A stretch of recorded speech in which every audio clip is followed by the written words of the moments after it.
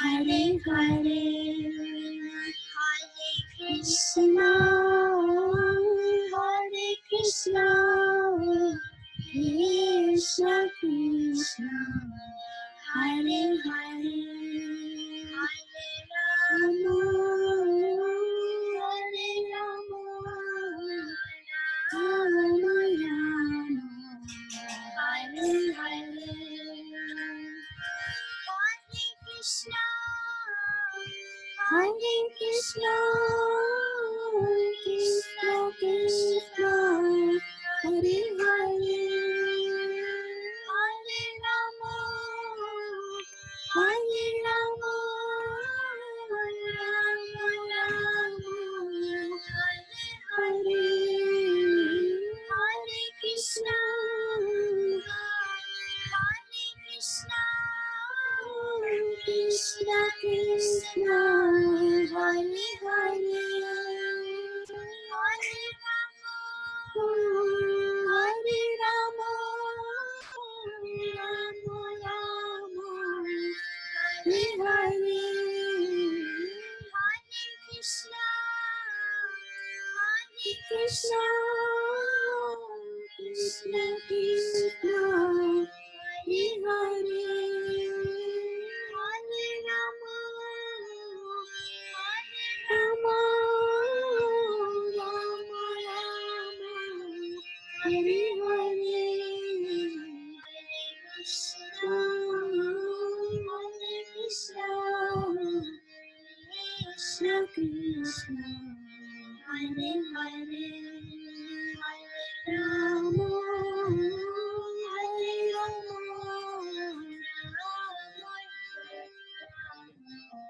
Hare Hare, Hare Krishna, Hare Krishna, Krishna Krishna, Hare Hare, Hare Rama,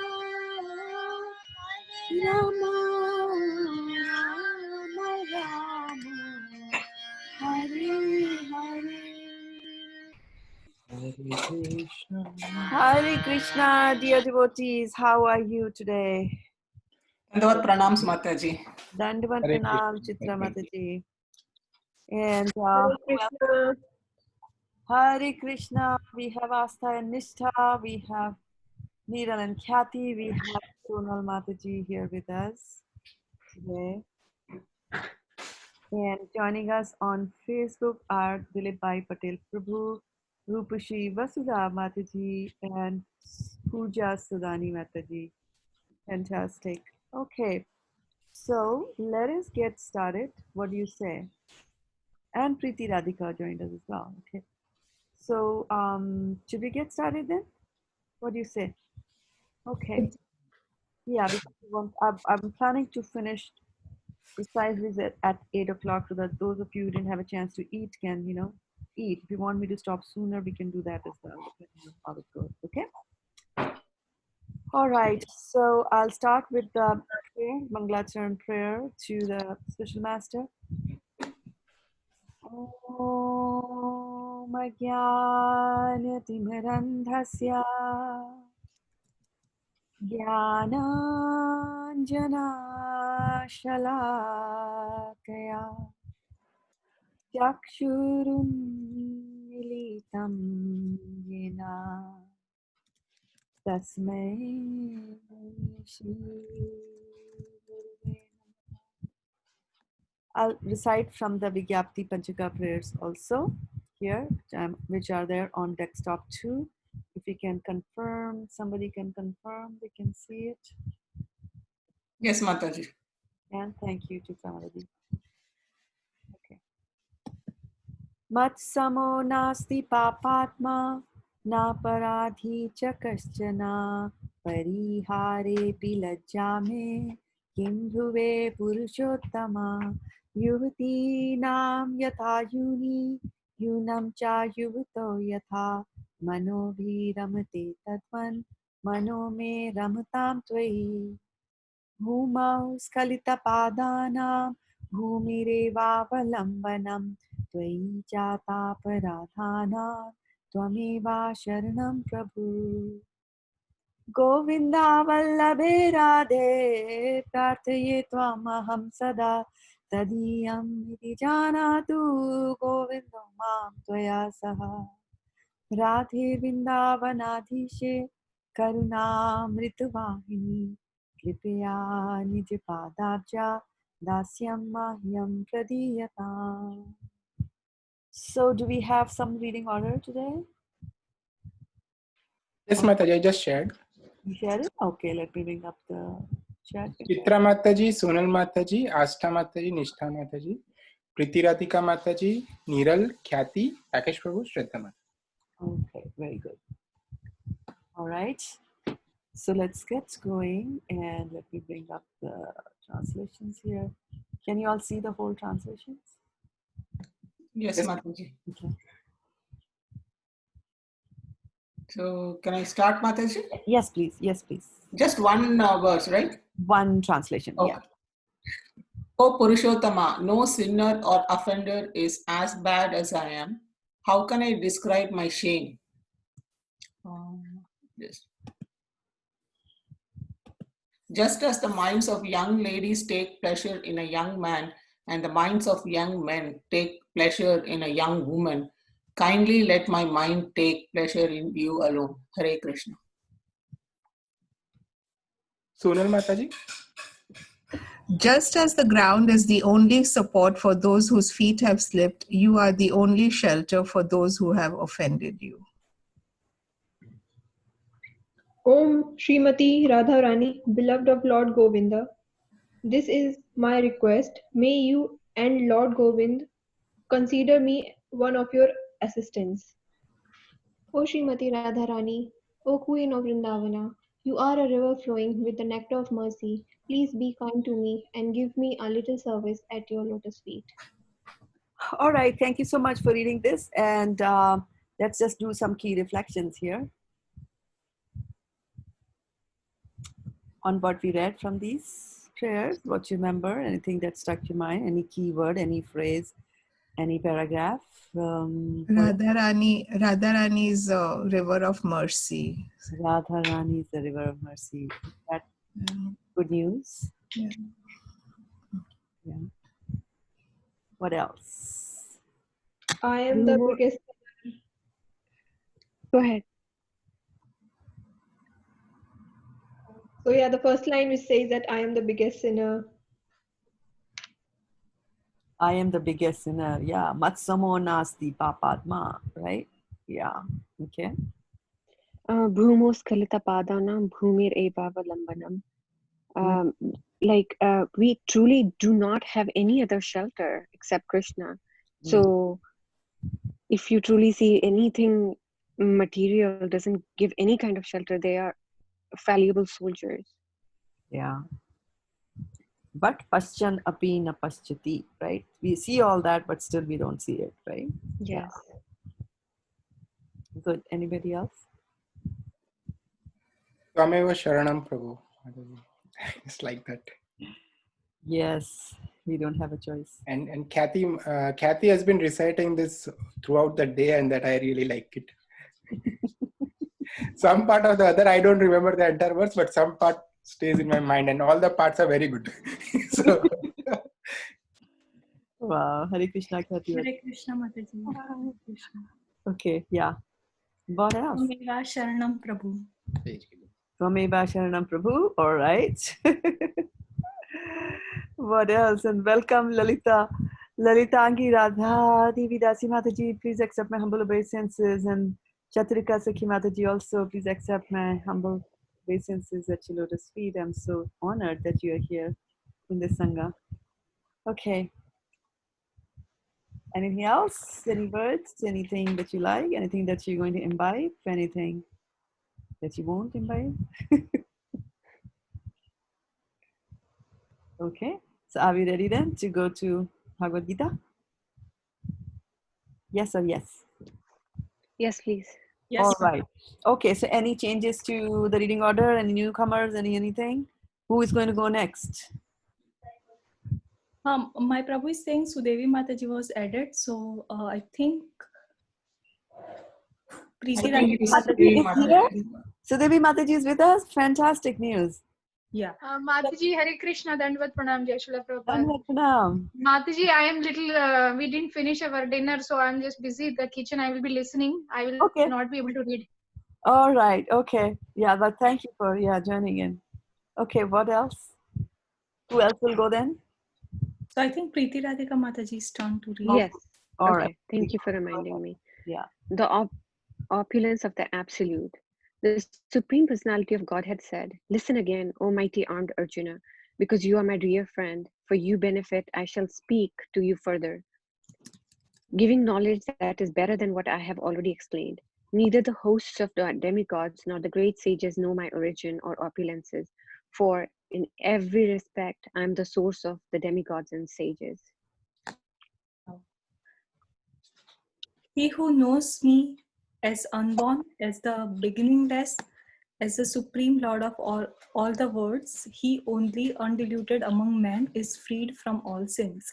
Intelligence, knowledge, freedom from doubt and delusion, forgiveness, truthfulness, control of the senses, control of the mind, happiness and distress, birth, death, fear, fearlessness, non-violence, equanimity, satisfaction, austerity, charity, fame, and infamy. All these various qualities of living beings are created by me alone. Text 6. The 7 great sages, and before them the 4 other great sages, and the Manu, it's the progenitors of mankind, come from me, born from my mind, and all the living beings populating the various planets descend from them. One who is factually convinced of this opulence and mystic power of mind engages in unalloyed devotion service. Of that there is no doubt. Rakesh Prabhu's turn to read. Text number 8. Okay. I am the source of all spiritual and material worlds. Everything emanates from me. The wise who perfectly know this engage in my devotional service and worship me with all their hearts.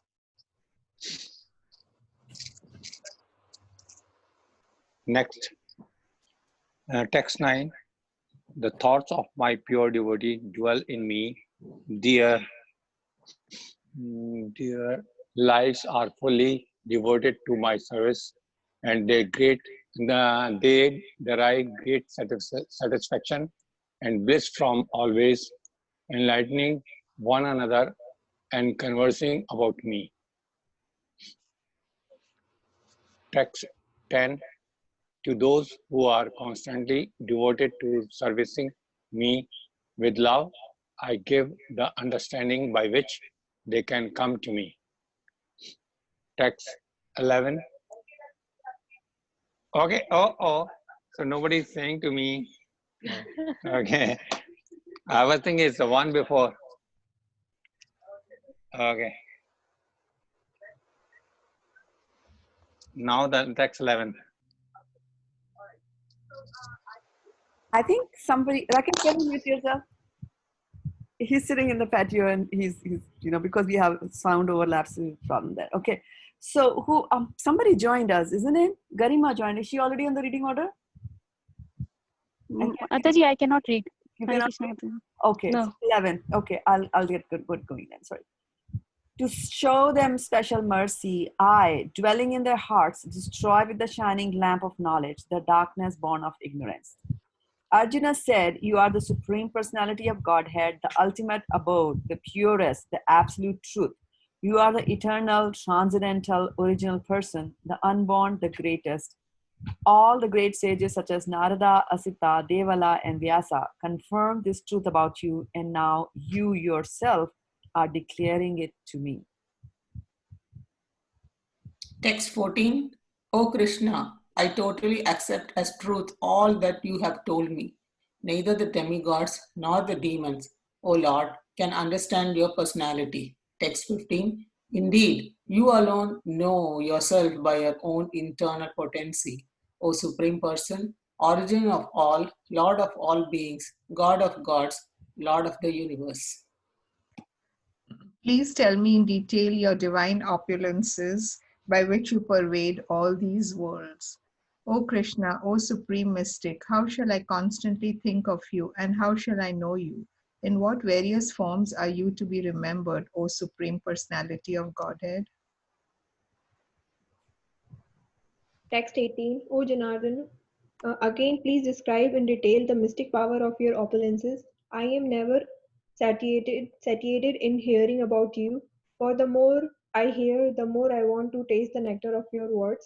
Text 19. The Supreme Personality of Godhead said, yes, I will tell you of my splendorous manifestations but only of those which are prominent, O Arjun, for my opulence is limitless.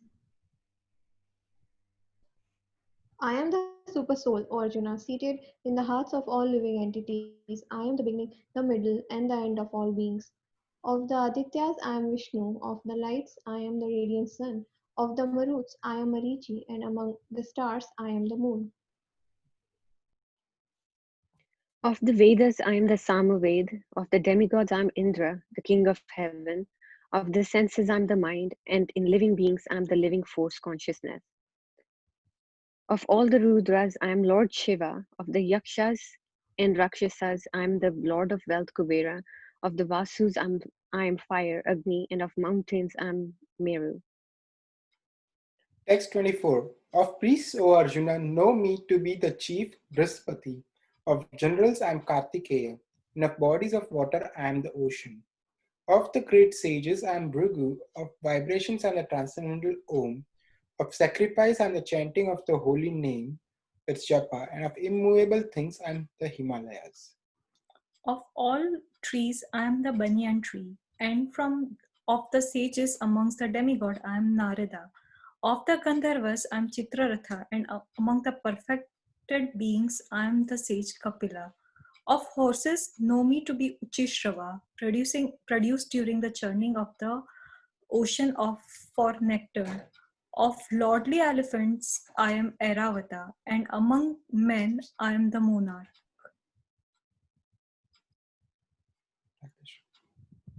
Rakesh Prabhu, your turn. Text number 20. 28.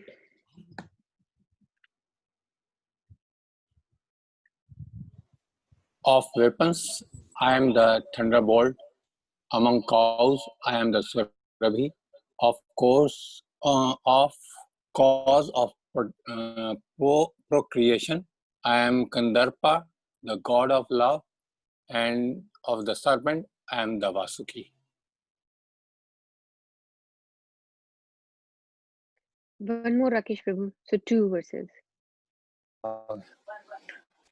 Text 29.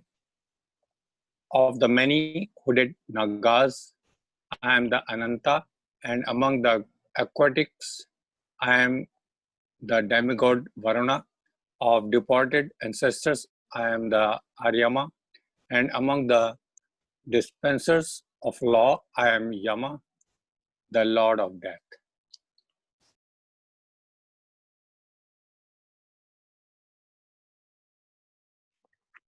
Okay, I'm doing a few things here, okay? All right, text number 30. Yes. Yeah, Among the Daitya demons, I am the devoted Prahlad. Among subduers, I am time. Among beasts, I am the lion. And among birds, I am Garuda. Of purifiers, I am the wind. Of the wielders of weapons, I am Rama. Of the fishes, I am the shark. And of the flowing rivers, I am the Ganges. Text 32. Of all creations, I am the beginning and the end, and also the middle. O Arjuna, of all sciences, I am the spiritual science of the self, and among logicians, I am the conclusive truth. Text 33. Of letters, I am the letter A, and among compound words, I am the dual compound. I am also inexhaustible time, and of creators, I am Brahma. I am all devouring death, and I am the generating principle of all that is yet to be. Among women, I am fame, fortune, fine speech, memory, intelligence, steadfastness, and patience. Of the hymns in the Samaveda, I am the Brihat Sama, and of poetry, I am the Gayatri. Of months, I am Margashira, November, December, and of seasons, I am the flower bearing spring. Text 36. I am also the gambling of cheats, and of the splendid I am the splendor. I am victory, I am adventure, and I am the strength of the strong. Text 37. Of the descendants of Rasni, I am Vasudev, and of the Pandava, I am Arjun. Of the sages, I am Vyas, and among great thinkers, I am Usana. Among all means of suppressing lawlessness, I am punishment, and of those who seek victory, I am morality. Of secret things, I am silence, and of the wise, I am the wisdom. Furthermore, O Arjuna, I am generating seed of all existence. There is no being moving or non-moving that can exist without me. O mighty conqueror of enemies, there is no end to my divine manifestations. What I have spoken to you is but a mere indication of my infinite opulences. Know that all opulent, beautiful, and glorious creations spring from but a spark of my splendor.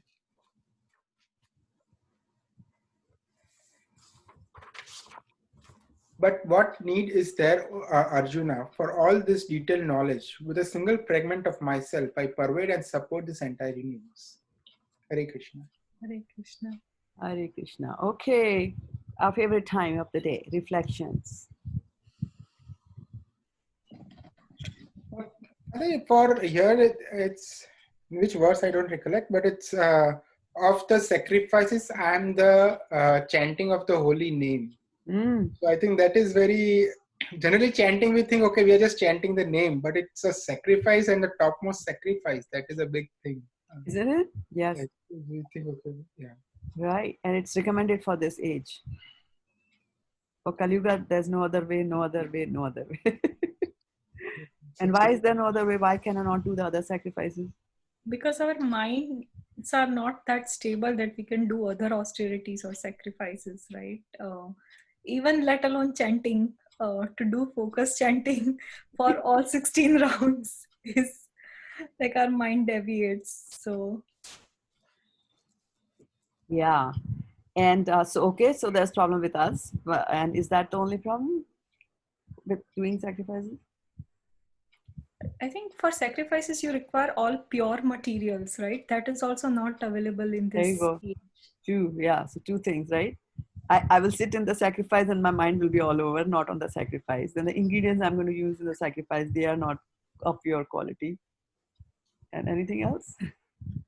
And people are not, the Brahmins are not trained and pure to recite the mantras perfectly. There you go. Yes.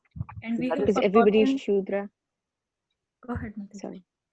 I was just saying because everybody is Shudra to begin with in Kali Yuga. True. Khyati? We have forgotten the original method of the sacrifice, right? How it is described in the Vedic scriptures that was done in those pure ages. Yeah. It's an interesting thing that you brought out, that we have forgotten it, right? And how do we forget it? By not practicing it religiously. Okay. So that's one reason that I forgot it, which would mean that maybe I knew in the beginning of my life and then I forgot. I had high school exams to give and SAT exams to give, so I forgot. I think life in terms of what, right? Probably our soul knows it, right? That is why we feel connected with Krishna when we are in a pure state of mind. So probably all these scriptures also is a part of a soul, but we don't have that power where soul, like pure consciousness of soul, is revealed to us, right? That is why probably we don't know. Okay, so that's one reason we don't know. Second reason is, what are the sources from where you know, where you gather knowledge? So books, scriptures. Okay. Gurus. Gurus. Elders. Huh? Elders. Okay. All right. So let's see all of them one by one. Let's take the elders. So who would be your elders? And what are they teaching us? Parents. Parents are elders. Yes, elders. Who else is elder? Any elders around us, right? When we grow up, they are all our elders. Like we could have heard from anyone. Yes. Give me some concrete example. Yes, you are on the right track, Niral Prabhu. And yes, who? Grandparents. Huh? Grandparents. Grandparents. Okay, so the elders are the grandparents, and then we have parents, then we have teachers, we have politicians, we have leaders, right? Like that. And we hear television. They're all our teachers, right? And they're not teaching us because there's so much of materialism here. Kala drishta nisham esham. He says that when it's talking about Srimad Bhagavatam and how Krishna comes in the Kali Yuga in the form of the Grantha. And so he says that kalau nasht drisham means that nasht is destroyed. What is destroyed? Our power to see. And so we don't see anything spiritual here in Kali Yuga. We always are after the materialistic things. We're always going after material things, including our elders. So elders also are saying that it's better not to do puja and etc. Better you sit down and do your SAT. Better you do this. Better you do that, because that's the way society is structured nowadays. To survive, you have to do all those kinds of things. That's what we think, right? We don't know that Krishna says, right? Yoga Shema Mahamyaham. I will carry what you lack and I'll preserve what you have. Right? And because nobody is there to give us. And again, we see that Arjuna was afraid of that, right? In the first chapter of Bhagavad Gita, Arjuna was afraid of that happening, right? If all the elders are gone. So, okay, so elders, what else was there? Our source of knowledge, when elders, which includes teachers, etc. Scriptures. Scriptures, right? So what's the deal with the scriptures? We don't understand Sanskrit. Okay, yes. We don't understand Sanskrit, yeah. The language is a problem, right?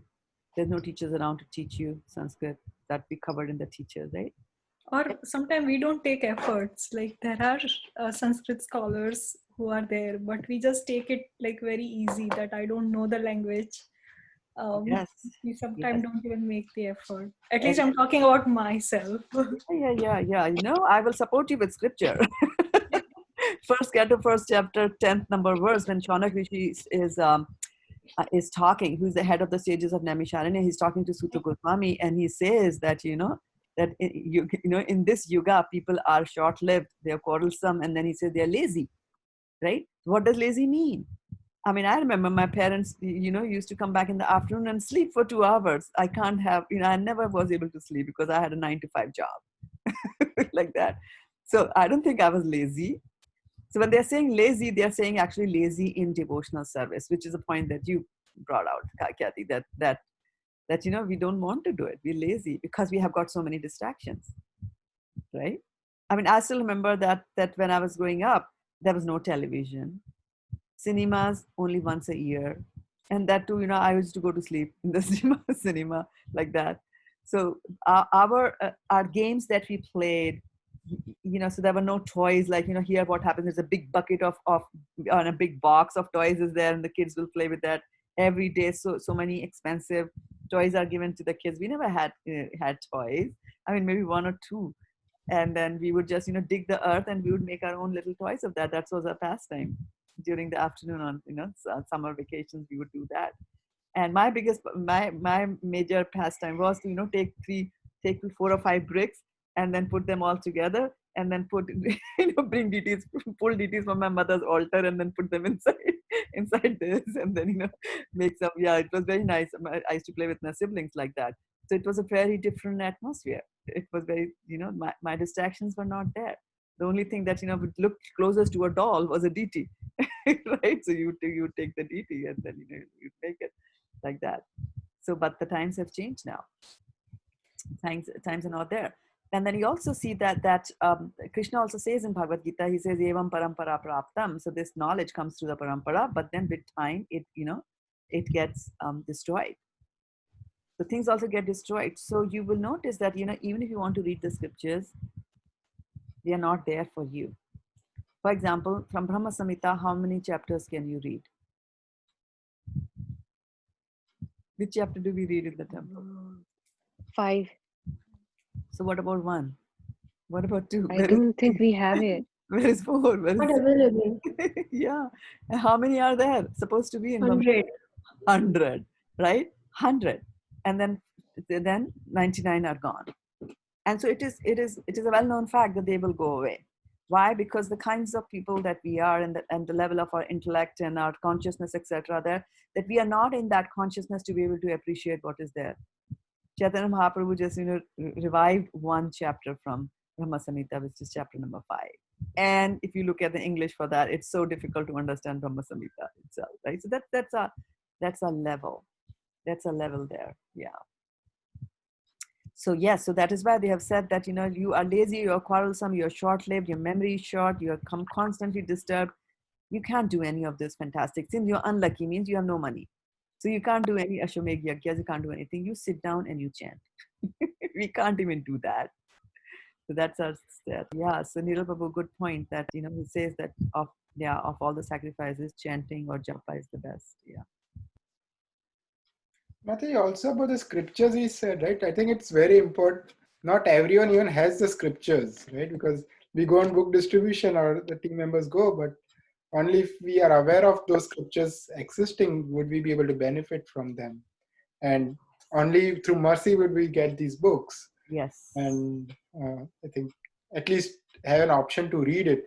Means just to get them is one thing, read them is another thing. Being able to absorb in our life is a third level. I mean, there are so many different levels. Like it requires a lot of mercy to reach from one level to the other also. I think that is... Exactly. And that's why we have people from our congregation, they are on the phone calls, they are, you know, calling up friends, families, relatives, colleagues, everybody, and explaining to them the beauty of this Vedic literature. And one of the ways that you preserve a literature is through mass distribution and education, right? So you all said in the beginning that we don't know. I don't know because nobody is educating you on that. That's why we don't know. People are saying you read physics, chemistry, mathematics. You want to go for tuition. I will pay you thousands and thousands of rupees to put you through tuition, but I won't send you to a free class on Bhagavad Gita. That's the situation that we are in right now. Yeah. That's why we have to, for those of you who are watching us online, if you need a Srimad Bhagavatam set, please contact us like that. Yeah. Shana Mataji has joined, so welcome. Shana Mataji has joined us. Dandat Pranam Mataji. Hare Krishna. Hare Krishna. Yeah. So, yeah, what else? So Krishna says that I am wind, and I know he also says that I'm taste of water. So he's made it so easy for us to remember him. Like sometimes on a hot day when the wind comes and touches us, it's like such a relief. So every time that happens, if we can remember Krishna, we will be remembering him quite often. So we just have to remember. He's made it so easy for us. Right, right. And if Krishna is the wind, what else does Arjuna, you know, talk about in relation to wind in the Bhagavad Gita? Oh, mind is hard to control like wind. There you Chanchalam go. hi mana Krishna pramati balavitra. Right, right, right, right. And of the purifiers, I'm the wind, right? In this chapter, he's saying. The wind will purify. Like, you know, there's something, some stench is coming from something which is rotting, and then the air will come and stench will go away like that, right? If stench is coming, you can't wash away the stench with water. Air comes and purifies and takes it away with that. So it is strong. Yeah. What else? To show them special mercy, I am dwelling in their hearts. Destroy with the shining lamp of knowledge the darkness born of ignorance. Like the special mercy is like God, like Lord is always within our hearts, although we are not realizing. Like even today, I was reading somewhere like how, like, is there any a single moment that we are not connected with Him? And the answer was, of course, not. There's always we are connected to Him, And although we why are is not that? realizing. And how is that connection maintained? If you are not remembering him, how is that connection maintained all the time, 24/7? How are we connected? With chanting his name. Oh yeah, yeah. When you chant his name, you are connected, but you have to do it 24/7 to be always connected with him. So how else are you connected to him? Connecting the dots, like seeing Krishna's mercy in everything, good or bad. All right. So we do that. So when we are conscious, we are awake, then we can do that. We can practice and come to a level where I'm always thinking about Krishna, and in everything I'm seeing Krishna. But what happens when I go to sleep? How am I connected to Krishna? Sometimes you dream about your guru and related to Krishna. Okay. And Varshana Mataji, you're smiling. You have something? Yes, he resides always in us. He is in us. So my body is just a temple where he resides. So I always feel that it is very important for me to clean my body from outside and inside so that it should smell nicely for him, that he can stay there. I should not have Yeah. any bad thought. Yes, for 750 points, Valchana Mataji gets that. You know, that is how God is connected to you 24/7. He is inside you.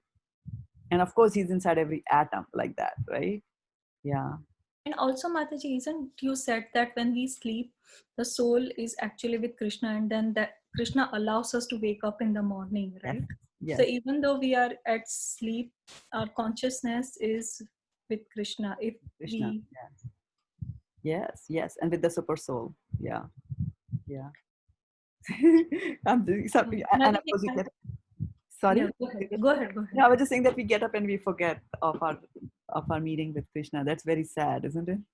Yeah, that is very similar to like the a baby who is in womb, right? It says that the baby remembers everything that it has gone through in the womb, but as soon as we come out, we give them name or body consciousness, and the promise that was made in the womb is lost. Lost, exactly. Yeah, completely lost. Yeah. Good. I like the fourth and fifth verse where Krishna describes that like all the qualities, intelligence, knowledge, or even control of the senses, control of mind, all these various qualities of living being are created by me alone. Alone. So here we are saying, I will control my mind, and Krishna is here, right?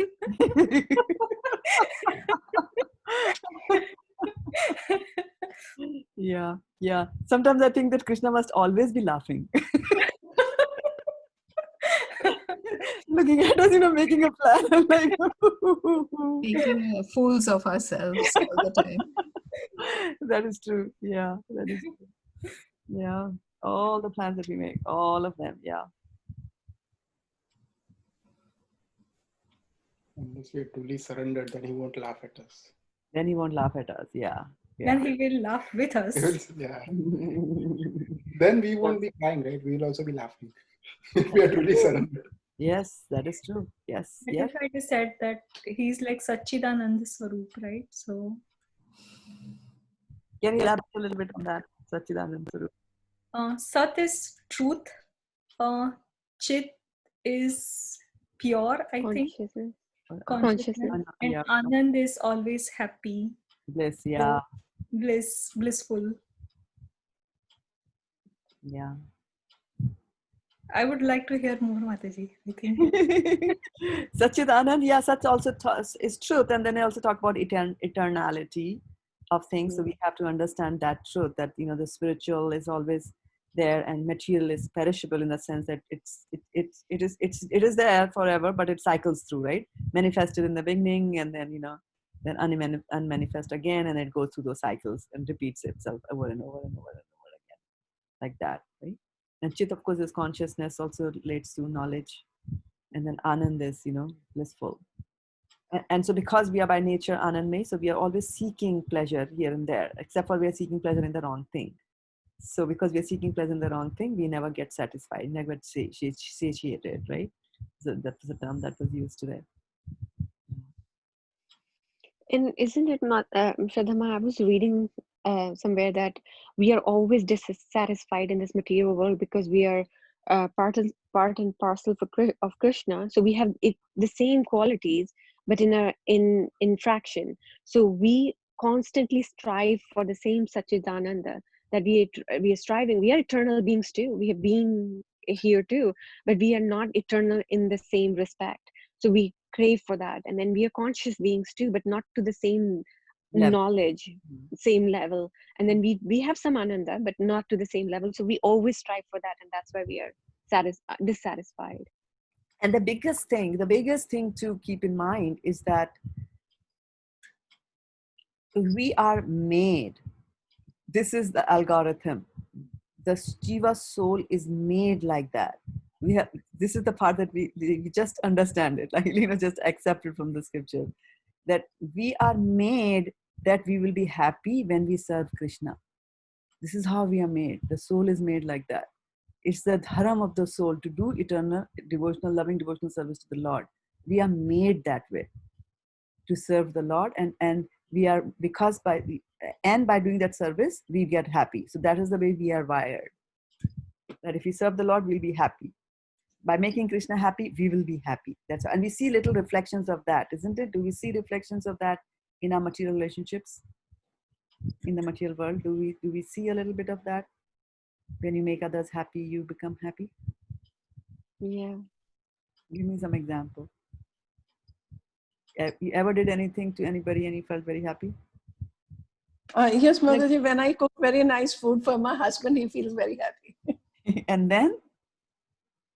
He appreciates sometimes. And then?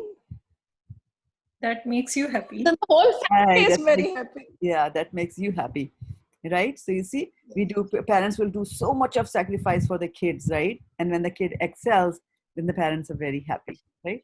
Whatever difficulties they went through, they're all washed away because I'm doing it for somebody. Because it's a reflection of how we are. It's just a perverted reflection. Instead of doing it for God, we do it for somebody else. Yeah, it could be a spouse, it could be a child, it could be a friend, it could be anybody. So we are wired like that. And so when I come up here in this material world, I try to enjoy independent of Krishna. When I try to enjoy independent of Krishna, you are bound to be unhappy. Dukkhalayam ashashvatam. You are bound to be like that, always. Yeah. Any more thoughts on this? Okay. So I was going to say, what time is it right now? It's 7:11, right? So I was thinking that today morning we heard the sad news of His Holiness Bhaktu Charu Swami Maharaj leaving his body and going back. And I was thinking we should spend a little bit of time, right? Because I think all of us came in touch, were influenced by him in some way or the other. And and if not, if he didn't come to your city, he didn't come to whatever, then at least we have been doing prayers for him. So you got connected to him somehow or the other in that part as well, right? And so it is quite natural for us to feel unhappy that he went. And today in the class, Radha Prabhu asked a very nice question. And Vrksa Prabhu gave a very nice answer to that also.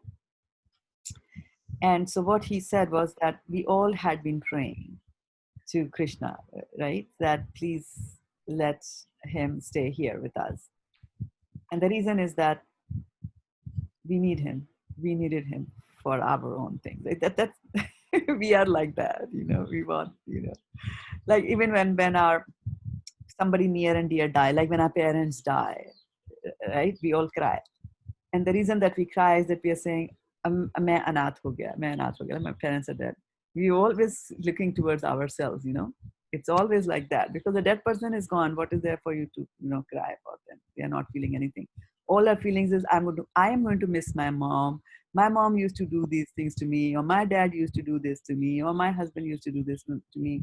So, so similarly, when we are, going after these exalted personalities, and so Vrksa Prabhu had said on Wednesday also that, we are praying, where we had special prayers, and he had mentioned that we are praying for him, and it's very logical for us to ask this question that why is such a bad thing happening to such a good person, right? And is there really Krishna there? Why is he doing like that? And what he said was that, we might, looking from outside, we might see that his kidney has failed, he has a heart attack and things like that, but because he knows that he's not the body, he's the soul, so they don't suffer. It's us who are looking at him from outside. We go through all these sufferings, and he was very cool about it. First he said, I don't want any medicines, and then later on when others insisted, then he just said, okay, you all decide what you want to do with my body. It was like, I have nothing to do with this body. You do whatever. You want to extend it, you want to put it on ventilators, you want to pump medicines on inside me, you do whatever. Because he knew that he's a soul. And as we are learning in the second chapter of Bhagavad Gita, that soul cannot be cut, it never dies and things like that. So that knowledge is so important for us, especially when we are faced with these situations that somebody so dear to us has, left the planet. And so also one of the things that was one of the questions that was raised was that, but we prayed to Krishna. And then, Krishna says that, I will preserve what you have. Why did you not preserve Bhaktichari Maharaj for us? Why did you not do this, right?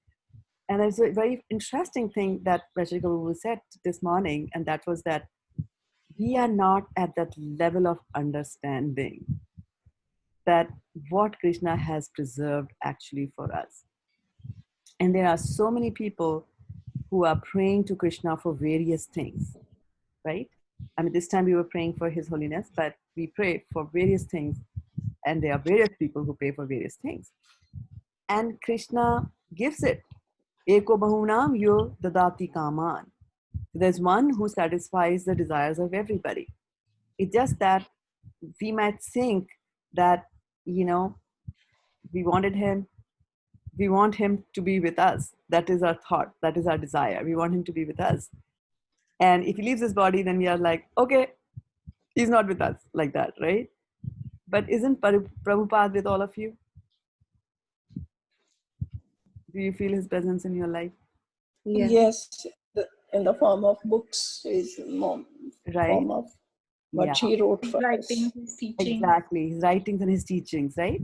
And those are everlasting. Those cannot, people cannot, the knowledge that Prabhupada gave you. So that is where your connection is. And that is how, so sometimes you might get something in a very different shape and a form. And so we were wanting his association, we will get his association. Like that. It's just that we might not get it in the form that we wanted. And there's a very interesting story. It was a play. When I was very small, they enacted that play in my school. And so there was this couple, man and wife, and they are not very rich. And they have a son who goes, I think he works in the army or some such place. So while the parents are alone in their home, a mendicant comes and visits them. And he's from the East. And he has what is known as a monkey's paw, a dead monkey's paw, like that, this much. He has got this in his hand. And so the mendicant comes to their home, they take care of him, give him food and all that. And so then the mendicant is very happy, and he says that, what do you want? They say that we have some wishes that we want to be fulfilled. And then the mendicant says, okay, I have got this monkey's paw, and you take this, and you can have 3 wishes. You can wish for 3 things, and then it'll fulfill 3 of your wishes. So they say, all right, very nice, right? And then they take the paw with him, and the mendicant goes away. And then the night goes by, they're asleep. Then they get up in the morning, they're having breakfast, and they feel a pinch of, I wish we could also afford to have this for breakfast. And then the wife suddenly remembers, he says, oh, you know what, we have got the monkey's paw. We can wish for some money. We can wish for some, $10,000. So they bring out the paw, and you are supposed to shake the paw 3 times and wish for whatever you're wishing for. So they wished. And then they, said, okay, now the wish will be fulfilled. And within a couple of hours, somebody comes and knocks at their door. So it's the person from the post office. And this is the old time, right? So that was the means of communication. So he brings a telegram. And the telegram is saying that your son died, And as part of taking care of you, here you get 10,000 pounds, or dollars, or whatever it was. So they just fall down, they are so unhappy. They are so unhappy. And they just spend the whole day wondering, like, why did we do that? Why did we ask for something like that? Why did we ask for it? See, this is the way I got the money. I wanted the money. This is how it has come to me. And then in the night they go to sleep, they're unable to sleep, they're thinking about the sun. And then the next day they wake up and they again see the monkey's paw. And they say, they look at it, they're like, no, we won't. And then they say, okay, don't look at it, don't look at it. You know, we asked for it, it's evil, it brought us back bad things, right? We asked for money, it brought us money, but at what expense? We lost our son, like that. And then they sit down, so the whole day they're miserable, like that. And the night comes, and they are so miserable, they're missing their son so much. Then they just look at the monkey's paw, they look at each other, and they say, let's give it a try. Our son is already dead, right? It's not that our wishing for him is going to kill him again. So let us wish. So they wish and they say, we wish that our son is here with us. And as soon as they wish, you know, the wind starts whistling, the doors and the windows and the doors start shattering, and then they hear a knock at their door. And then they peep, they can't see anybody outside. So then they realize what they have done, you know. They said, we wish our son was here. And the sun spirit came there. And they were so scared of that. Then they again look at each other. Then they look at the monkey's paw. They pick it up for the third time. And they say, we wish our son is dead. So we can plan anyway. And we can ask for things that we think are the real best things for us. But it can be given to you in a manner that you won't like it at all.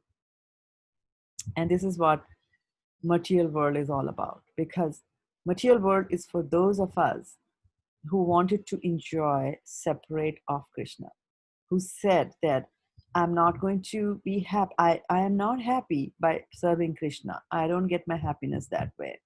I have a free will to choose. I'm not going to choose it that way. I want to enjoy myself. So then this material world has been created for us. And in this material world, we try to enjoy, we try to adjust this and that. But ultimately, any adjustments that we make will always have some sort of a side effect on it. But the good news that we have is that we have got scriptures. We have got holy people around us. And lava matra sadhu sangha sarva siddhi kaya. Even if we meet a sadhu for a very fraction of a moment, it'll have its effect on us. And the teachings are there with us, right? So, you know, wishing is fine, but let's not wish, you know, in the extreme way. And we also learn to see, we have to learn to practice and see that Krishna's decisions are always the best for all of us. For all of us who are involved, Krishna's decisions are the best. At that time, like today, it might pinch us a lot. We might just think that, you know, our prayers went for naught. We asked Krishna for so much, just a little thing, which was so much for us, but for Krishna, it was such a small thing, right? The infinite number of souls, we just said, you know, can we have one? And Krishna didn't give it to us like that, right? So just keep in mind that, you know, down the line as you come and you look back, you might just see that maybe this was the right, you will understand that this was the right, Krishna's right decision that he had, right? So I was thinking that if you all agree, then what we can do is, if you have met Bhakti Charu Swami Maharaj in your life or heard anything or were influenced or came in touch with him in some way, shape or form, we could spend some time discussing it like that, right? Because it's always, we always like, you'll get a good feeling discussing devotees of the Lord. And then there was a book called Ocean of Mercy, which was written by Bhakti Charu Swami Maharaj, and which is about his life story there. Does anyone of you have a copy of that with you? No, Mataji, I don't have the copy, but yesterday in the lecture, in the evening counseling meet, 5 chapters were read. You see, the last chapter and the beginning was read. Yeah. So I was thinking that you know, since we have only one copy, it might become a monologue, but we can read a little bit, reflect on it, read a little bit, reflect on it, and we could spend the evening that way. And if not, then Kathy Mataji has already given us chapter number 10. She has put the link there. So it's entirely up to you, whatever your feelings are, whichever way you want to spend the evening, I'm here with you. So tell me. Can we hear about Bhakti Charu Swami Maharaj? Yes, Yes. Yes, Mataji. You want to hear about Even I go for that, Mataji. Okay, so we have consensus. Okay. And then on. Hare Krishna Ma. Yeah, go ahead. So the question that Radha Kripa Prabhu asked, that we pray, like in Krishna consciousness, we pray, if Krishna you desire so, and like everybody else, I was very disturbed too in the morning when I woke up and heard that news. But when I heard Vaisheshika Prabhu's answer, it just gave like a balm to my heart. It was such a solace. So I wrote it down. I wrote down the whole answer and I put it on my Facebook. I can share at the WhatsApp group. Please do that. Make a beautiful document out of it so that we can frame it and read it whenever we need to read it. Yeah, and Thank then you so much for doing that. Yeah, definitely. Would you want to read the whole answer, because I didn't read the whole. I didn't go to the depths of it, but please read it to us. Absolutely, I would love to do that because it totally gave balm to my heart, and Yeah. I was definitely reflecting on that. He had asked the question that we say that if you so desire, and then we have prayed, and so many devotees did yagya and all that. So is it we are lacking in purity, or I am lacking something? That's why Krishna did not hear my prayers. What are we? How are we supposed to take it? So Vaisheshika Prabhu gave such amazing points. So I can read the whole thing. Please. Okay, and then I need to go to my notes, so you may not see my video. But can you hear me? Yes. It's all about the sound. Yeah, we can hear you then. Okay. So then Vaisheshika Prabhu said that the ways in which we pray to Krishna and pray for Vaishnavas brings us closer to the Vaishnavas by appreciating them. It is for our own purification and to realize that we are dependent on Vaishnavas and their guidance. Goswamis sang and wrote many prayers, and their primary concern was their own purification. When we are praying to Krishna, it reminds us of our relationship with Krishna. Prayers means relationships, and it is very deep throughout the Srimad Bhagavatam. There are stories, and then intricate prayers start right after them. That actually shows relationship of devotees with Krishna. What they are feeling in their heart is very important. For example, when we give our offering on Vyas Puja or on Tirobhava of Guru, we offer our prayers and our connection to our Guru. Srila Prabhupada says that it is a test for the disciple to see what is in his heart, which is deeper depending on the disciple's practice and related to the service to the Guru. And that is what comes out from the disciple's heart. When we pray, what is in our heart comes out partly for our purification. We pray, O Krishna, if you so desire, because we don't want to be presumptuous and tell Krishna what to do. Krishna is Satya Sankalpa, and we accept what Krishna says, and if we don't, it comes to pass anyways. Krishna has his own ways of doing things, but he does consider what Vaishnavas say and pray. Vaishnavas coming and going is the same as they live in their sounds and instructions. It's a fallacy to say they are gone as they live in their examples. We come close to Vaishnavas with emotions of prayers and by feeling separation from them and expressing it to Krishna. None of this, which he meant by prayers, uh, none of the prayers goes in vain just because we don't see Krishna's purpose immediately. But Krishna fulfills many purposes at the same time. And just because I don't see it immediately, what it is, doesn't mean he hasn't fulfilled my prayer. It will come in a way, and we will see how the spirit of my prayer was fulfilled. My perception of reality is so limited that I can't see all that Krishna is doing. We shouldn't think Krishna doesn't care or didn't hear my prayer. Grajendra says in Srimad Bhagavatam, Krishna cares about every living entity, and he will act in such a way to benefit every living entity all at the same time and how exactly we need it. Krishna is fulfilling everyone's desire. Hare Krishna. Thank you so much for noting down this excellent answer, for sharing it with us, sharing it on Facebook, and please do share That was so nice, right? That Prabhu said Krishna fulfills our desires, and we have like a certain perception that it should manifest in this way, but Krishna has his own plan. So that was really very nice. Yes.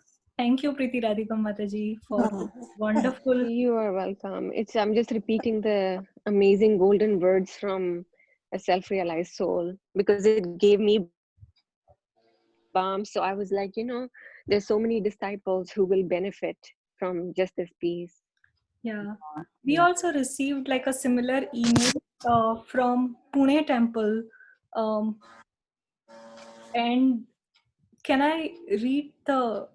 It is what Radhanath Swami Maharaj said. I Please go would ahead. insist, please, please. That's So what this session is for. it says certain situations are extremely painful, and our intelligence fails to reason how this could be blessing of the Lord.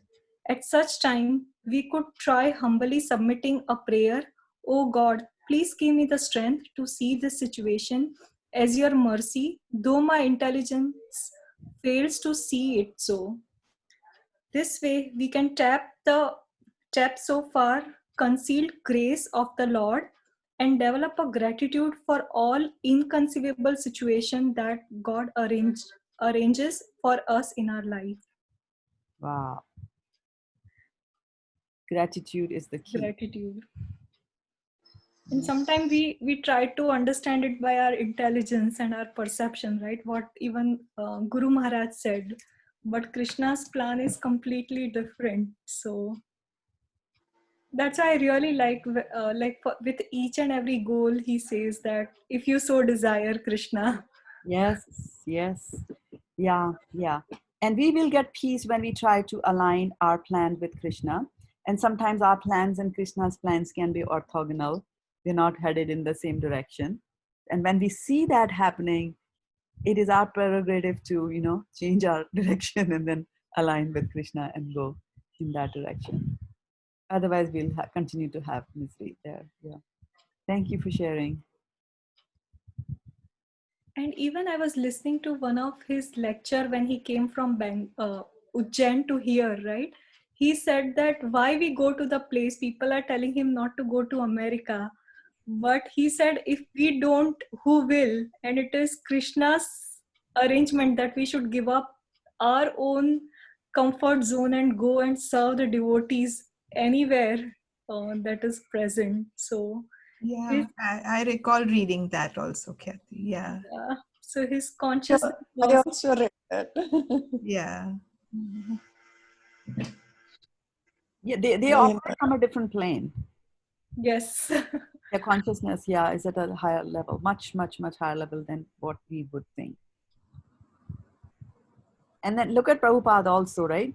I remember Kanka Mataji was saying that when she's a nurse, she was saying that Prabhupada towards the later part of his life, right, when he was going to leave his body in a few months, like that, she said that there was hardly any muscles in his body.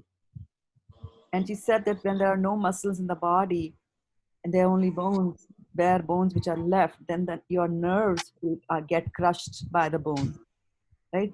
They get pinched by the bones. And so you're in constant pain all the time. And she said that if such a situation had happened to somebody here, they would have put him on, morphine or something like that, right? They would have drugged him to be able to handle the pain. And she was saying that I just don't know how Prabhupada handled that kind of pain and continued to dictate and continued to translate his books. Other than to say that, he was beyond these material concepts and he was divinity like that, he was spiritual, operating on that particular plane. Yeah. And then through these acharyas, these great personalities, through their example, through their birth, as well as through their lives, and as well as through their death, when they leave their body, they, let's just mute a noisy line. Yeah. So what they do is that they, in their dying also, they give a big amount of learning experience to all those who are around us, around them. And, Sometimes a spiritual master will go through a seemingly lot of trouble to his body so that his disciples can understand that there's no point being attached to this body. And Kanka Mataji also said that, Spans Prabhupada said that you will also, don't think you won't go through this. You will also go through this, like that. And those are like, you look at them. So it's time for us to sit down and reason and see that, is this really where you want to be? Is this such a nice place for us to be? If this is what it leads towards in the end, right? Hare Krishna, Ma. Sorry, I'll let you finish. I didn't realize you didn't finish. No, I was done. You go ahead. Okay, so I know I had already asked you this question that why these self-realized souls suffer, but because there's so many examples. Like my mother-in-law says that her own mom was like super mean, but she ate burfi and she died. Like no pain, nothing. Such a good, easy passing. So Bhakti Tirtha Swami, that I'm emotionally attached to, like he had cancer, and when you read about him in many moons, it just shatters your heart, and like such a self-realized soul. So when these souls go through so many difficulties, it just breaks your heart. So how do we come in terms with that? Like so many, and even you were giving example that your like sister-in-laws, some relatives, they passed away so easy too. Yeah. So there are two broad buckets on which your thoughts are moving, right? One is why bad things happen to good people, and the second is why good things happen to bad people, right? Why is the law of karma not operating on them, right? Is that right understanding, Preeti? Those are the two Yes. major questions that Yes. right. So let's look at the good people first. We'll handle the bad later. So when good people, when bad things seem to happen to good people, right? Now, good people can be of various categories. They could be at various levels of goodness, right? For example, in chapter 6 of Bhagavad Gita, do you read about levels of good people? 6th chapter, Dhyan Yoga. The unsuccessful Yes, yeah, and the successful, they were destination they go to. Right? Yeah. So you see that people could be doing spiritual activities, but they could be at different levels of their spiritual progress. So sometimes what happens is that a person is getting detached. He knows he should not be attached to this and that, this and that, this and that, right? So one is that, when you philosophically understand, that I am the soul, I'm not the body, right? Philosophically, everybody understands it. Gita, beloved book, amazing philosophy. Except for next time the stomach hurts, we are like, no, I think I'm the body. Why am I feeling it like that, right? So things are understood at a philosophical level. And that is what Prabhupada says, is like, it's a fan. Your karma is like a fan. Your material existence is like a fan. And when you get it on the mental plane, you understand it intellectually, you understand it, right? You have not yet realized it. You understand it intellectually. That is like pulling the plug from the wall socket. So no more electricity will be provided to the fan to move, which means that now that you got it, that you are the body and you're the soul and you're not the body, then you're not going to get more boost that will take you into that line of thought which says I am the body, right? So you will, at least that feed is finished. But then, and when you pull off the plug from the electrical fan, the blades still move. Prabhupada gives a very nice example. He says the blades still move. So it's not that you got it intellectually and then from day tomorrow you're floating because you are the soul and you're not the body. You're still encased in this body. It's not that all my desires have vanished. They're still there, right? So it takes some time and more devotional practice for all these things to go away. Anartha nivritti. So there are stages of devotional service that you go through. So we have anarthas. And we slowly, through chanting, to devotee association, reading of scriptures, we are slowly dissolving and getting rid of our anarthas. But Prabhupada says, and this comes from the Tattenukampam susamikshamano bhunjanamevatmatitam vipakam Ridvak vapubhir vidadan namaste jivetayo mukti pade sadaya bha. So he's saying that through a devotee who appears to be suffering, he says that Krishna, this is your mercy, and I deserve worse, and because I'm your devotee and I'm close to you, so you have given me a reduced punishment. So when you see devotees going through, some miseries in life, you are worried, you are feeling bad, but inside the psychology or the consciousness of a devotee is, I actually deserve worse. And you have reduced it, my dear Krishna. And he continues to glorify Krishna even more like that. And in the purport to that verse, Prabhupada says that, what happens in such cases is that, when bad things happen to a good person, they say, Prabhupada says that what happens is that they have got rid of major attachments. Are you attached to your home? No. Are you attached to your car? No. Are you attached to your designation? No. Are you attached to your bank balance? No. Right? So he's check, check, check, check, check. He's cutting off the attachments that are there with him. But there are some little attachments that are there here and there. And Prabhupada elsewhere says that a sannyasi can get attached to his danda. So attachments can come at any level and, be there. So then he says that when the last vestiges of such attachments are there, then Krishna actually takes things in his hands. And then he will do something which will make the devotee feel so miserable that he will give up that last vestige of attachment that is there. Like, for example, somebody might be given up this and that, but there's I'm just attached to my son, just my son, what's bad about it, like that. But then the son will turn around and do something so nasty to you that, that'll also go bad. And then others will be looking at that situation and they'll say, he was such a devotee or she was such a devotee. And look at how he or she is suffering because of such a bad son that they have got. And isn't Krishna looking at him? Actually, Krishna is looking even harder at that person, because we have to give up our attachments. We have to give up our attachment. And sometimes we give up our attachments by going through these grueling instances and grueling, situations that we give that up. But always remember that as a devotee, I mean, I can tell you my case, right?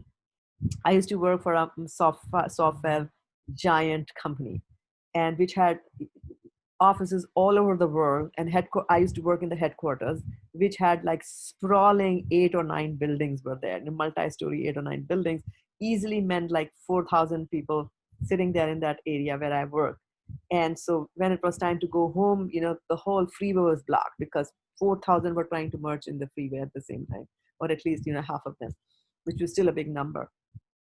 And then I, from working on that doing my work, I got injuries to my hands, from typing on the computer. It was excruciating pain. It was unbearable pain, starting from the back, going all the way, shooting pains, going all over here, going all over here. You can't do anything. You can't sleep, you can't sit, you can't work. And of course, the physical therapist was there. Company was providing things, and he said, okay, you can go off and stay at home and just sleep. My boss said, the big boss said, no, no, no, no, no. You just call in sick, you just go home and rest. But there was no way of resting, because as soon as you lay on your back is hurting. So I used to be and there was only one question that I would ask: why me? Why me? There were 4,000 people there. Why me? Why was I given so much of work? Why did the company not do this? Why did the company not do that? And so this kind of a thought process used to make me go more angrier. And as I would get angry, my muscles would constrict and they would pinch my nerves. And I would be even more pain like that, So you couldn't be, and I was completely in a materialistic consciousness. I had not even touched the Bhagavad Gita at that time. So that is one way that people will, react to that. And then over a period of time, then during those days itself, I came across Bhagavad Gita, started reading the philosophy, and my eyes were open when I read that Prabhupada said that nobody is the one who's responsible for your situation. It is you. It is you who has done it. And then I just started thinking like, but I didn't do anything bad to anybody. I didn't beat anybody's hands, and I didn't do anything like that. How come I'm doing this? How come I'm doing that? And then I gave you a very nice example that Chaitanya Charan Prabhu gives, right? And the example that he gives is that he always loves to give examples on cricket.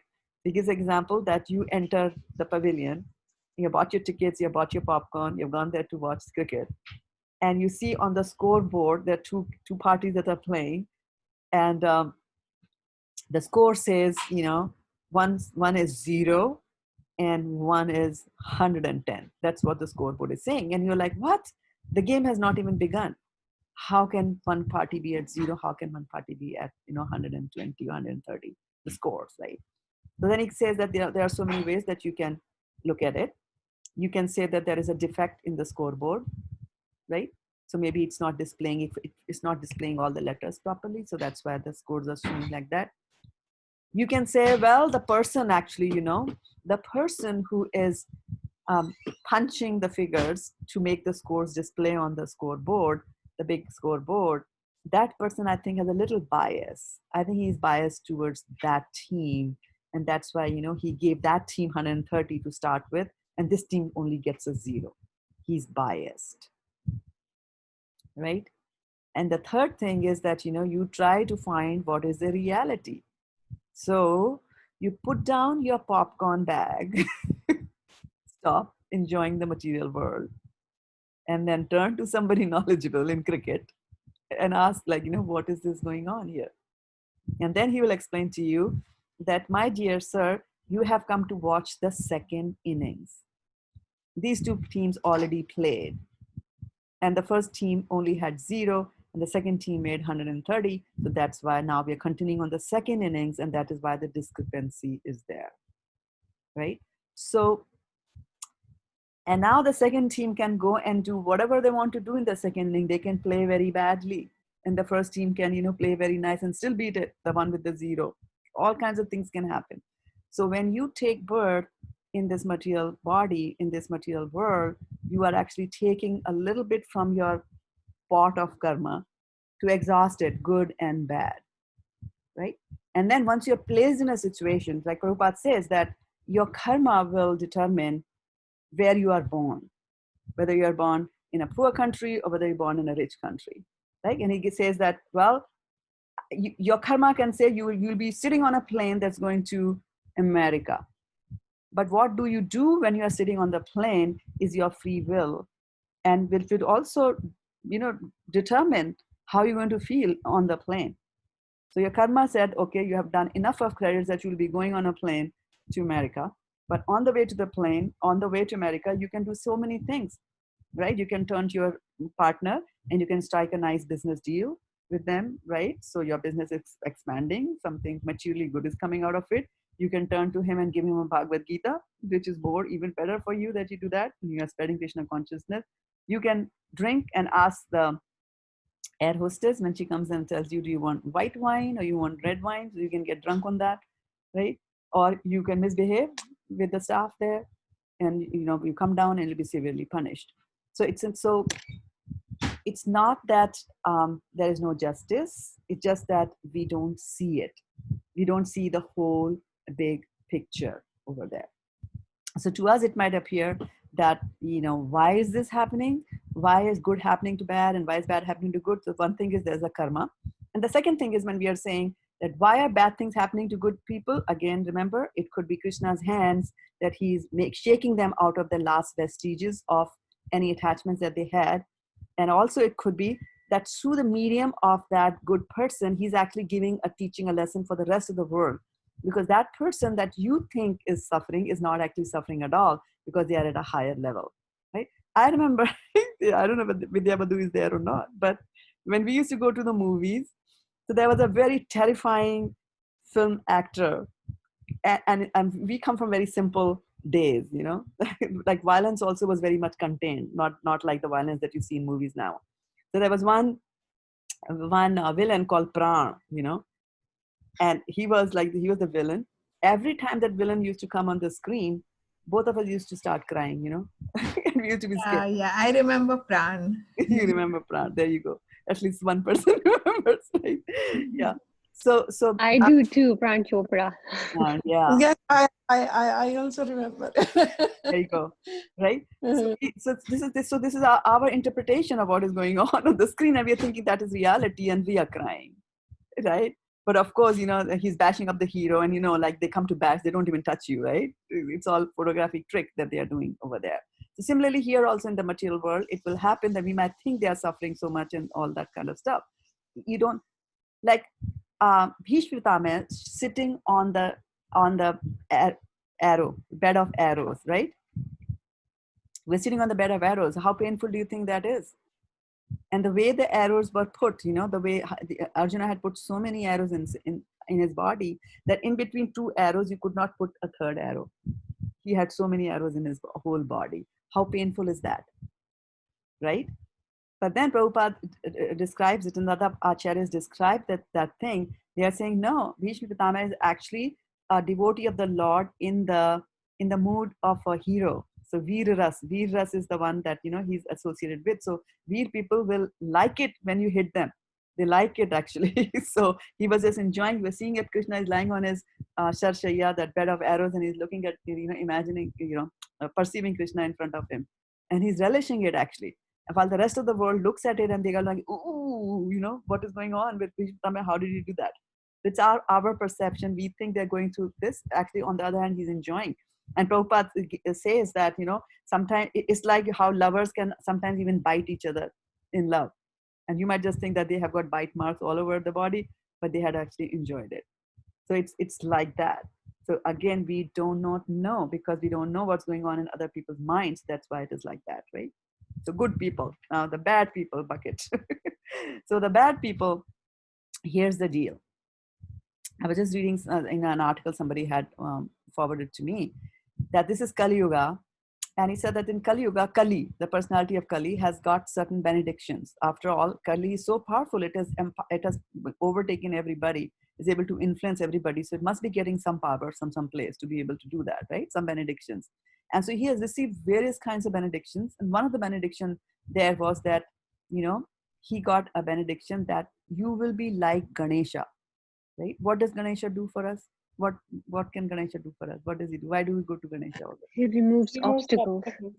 He removes obstacles, right?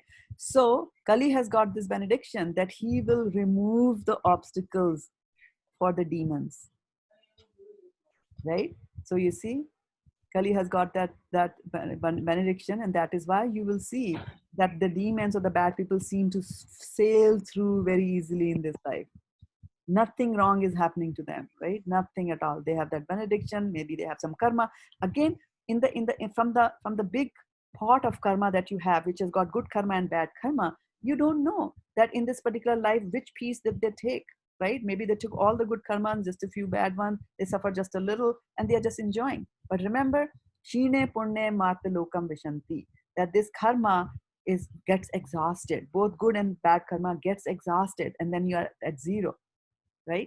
And you still have not done any transcendental activities to go out. So you will get some sort of a body, and again, you will do some more mistakes or some more good things, and this way you will cycle through, right? So when you understand this again philosophically, now you have to just apply it when you see that good things are happening to bad people.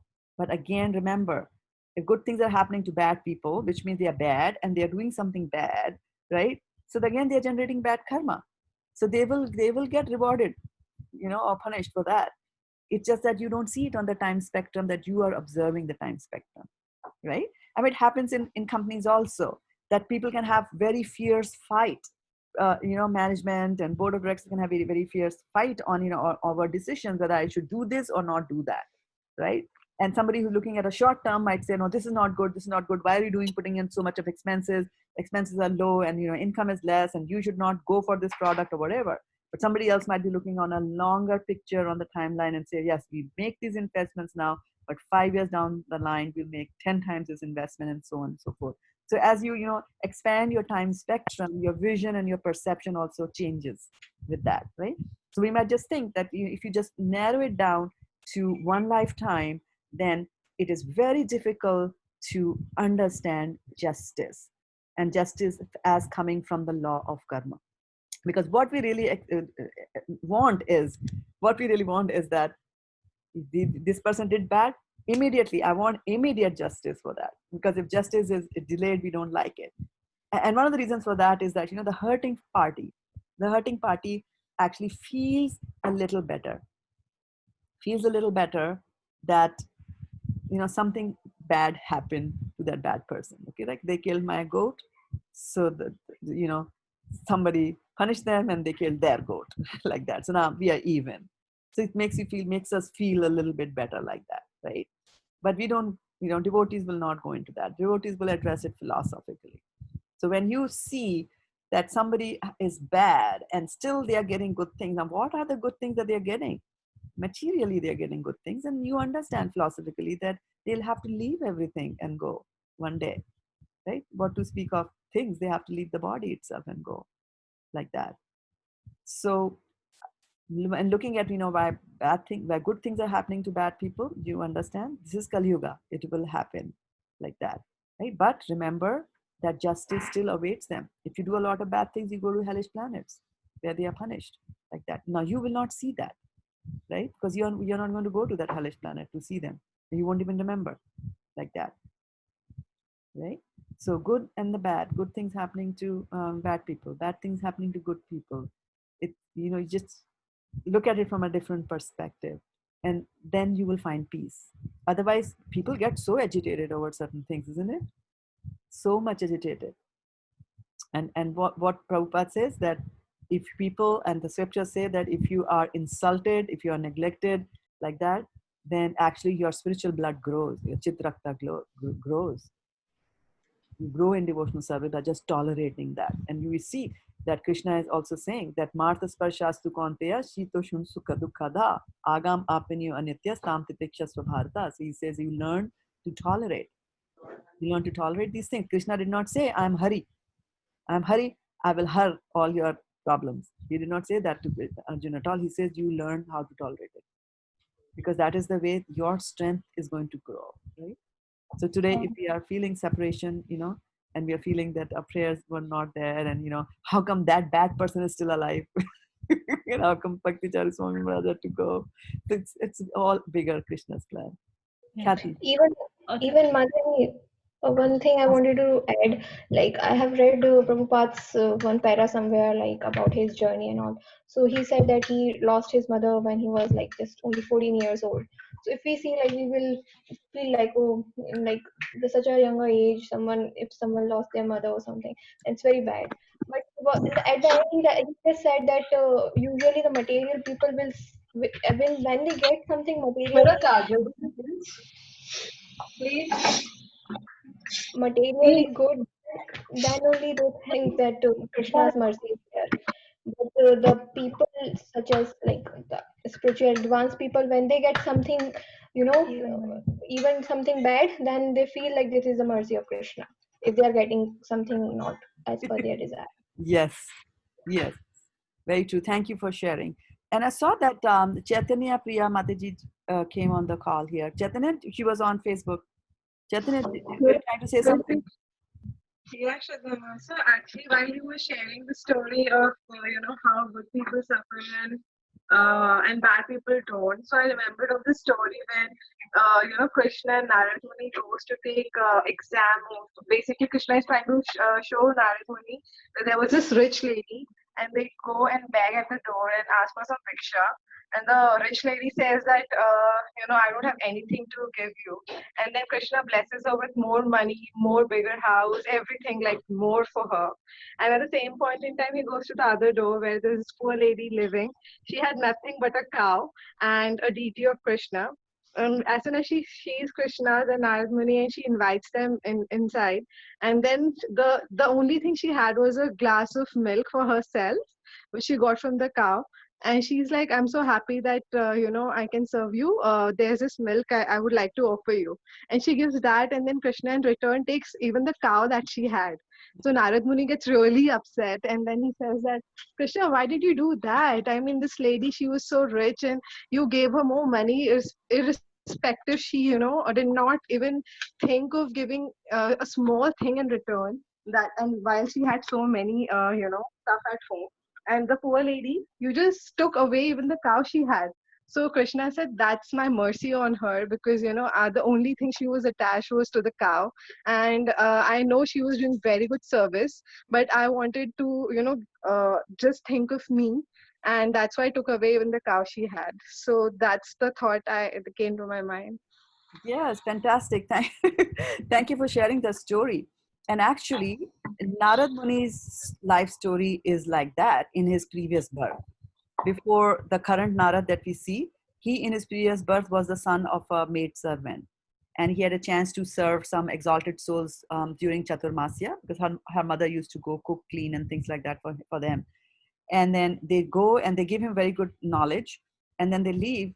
And so she's a single mom, and she lavishes a lot of love on Narad Muni because he knows that Narad in his previous birth, that because she knows that he is going to be my support in my old age. And of course she's a mom, they will anyways be attached to them. And so when Narad was 5 years old, a snake comes and bites his mom, and the mom dies. So this poor 5-year-old child who has nobody else in his life had only one mom, and Krishna takes that mom away. So on the periphery, it might look like, how bad Krishna is and how cruel God is and things like that. But then when you span a lifetime, and then you see he becomes a spiritual, completely transcendental body in the next life. So he had to take away the mother so that he would, again, like you said, Chaitanya, that he would then rely on Krishna. So sometimes Krishna will take away your riches so that you will say, okay, now I have to really rely on Krishna. Like Draupadi with the Akshay Patra, right? She had the Akshay Patra, and then when Durvasa comes, the Patra is empty at that time. So you have to call, and then she remembers Krishna, and Krishna comes and helps. So, sometimes Krishna will do that so that we learn to rely on Krishna. Then relying on what you had said in the beginning was the infallible soldiers are our own body, our strength, our fame, our intelligence, money, our relatives, the country where I am, and things, assets I have, and things like that. They will all go away. But paschyan apina paschati, we don't see it like that. Yeah. I'm just being cognizant of the time over here. It's 8 o'clock. I don't know. The eclipse is going to start at 8:30, right? Is that right time, Kathy? Is that the right time? When does it start? You're on mute, Kathy. Yes, Mataji, I think 8:30. Yeah. Yeah, let me check. Yeah, so usually it is advised not to go look at the eclipse and to do some chanting and not to eat during that time. So either eat before it or eat after, but it will be very late. So we didn't get a chance to eat from here. Yeah. 8:30. Yeah. 8:30 till up until 11 something? 11. Yeah. So we didn't get a chance to read that. We can always read it tomorrow, We have a class there. Okay. Is that all right if you call it a day and let you go to take care of your DTs because you have to put your DTs to sleep and things like that? Is that right? All right? Are you feeling a little bit, less bad? And if you feel there's a need to talk, Can we quickly just read a little bit, like just maybe a paragraph? All right. If everybody agrees, I mean. Yes, I agree. You agree? Thank you. I have no issues because I had, I think let's, whoever is able to read, let them read because you might probably We have all something don't to do, have right? it. Mataji is only going to read. Do people have this book? If anybody has a book, they're That's fine, Mataji, go ahead. You have it? You have it? No, Mataji. No, Mataji, I was just thinking if you don't, you have other things to complete before 8:15, right? So Me. No. I ate. Kathy said you eat, so I ate. I just need a little nudge to start eating. Okay. Yeah, I thought, Mataji, it is better to finish earlier rather than towards the eclipse time. So Yes, that is true. Yeah.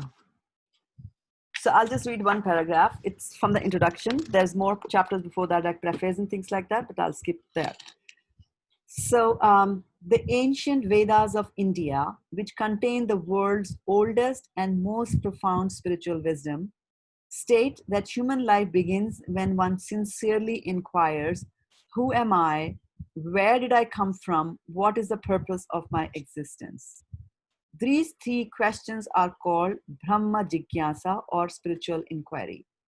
They can be properly answered only by a bona fide spiritual teacher. Therefore, the actual search begins when one starts to look for such a teacher. This is Bhakti Charu Swami Maharaj writing. I was a student in Europe when I began to feel the urge to find such a teacher and returned to India to begin my search. Up until then, my life had been like that of a weary traveler who had lost his way in the middle of the desert. I was running after a mirage to quench my thirst, trying to enjoy this world of illusion. But the more I ran after the mirage, the further it receded. And the more I tried to enjoy, the more I suffered. After a long and disappointing journey to many places of pilgrimage, I finally met the divine personality who would lead me out of this world of ignorance to the light of knowledge. That divine personality was my eternal spiritual master, His Divine Grace, A.C. Bhaktivedanta Swami Prabhupada. He informed me that I was running after a mirage, where I would never find water to quench my thirst, and led me in the direction of an oasis, and not just an oasis, but an ocean of nectar, Krishna consciousness. During one morning walk along Bombay's Juhu beach, Srila Prabhupada pointed to some beautifully groomed, well behaved dogs belonging to people walking along the beach. And he asked his disciples, "What's the difference between these dogs and those stray dogs, dirty and unkempt, barking at the passers by?" When no one could answer, Prabhupada said, "These dogs, the well-groomed ones, have their masters, whereas those other ones don't." Srila Prabhupada had described my situation perfectly. Before I met him, I was a stray dog, unkempt and dirty, wandering around aimlessly and engaging in useless activities. But as soon as I came into contact with him, I found the purpose of my existence and was elevated to a life that I could have never imagined. Should we stop here? Should I go on? Anybody? Any comments? Everybody on mute? Go on. So can we do this like those who want or can stay back? Maybe they can stay back if I'm game. though, because we don't have anything better. Okay. Yeah. So those who want to go can definitely have their choice always. Actually, not just at this time. And then we can continue to read here. And I just wanted to welcome, many more joined us since we were started. Varshana, your friend, and now my friend, Vijayalakshmi Mataji is also here. She's watching us. My brother-in-law, Pramod Kumar, is watching us. Fantastic. Nilanjan Neogi Palit Mataji, Varshana, your friend from Atlanta. She's there. Kasturi Manjari Dasi Mataji is there. Manjula Kantha is there. Chaitanya, of course, jumped from Facebook to Zoom. She was there. There's a name in Bengali which you can't read properly.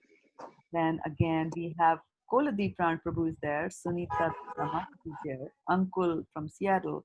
Wow, Vidyavadu Devi Dasi also joined, and so did Nitdham Prabhu also joined us here. Fantastic, yeah. So yeah, if you have to, you're more than welcome to stay on. We'll read for a little more time, and then is that okay with everybody? If it is, then please unmute yourself and say a Haribol. Yes, sure. Okay. All right. Let me switch on the lights from here because I can't mute. Okay, I'll be right back. Say Hare Krishna. Sing Hare Krishna while I'm back. Hare Krishna, Hare Krishna. Krishna Krishna, Hare Hare, Hare Rama, Hare Rama, Rama Rama, Hare Hare, Hare Krishna, Hare Krishna, Hare Krishna, Hare Krishna Krishna, Hare Hare, Hare, Hare Hare Rama, Rama, Hare Hare Rama, Rama Rama, Hare Hare, Hare Krishna, Hare Krishna, Krishna Krishna, Hare Hare, Hare Rama,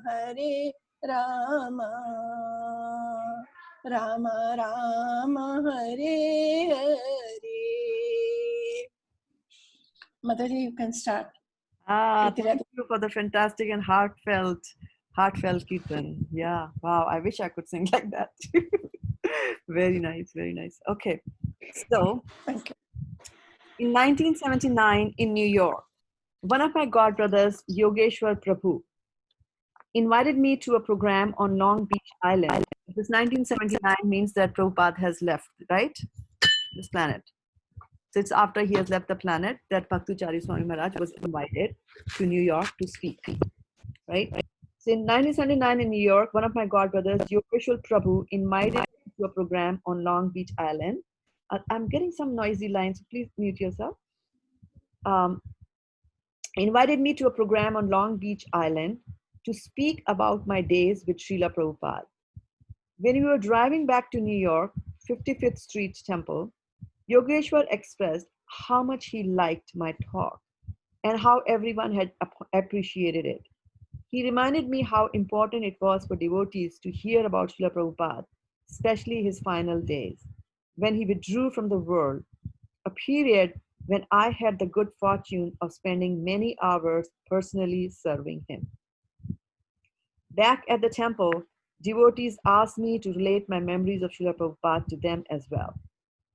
Seeing their interest, the temple president Lakshmi Narsingha Prabhu requested me to speak on his device grace one evening, which extended into 3 evenings. From New York, I traveled to Toronto, where Vishwakarma Prabhu, the temple president, had already heard about my classes and requested me to speak to the devotees there. Again, the evening programs went on for 3 days. The descriptions became more detailed, and I could see how they deeply moved the devotees. On the 3rd day, when I described how Srila Prabhupada left this planet, many devotees broke down in tears.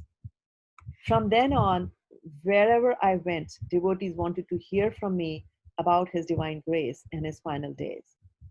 About 10 years ago, one of my disciples, Dina Krishna Das from London, arranged a podcast of me speaking about my experiences with Prabhupada, and the podcast was also well received. Further, Jayadetwa Swami, Ramin Swarup Prabhu, and several other godbrothers of mine were encouraging me to write a book. Few devotees knew about Srila Prabhupada's final days, they pointed out. Still, I hesitated to commit myself to the task because of my constant engagement as an initiating guru and spiritual leader in the International Society for Krishna Consciousness, ISKCON. More recently, some of my disciples added their voices to those urging me to publish my memoirs at that time. Shraddha devi Dasi transcribes the lectures I had given and arranged them into 88-page manuscript, which would eventually form the basis of this book. When I had completed a draft recounting my experiences with Srila Prabhupada, my dear friend and scholarly godbrother, Garuda Prabhu, Dr. Graham Swig, recommended another friend of ours, Dr. Carl Herzig, which is Kalachandji Prabhu, as editor. Kalachandji, a professor of English at an American university, accepted the assignment but also suggested that I include a brief account of my early life. I was initially reluctant because the book was meant to be a glorification of my spiritual master, not my autobiography. But he convinced me that readers would naturally like to know about me and my spiritual journey before I met my spiritual master. That led to the first chapter. Devavid Swami, a close friend and manager of the Australia-New Zealand branch of the Bhaktivedanta Book Trust BBT, suggested that BBT might be willing to print the book. And I was delighted and honored when Shavas Prabhu, another dear friend and a BBT trustee, agreed to print it to the North American BBT with the involvement of BBT editor Dravida Prabhu and designer and layout artist Archita Prabhu. Mrityunjay Chatterjee, head of an advertising company in India, suggested illustrating some of the book's incidents. In that effort, he engaged Tapas Kanti Mitra, a well-known artist from Calcutta, who also painted the cover image. This one. Shraddha devi Dasi, a disciple of mine from Australia, gave some valuable input towards the end of the production work when I gave her the final manuscript to read. Rasvihari Krishna Das, a disciple of mine from London, donated the cost of printing. I am deeply indebted to so many dear devotees who have made it possible for me to make this humble offering to my spiritual master, Srila Prabhupada, who is indeed an ocean of mercy. The shelter of his lotus feet has made my life's mission a success. Chapter 1, On the Road, 1945 to 1975. I was always drawn to a spiritual life. As a child, I loved to sit with my mother on the roof at night, gazing up at the star filled sky as she pointed out celestial planets and fascinated me with stories about their inhabitants, divine beings with incredible powers. I longed to go and meet them. A pious Hindu, my mother worshipped many gods and goddesses, but she taught me to have faith in Krishna and Rama, to depend on them and call out to them when I was afraid or sad or distressed. My father was educated, progressive, and westernized, with little spiritual interest. He had found success in the pioneering stages of the Indian film industry, and material prosperity was his main concern. We lived in an affluent neighborhood in Calcutta, and though motor cars were rare in those days, my father had two, one for local transport and a jeep for outdoor work, such as shooting on location. While his brothers took public transport and wore dhotis and kurtas, traditional Indian wear, he wore three-piece suits and was driven to work by a chauffeur. He was my hero, and I was proud of him. But most of his time was taken up by his career, about which he was passionate. He worked late, and I saw little of him. When I was 7, my mother contracted tuberculosis, and my family was separated to avoid contagion. My younger sister was sent to an aunt's house, and my elder brother and I went to live with my father's elder sister. She was a widow whose 8 children were all grown up, and she showered us with love and affection. She was also an excellent vegetarian cook who loved to serve others, and I developed a liking for her dishes. But I missed my mom. I knew she was sick, but I didn't understand why we could not be together. One day, during a birthday party for a cousin, I sneaked out to see her. When I looked into her room, she was sitting up in bed, propped up by pillows, and her eyes closed. I stood at the doorway, not sure whether to approach her. But when she opened her eyes, I could see her look of happy surprise, and she beckoned to me to come closer. She thought someone had brought me, but when I told her that I had snuck away and come by myself, she hugged me and started to cry. I laid my head on her lap and she caressed me, tears coursing down her cheeks. Then she drew me in and held me in a tight embrace, comforting me with the warm beating of her heart. A few days later, one of my uncles came to fetch my brother and me from our aunts. I thought we might be going to see our mother, but when we went to put on our shoes, our uncle told us not to. I could tell that something was wrong. I didn't know what had happened, but my brother broke down crying. He understood that family members not supposed to touch any inauspicious objects, including leather, when someone had died. We arrived at the house to find several relatives gathered, all looking grave. Upstairs, our mother was laid out on her bed, her eyes closed, flower garlands around her neck, and colorful bouquets surrounding her body. Her face was decorated with sandalwood paste, and a bright red sindoor dot marked the center of her brow. She looked so beautiful, I thought, so peaceful, as if she were sleeping. At some point, I felt a gentle hand on my shoulder and was ushered out of the room. As I entered the living room, I heard some of my relatives start to cry, but I couldn't look at anyone. I just stood at the window, staring out at the next door garden. That's when it all came to me. Tears streamed from my eyes, and I broke down, sobbing. I could never see my mother again. My mother's passing affected all the circumstances of my life. My father lost interest in everything, even us, and stopped doing anything to earn money or maintain the household. He became depressed, feeling that he was responsible for my mother's illness and death, having neglected her in favor of his career. Even my aunt's house was no longer the same. She and her cousins were as affectionate as ever, but it just felt different. It was not my home, I felt. I did not belong. I had always been an excellent student and received praise for my intelligence. So the plan had been to send me to one of the best boarding schools in India in the foothills of the Himalayas. But with my father's financial downturn, that was no longer possible, and I was enrolled instead in the local day school. It was so common, I thought, so ordinary. I wanted to attend the private school where the students dressed in nice uniforms and studied everything in English, taught by teachers from England. I became obsessed with the idea. I wanted to learn English and be like an Englishman, like my father had been before my mother's passing. I just couldn't generate any enthusiasm for my school or interest in my studies. As had been true at my aunt's home, I felt that it was the wrong place for me, that I didn't belong. And as a result, I failed my annual exams and didn't get promoted to the next grade. The day I found out, I sat alone in my classroom crying. I couldn't go home. I was too embarrassed. When I left school, I wandered aimlessly, eventually finding myself on the bank of the Ganges, considering what to do. Then I noticed the railroad station on the other side of the river. That's it, I thought. I would take the train to the boarding school in the foothills, promise the principal that I would be good, and beg him to let me stay. Inspired, I ran back to my aunt's.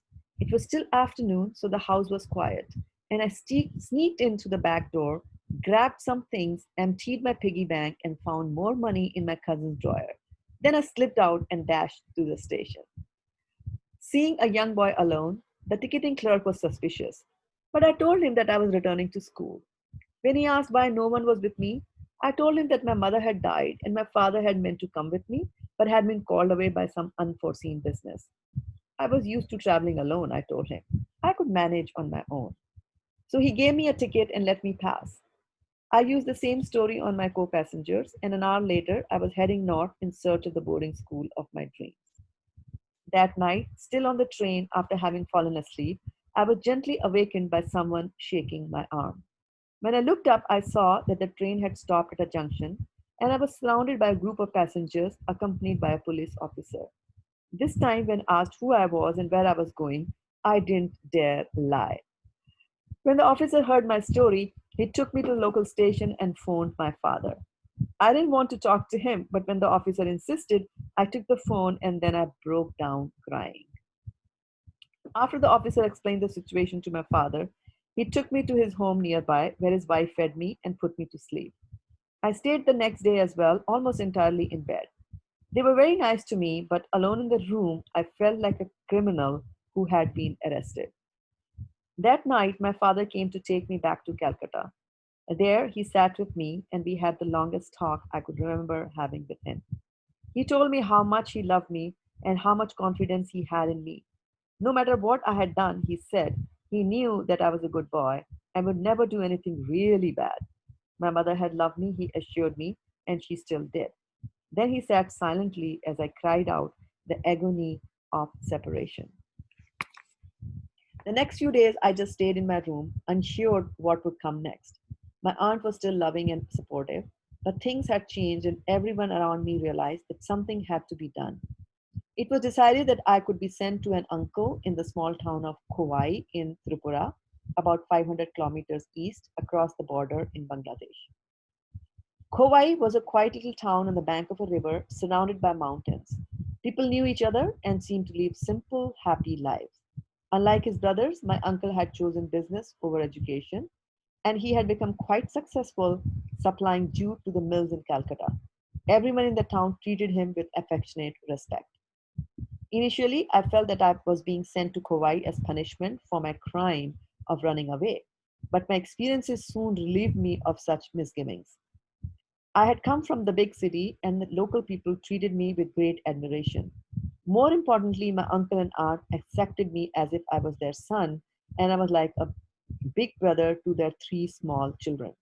My aunt even told me that when for a long time she had not been able to have a child, she had requested my mother to give me to her, and now the Lord had fulfilled her desire. So I began to settle into life in Kauai.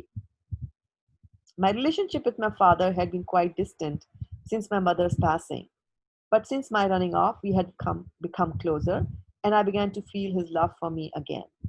He wrote to me with life instructions and expressed his love and confidence that I would succeed. He reminded me that my mother was always watching over me and that she would feel proud when I made something of myself. Things went well in Kauai, and I was back on track, making friends and doing well in school. I was not very big or strong, but I enjoyed some success with athletics. I was the goalkeeper for the school's soccer team, and I did quite well in cricket, which I loved.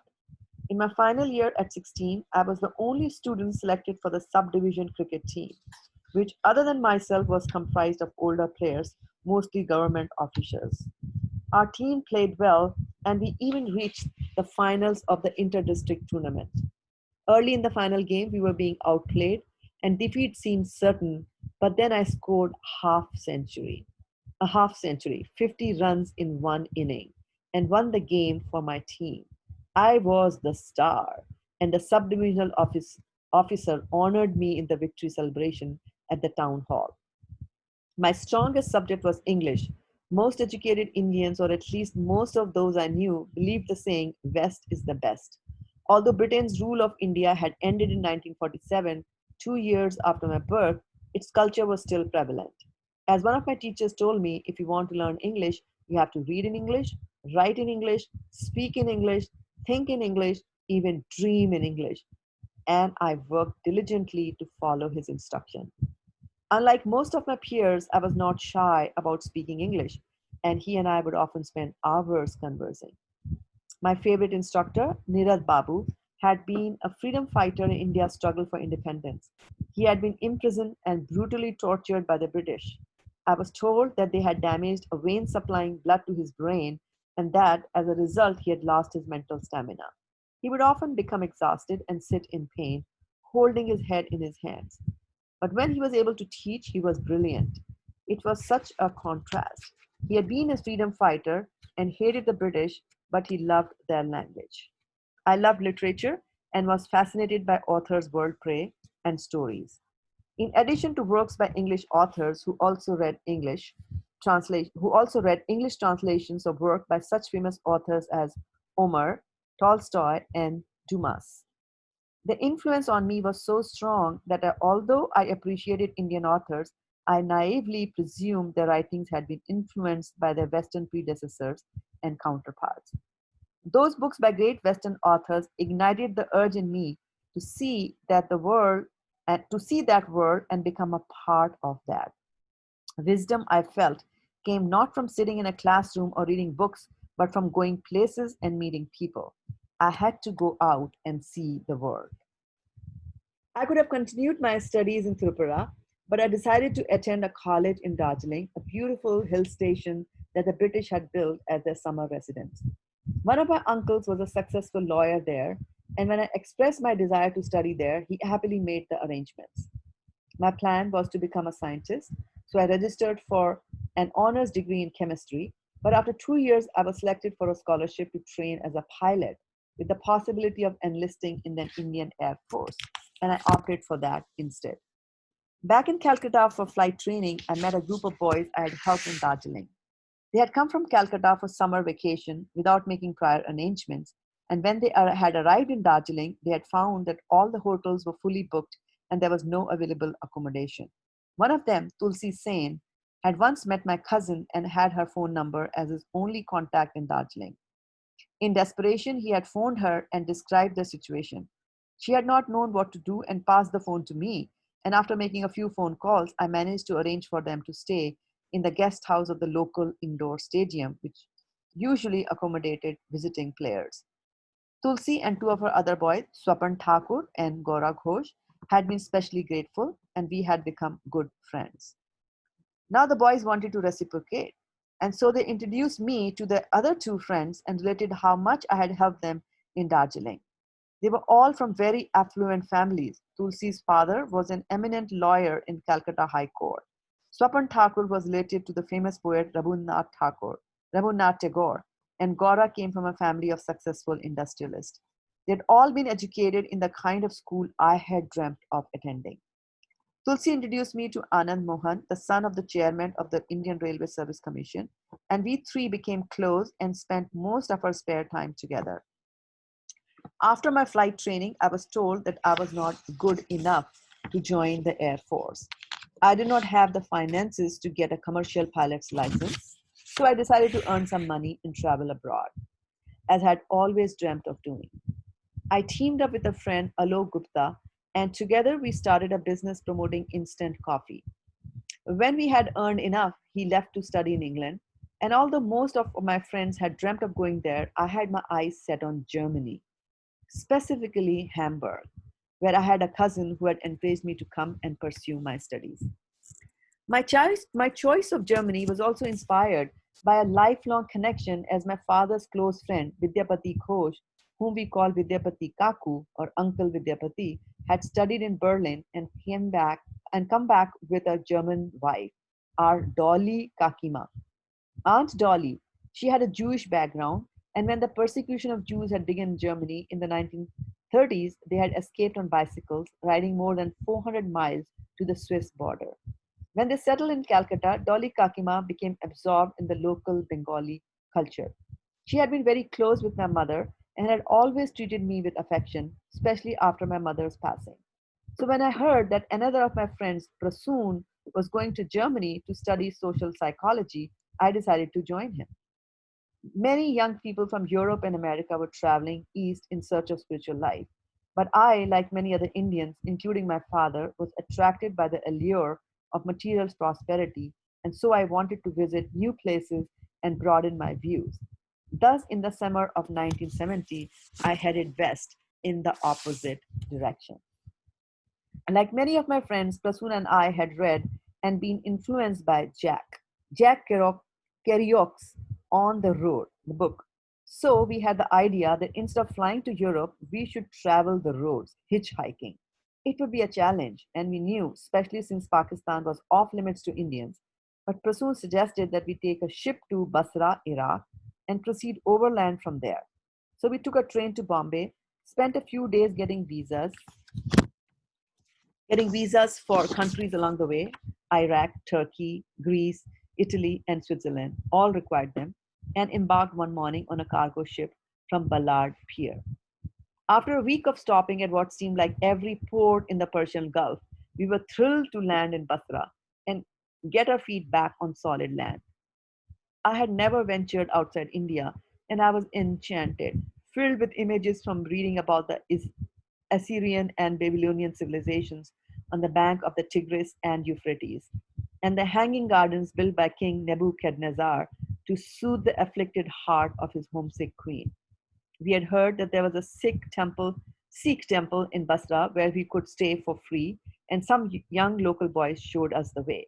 We immediately became friends with them, and they said they would pick us up the next morning and showed us around the city. We had not planned to stop for long, but we had such a good time with our new companions, seeing their college, meeting their friends, and visiting the mosque, the old Latin church, and the Indian market that we decided to stay a few more days. In the evenings, we all sat around talking and drinking tea in the open air cafes known as casinos, though there was no gambling, on the banks of the Shat al Arab River. 3 days later, Prasoon and I took a bus to the highway on which we would hitchhike to Baghdad. No one would stop, though, and it was extremely hot. So, after several hours, dejected over the failure of our attempt to hitchhike across the continent, but also relieved to be out of the scorching sun, we got on a bus. An American traveler in Basra had told me about a French church in Baghdad where one could stay for free. And when we found it, a beautiful cathedral in the middle of the city, we received a warm welcome from a middle aged French priest. In Baghdad, as in Basra, Prasoon and I made friends very quickly. We connected with a group of affluent university students who showed us the city and hosted us at restaurants, responding to our expression of gratitude by saying, no, no thanks for duty. They were fun loving but strict Muslims, so they did not drink or smoke. And we visited them in their homes practically every day, sipping tea from small, fine, gilded glasses in their large villas and beautiful gardens. One of their mothers washed and pressed our clothes for me, and when we got them back, I found that one of my socks in which I had worn a hole had been perfectly mended. Even with our friends' warm hospitality, however, I was determined to resume our journey. I tried to convince Prasoon to come along, but he was adamant on staying back. He seemed to want to be on his own, free from my association and influence.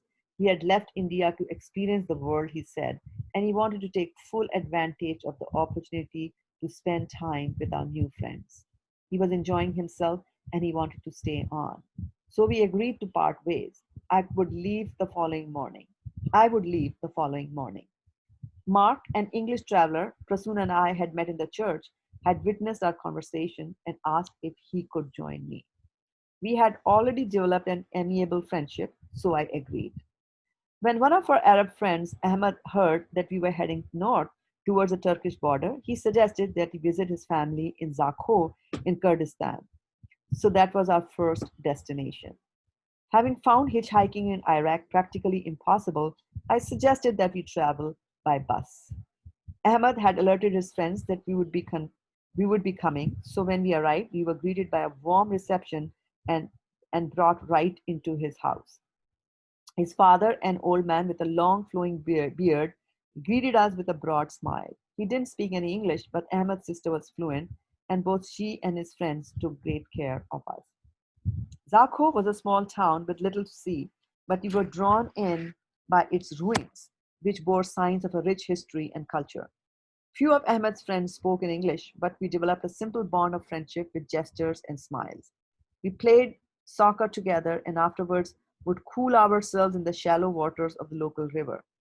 Orchards of apples, pears, and figs grew on its banks, and we would sit beneath the trees and enjoy their fruits.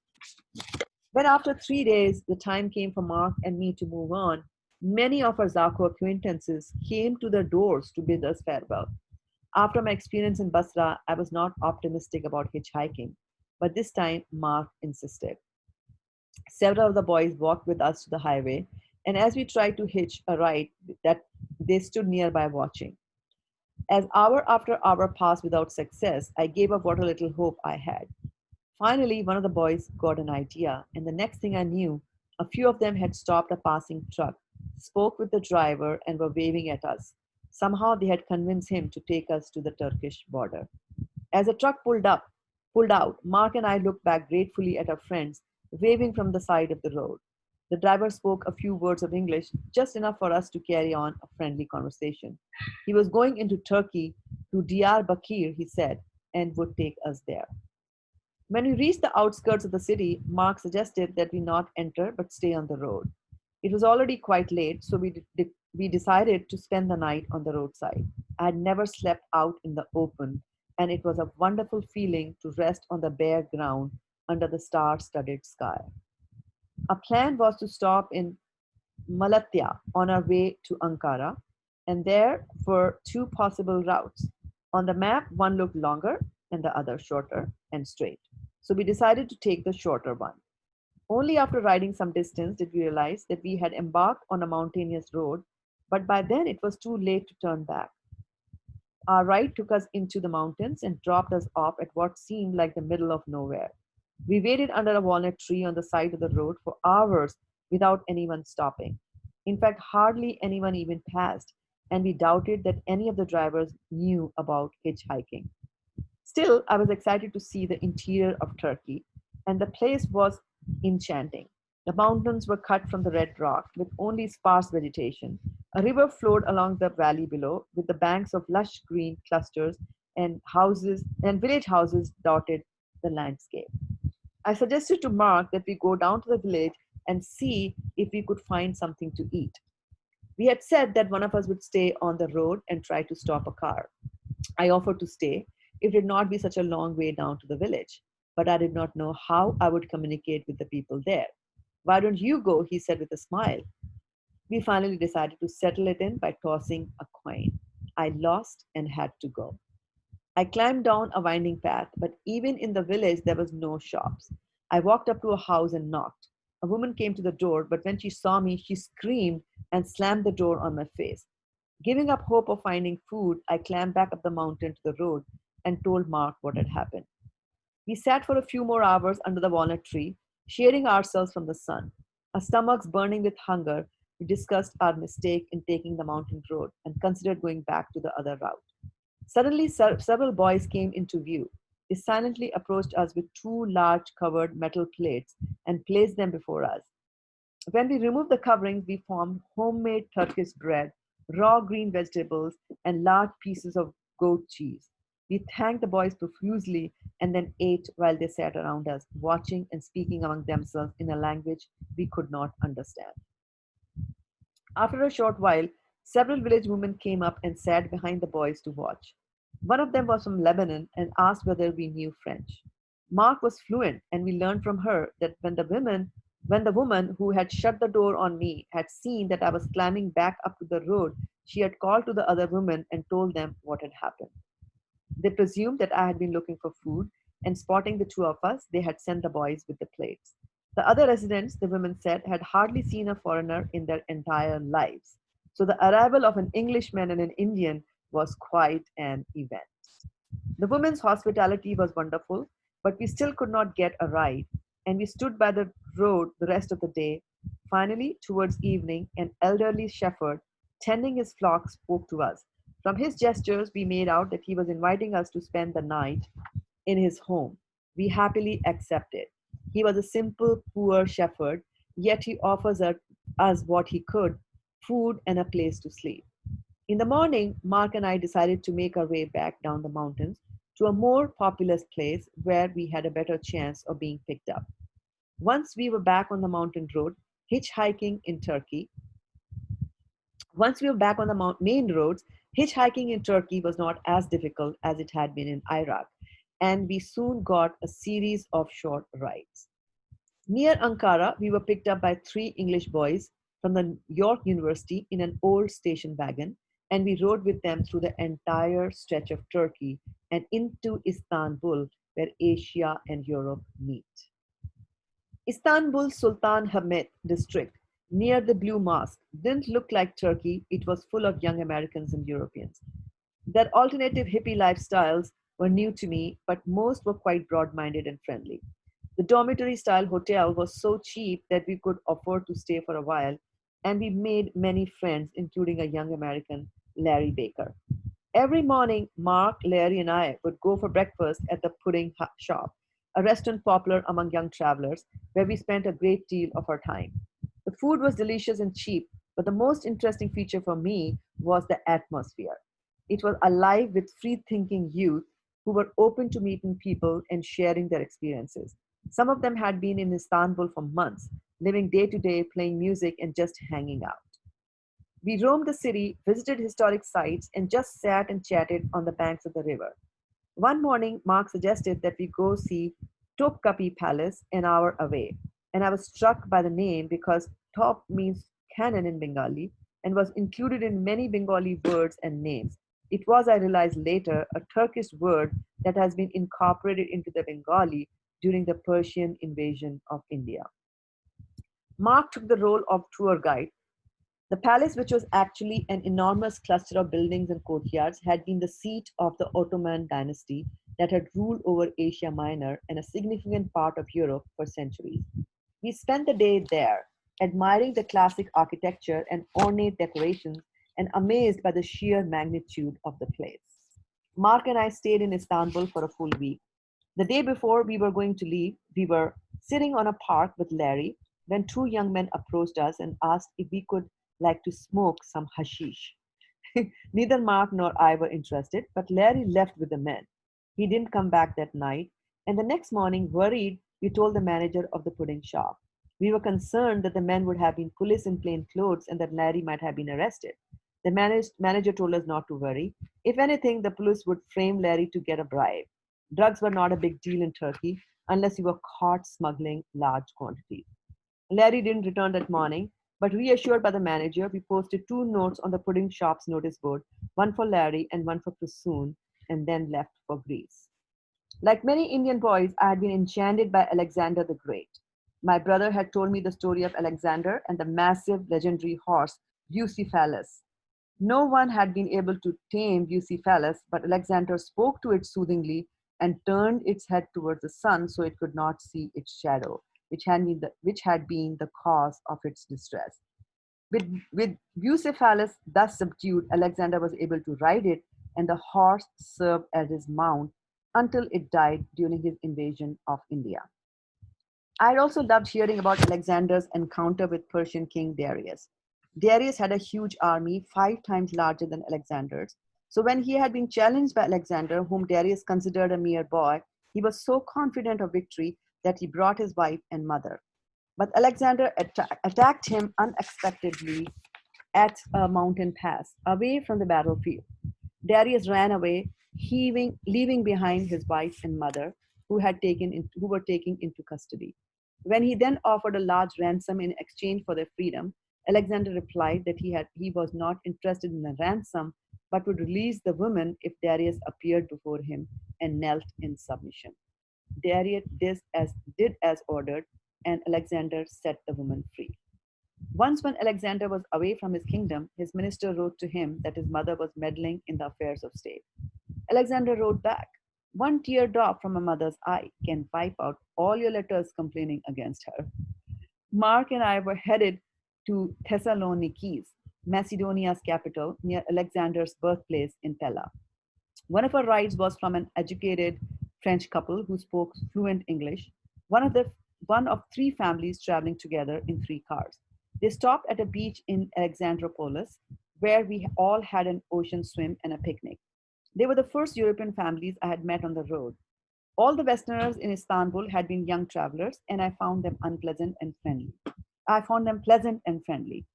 I was impressed by the cultured and generous attitude of the couple who picked me up, and I wondered how often I would get rides from such people. "Would you have picked me up if I had been hitchhiking alone?" I asked. They paused. Then the man looked at his wife and smiled, and she said they generally did not pick up hitchhikers at all, but that seeing me an Indian, they had been curious. The Thessaloniki's Mark. In Thessaloniki, in Thessaloniki, Mark and I stopped in a youth hostel, but to stay there, I needed a membership card, and to get one, I had to prove that I was a student.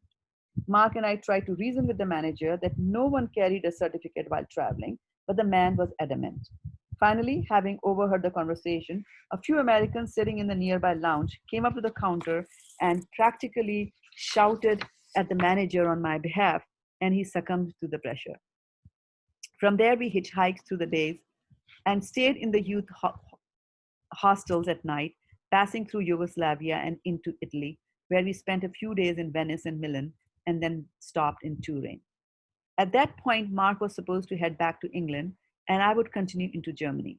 But he changed his mind and decided to visit a friend in Gijon, France. I was already feeling sad at the thought of us parting ways, so when Mark proposed that I accompany him, I agreed, and thanks to his pleading at the border, I was able to get an emergency 3-day visa. Mark's friend Pierre was in Dijon studying at the university, and he hosted us in his apartment, which he shared with a female roommate. The arrangement was unusual, I thought, even a bit shocking. I had not seen anything like it before. It was also my first experience of a European university. Although we had found that people in France generally didn't like to speak English, the students were quite different.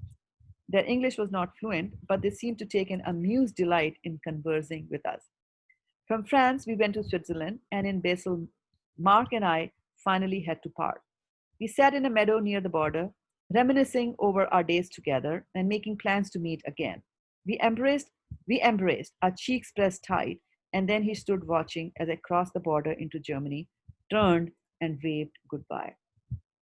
My cousin, Babida, his name was Babi, and Da was short for Dada. Da was short for Dada, the Bengali term for one's elder brother. Babida had been living in Germany for over a decade. He had studied engineering there and risen to become a director of a prosperous firm. His marriage to a German woman, Maria, had strained his relationship with his conservative family in India, but I found her to be very nice. I found her to be very nice. I was, I was reminded of my Dolly Kakima, who had also married an Indian man. When I told Maria that I would call her Mira Di, the Di being short for Didi, an elder sister, she gave me a big smile. We became close in no time, and she accepted me as part of the family. She took me to the University of Hamburg and gave me and got me admitted. And when we learned that the semester had already begun, she convinced them to enroll me as a guest student. One of the first people I befriended in Hamburg was Bill McCabe, an American exchange student from the University of Dayton. In India, I had been a member of the United States Information Service, which had a good library and promoted various aspects of American culture. One of its features was a jazz club, and every Saturday afternoon, my friends and I would listen to swing and hop. Sorry, one of its features was a jazz club, and every Saturday afternoon, my friends and I would listen to swing and bebop and challenge each other to identify which musician. American House, where I met Bill, was the German counterpart, beautifully located in the middle of a large garden near the university. I went there frequently, mostly to read in the library, and one day Bill just walked up to me and introduced himself. He was interested in India, he said. Many of our friends had already been there and wondered where I was from. Bill introduced me to his group of friends: Chuck, Ray, Jack, Connie, and Susan, all Dayton students. My German was still not very strong, so I did not develop much close relationship with many local students, but my friendship with this group developed quite spontaneously. After staying with Babida and Miradi for a couple of months, I decided to move out on my own. The family with whom Bill had stayed had another student staying with them, and when she moved out, Bill asked whether I, one of his friends, could move in. The landlady agreed, but when she learned that I was Indian, she expressed some reservations. The next day, Bill had to go to Kiel, a city on the North Sea, and he didn't tell his landlady that he was going. After he had been away for 2 days, she thought that he was so upset with her because of a refusal that he was not returning. So when he got back, she said, "Yes, of course, your Indian friend can come and stay." From then on, Bill and I lived in the same house, and our bond of friendship became deeper. On Saturdays, I would cook Indian food, which he loved. After hearing his rave reviews, all our friends wanted invitations. But not wanting to abuse the family's hospitality, I invited them only one or two at a time. Still, the house was a nice alternative to our usual meeting place, a disco called the Mad House. One Sunday during the summer, when the whole group was sitting together in the restaurant near the harbor, Chuck asked me in a rather condescending tone how many people died of starvation in India each year. Now, this is very important. His disrespect was insulting, but I tried to control my anger. Many people in the West had that misconception, but no one ever put it so bluntly. Although I was born and brought up in India, I said I had never seen anyone die of starvation. "Oh, come on," he persisted. "Everyone knows that. You don't have to defend your country's honor. After all, a fact is a fact. A reality is a reality." "India is not poor," I protested. "She may not be so advanced or affluent materially, but she is not poor. If she were, why would Columbus have ventured so far to find her? Why was she considered the crown jewel of the British Empire?" "You may claim whatever you want," he argued, "but everybody knows India's poverty-stricken condition." "India is not interested in material prosperity," I countered, "but in developing her spiritual riches, because material wealth was not her first priority. Foreign invaders found little resistance and stole all they could." "What are your so-called spiritual riches?" "That the real goal of life is to achieve emancipation, elevation to a higher consciousness." "By smoking pot?" "No, by performing austerities, negating the demands of the body." "That's just the excuse of useless bums." When the others saw that the argument was spiraling out of control, they suggested we stop. But the encounter left me wounded. Despite my protest, I was painfully aware of how ignorant I was about the heritage and glory of the place of my birth. My patriotism, I realized, was only a sentimental attachment. Although I had a deep connection to India as my as my motherland, I was unaware of her actual splendor and opulence. Their argument and my desire to establish India's greatness led me to probe deeper into my country's spiritual culture. I already knew the importance of spiritual life and was aware of the existence of the soul. But now I felt compelled to learn about life's actual nature, purpose, and ultimate goal. I wrote to my friend Hitu Malkani, whose family had a bookstore in Calcutta, and he sent me a copy of Paul Brunton's A Search in Secret India. At first, I was vexed by having to read about India's glory from an Englishman, but the more I read, the more I appreciated. Brunton was a journalist who had gone to India on assignment and while there had been drawn in by its spiritual heritage.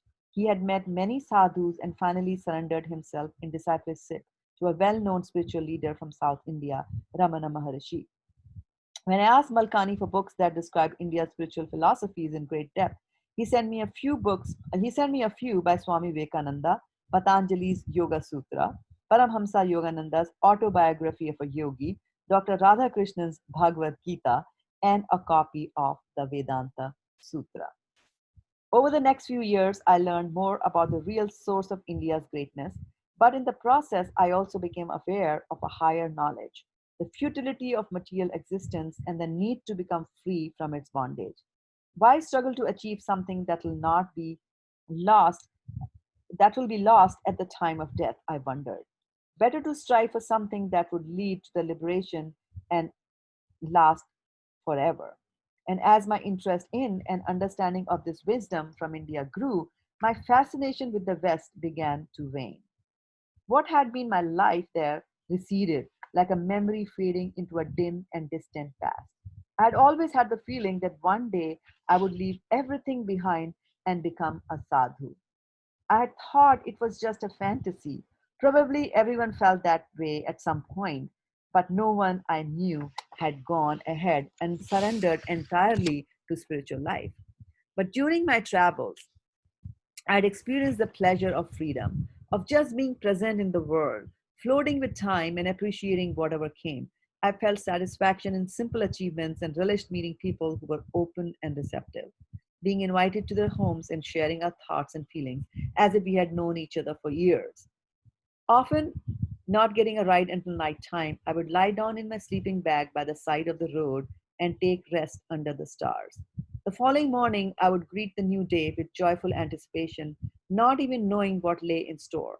I began to realize that this was what I had wanted to do since childhood, venturing out on my own, seeing new places, meeting new people. In this way, my fantasy would become a reality, and I decided to see it through.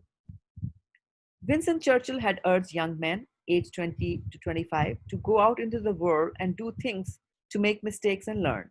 His statement had made a deep impression on me, and I regretted only that when I read it at the age of 23, I had already 3 years behind. From my other readings, I understood that to take to spiritual life, I had to surrender myself to a guru, and I was convinced that I would find one in India. Bill was the first person to whom I disclosed my plan by letter. He was in America for summer vacation, but when he received my letter, he wrote back immediately, asking that I wait until he returned. I couldn't, I knew. I had made up my mind and did not even reply. But he also wrote to our friends in Hamburg, and when Susan and her German boyfriend Peter heard about my intentions, they tried to dissuade me from going.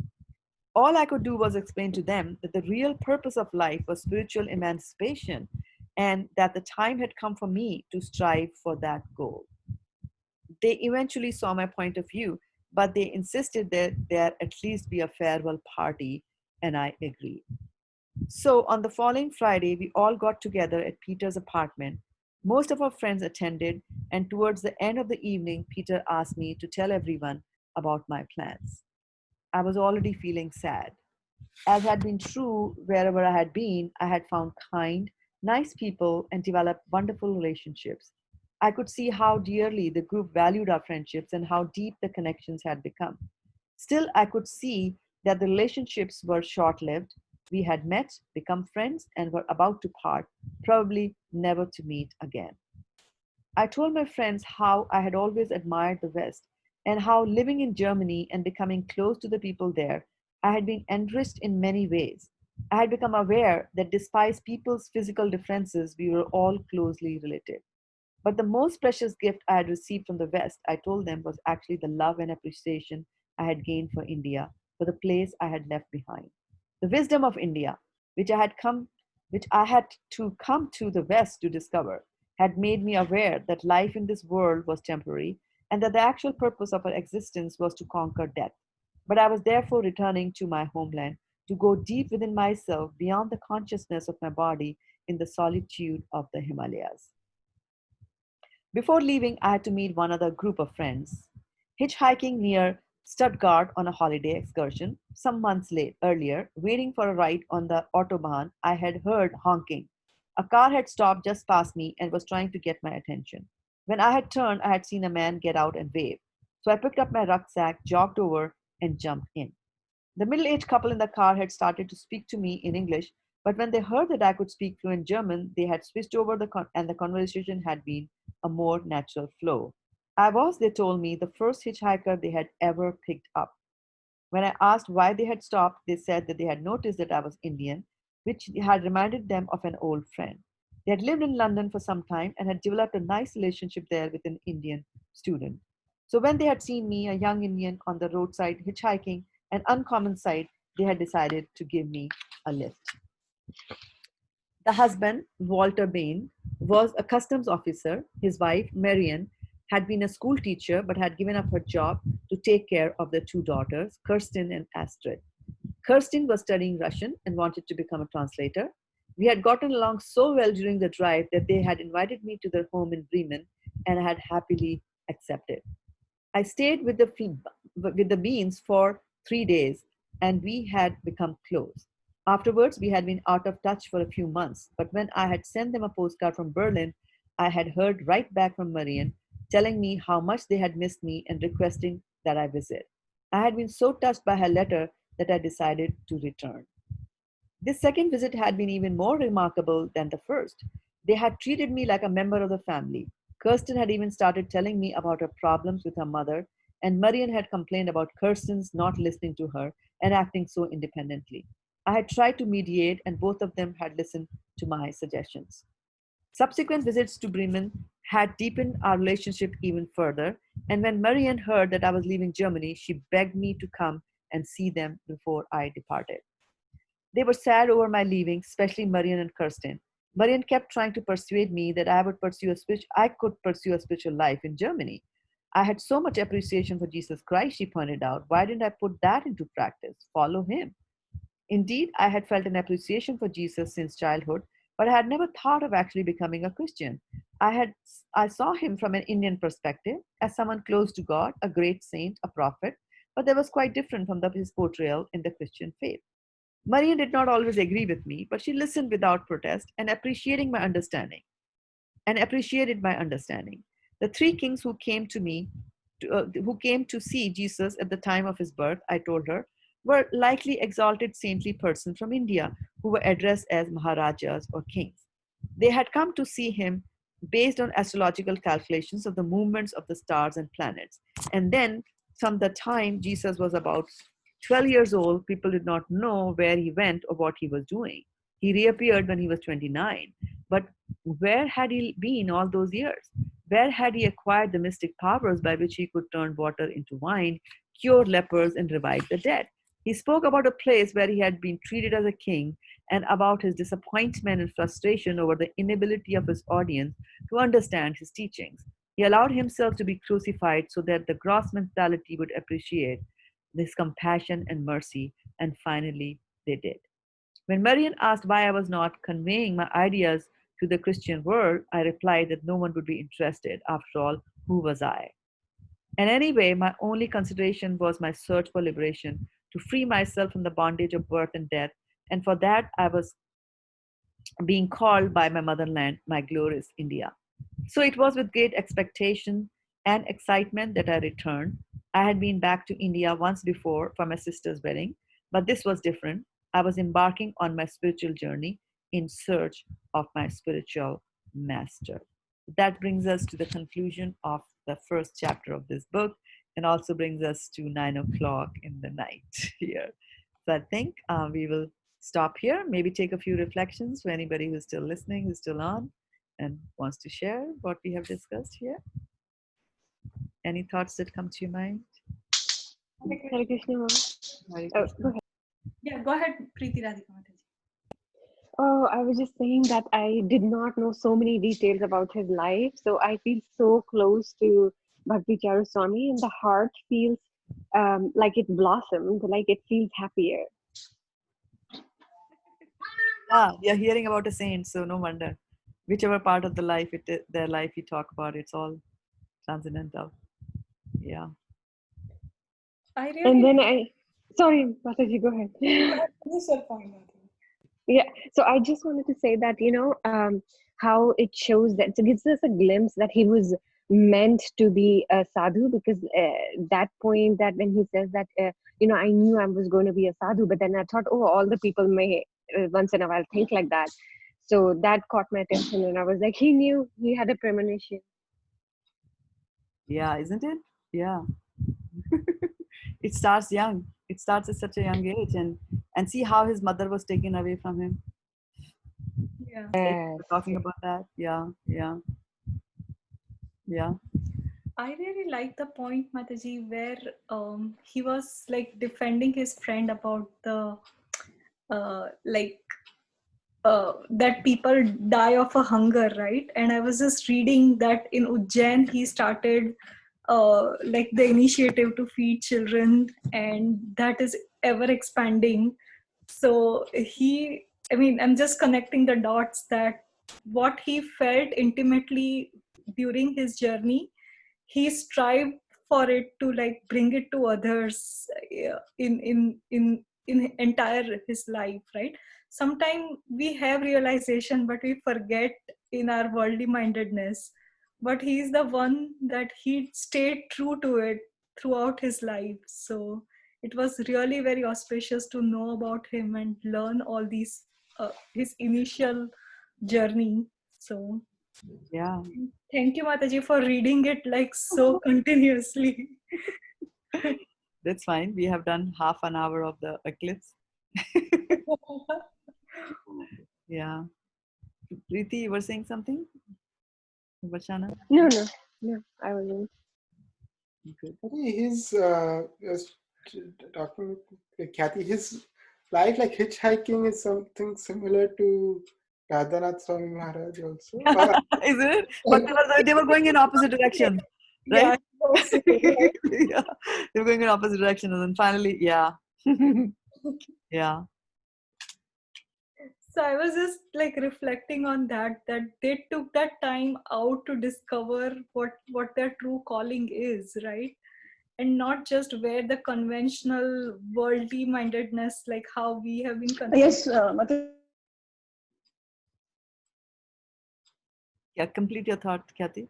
Yeah. No, so I was just reflecting on that. Even for Radhanath Swami Maharaj, they like answered the true calling that was there with them. Yeah, yeah. Even for Guru Maharaj, it's the same thing. So it's that. And it all starts so young, right? Yeah. Yeah. Vachana Matiji. Yes, Mataji, I was just saying, could you hear me? No. Yes, yes, we can. No, we didn't hear you then. But say, please start over. Yeah, I wanted to. I just said that whatever he thought in his, he was determined, and that was, he did not deviate from that throughout. There were temptations on the way of his journey, but he was so fixed.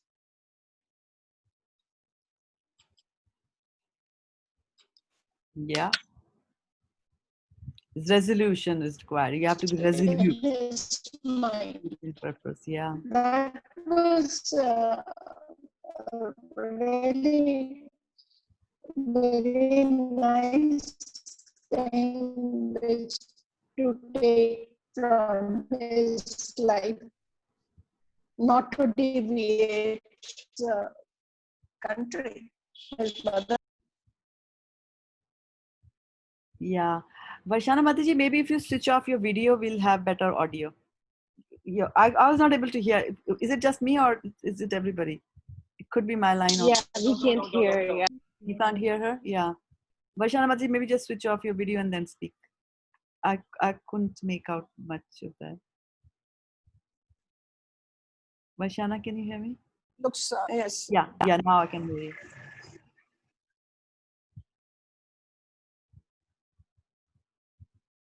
Lost her? Did we lose her? So what are your plans for surviving or not surviving, or actually going through this lunar eclipse period? What are you planning to do? I'm planning to read Bhagavad Gita. You're planning to read Bhagavad Gita? I was just thinking that's a good idea, right? Yeah, we read 7th chapter last time, so we have to read from 8th chapter onwards. Very good.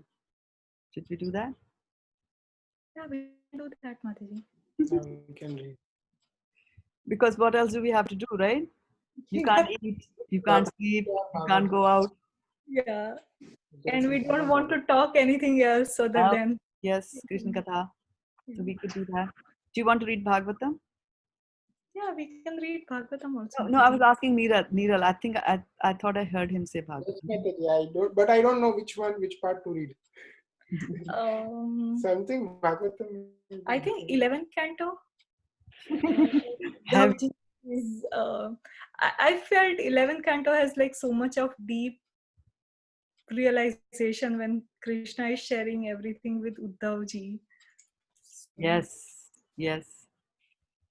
We can read that. I can. Mataji, whatever you suggest. I don't know why 11th canto came in my mind. No, I was just asking whether you want to read something light or you want to read heavy.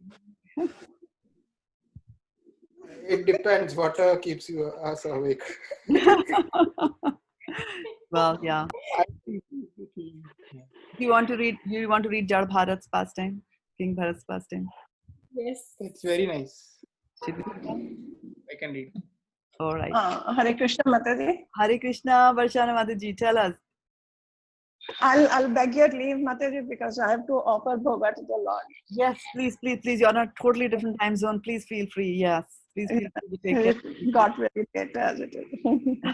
Hare Krishna. Very nice. Okay. Thank you so much. Thank you, Mataji, for sharing your reflections here throughout the evening. Okay, coming up, 5th canto, Srimad Bhagavatam, on a screen near you, very shortly. Okay, so King Bharat, right? Is he doing that how Bhagavad Gita, like the first chapter starts, right? Coming up. Now, Dhritarashtra is speaking, then Duryodhana is speaking. Yes, coming up on a screen, Duryodhana, Arjuna. Okay, so let's see. I'm going to start sharing my screen, desktop too. Maybe I should be magnanimous, hold the whole of the desktop with you all. So do you want to take turns reading? Whichever way. Do you like to read? Who can read? I think it depends on Preeti Radhika Mataji. I can read, Mataji. I can also read. Okay. I can also read. Who is that? Is it Preeti? But give me like 5-10 minutes. Yes, Mataji, I can read, but give me like 10 minutes, please. I'll become available to read. Take whatever time you need. Yeah, we'll read. Okay. So what we'll do is we'll read the chapter summary. From the 5th canto of Srimad Bhagavatam, the summaries are also defined right in the beginning of the chapter. And then we have we'll do the translations, and this way we'll go and read, right? Okay. So Srimad Bhagavatam. Narayanam namaskritya naram cheva narottamam devim saraswatim vyasam tato jayam mudiraye. Om namo bhagavate vasudevaya. Om namo bhagavate vasudevaya.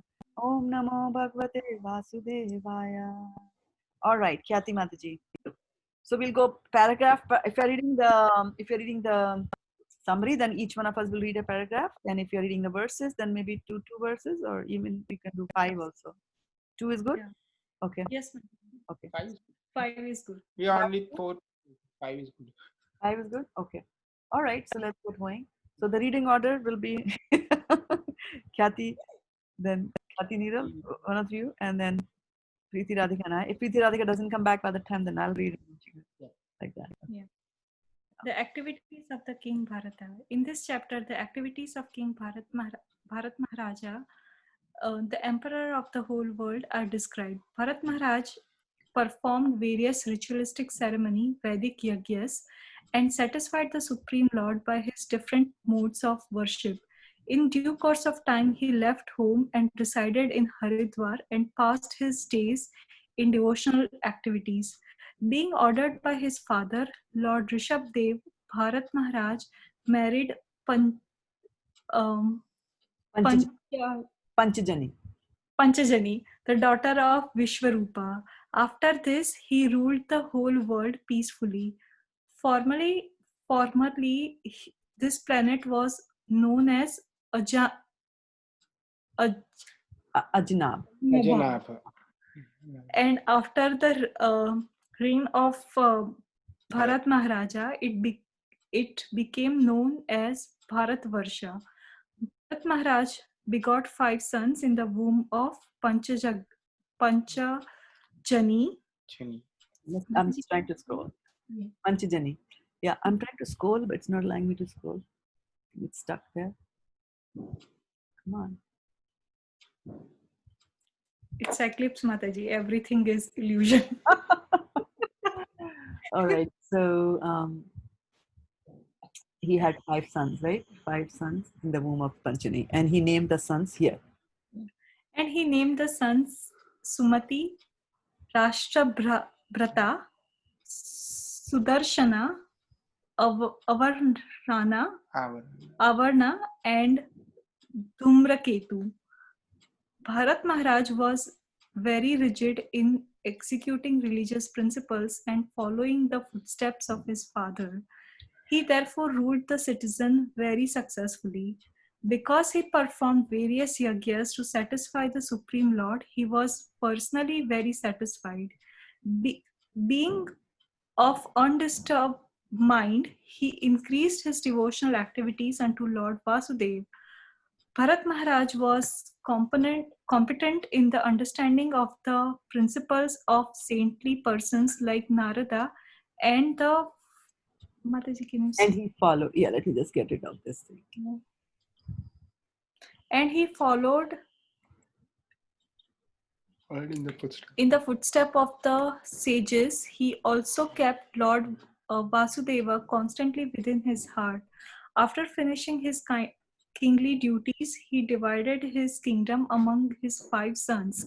He then left home and went to the place of Pulaha, known as Pulahashrama.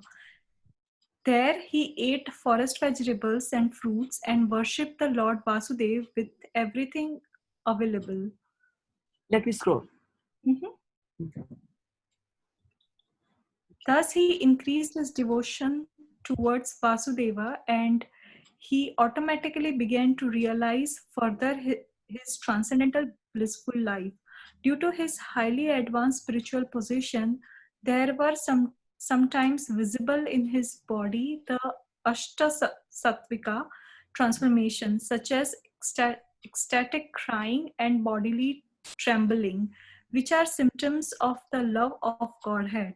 It is understood that Maharaj Bharata worshipped the Supreme Lord with the mantras mentioned in the Rig Veda, generally known as Gayatri Mantra, which aim at the Supreme Narayana situated within the sun.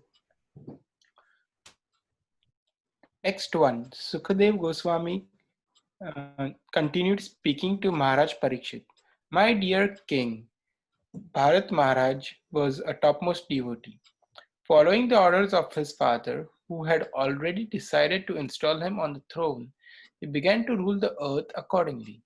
When Bharat Maharaj ruled the entire globe, he followed the orders of his father and married Panchajani, the daughter of Vishwarupa.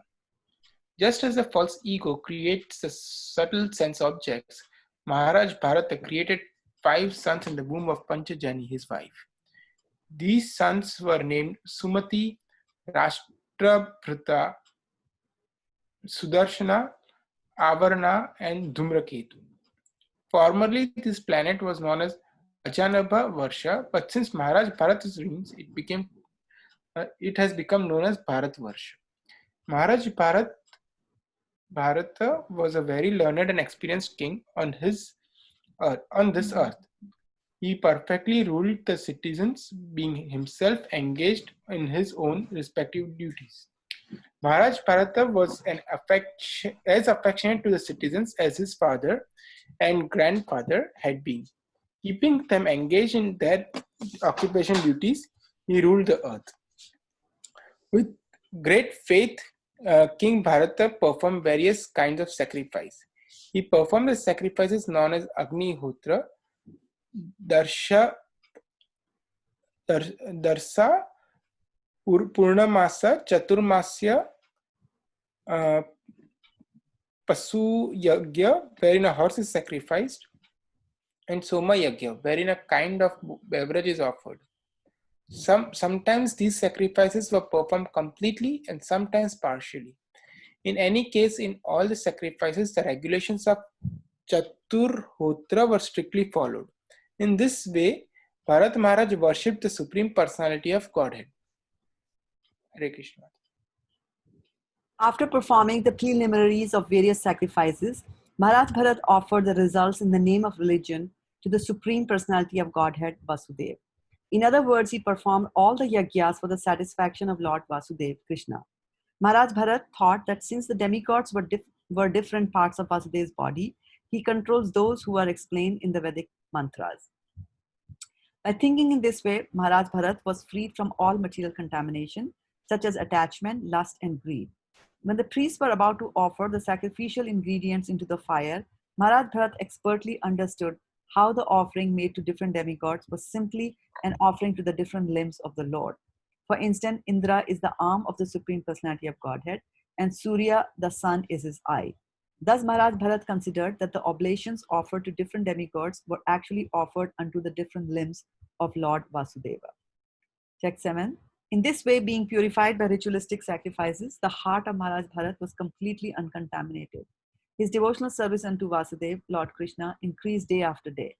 Lord Krishna, the son of Vasudeva, is the original personality of Godhead, manifest as the super soul Paramatma, as well as the impersonal Brahman. Yogis meditate upon the localized Paramatma situated in the heart. Jnanis worship the impersonal Brahman as the supreme absolute truth, and devotees worship Vasudeva, the supreme personality of Godhead, whose transcendental body is described in the Shastras. His body is decorated with Srivasta, the Kaustubha jewel, and a flower garland, and his hands hold a conch shell, disc, club, and the lotus flower. Devotees like Narad always think of him within their hearts.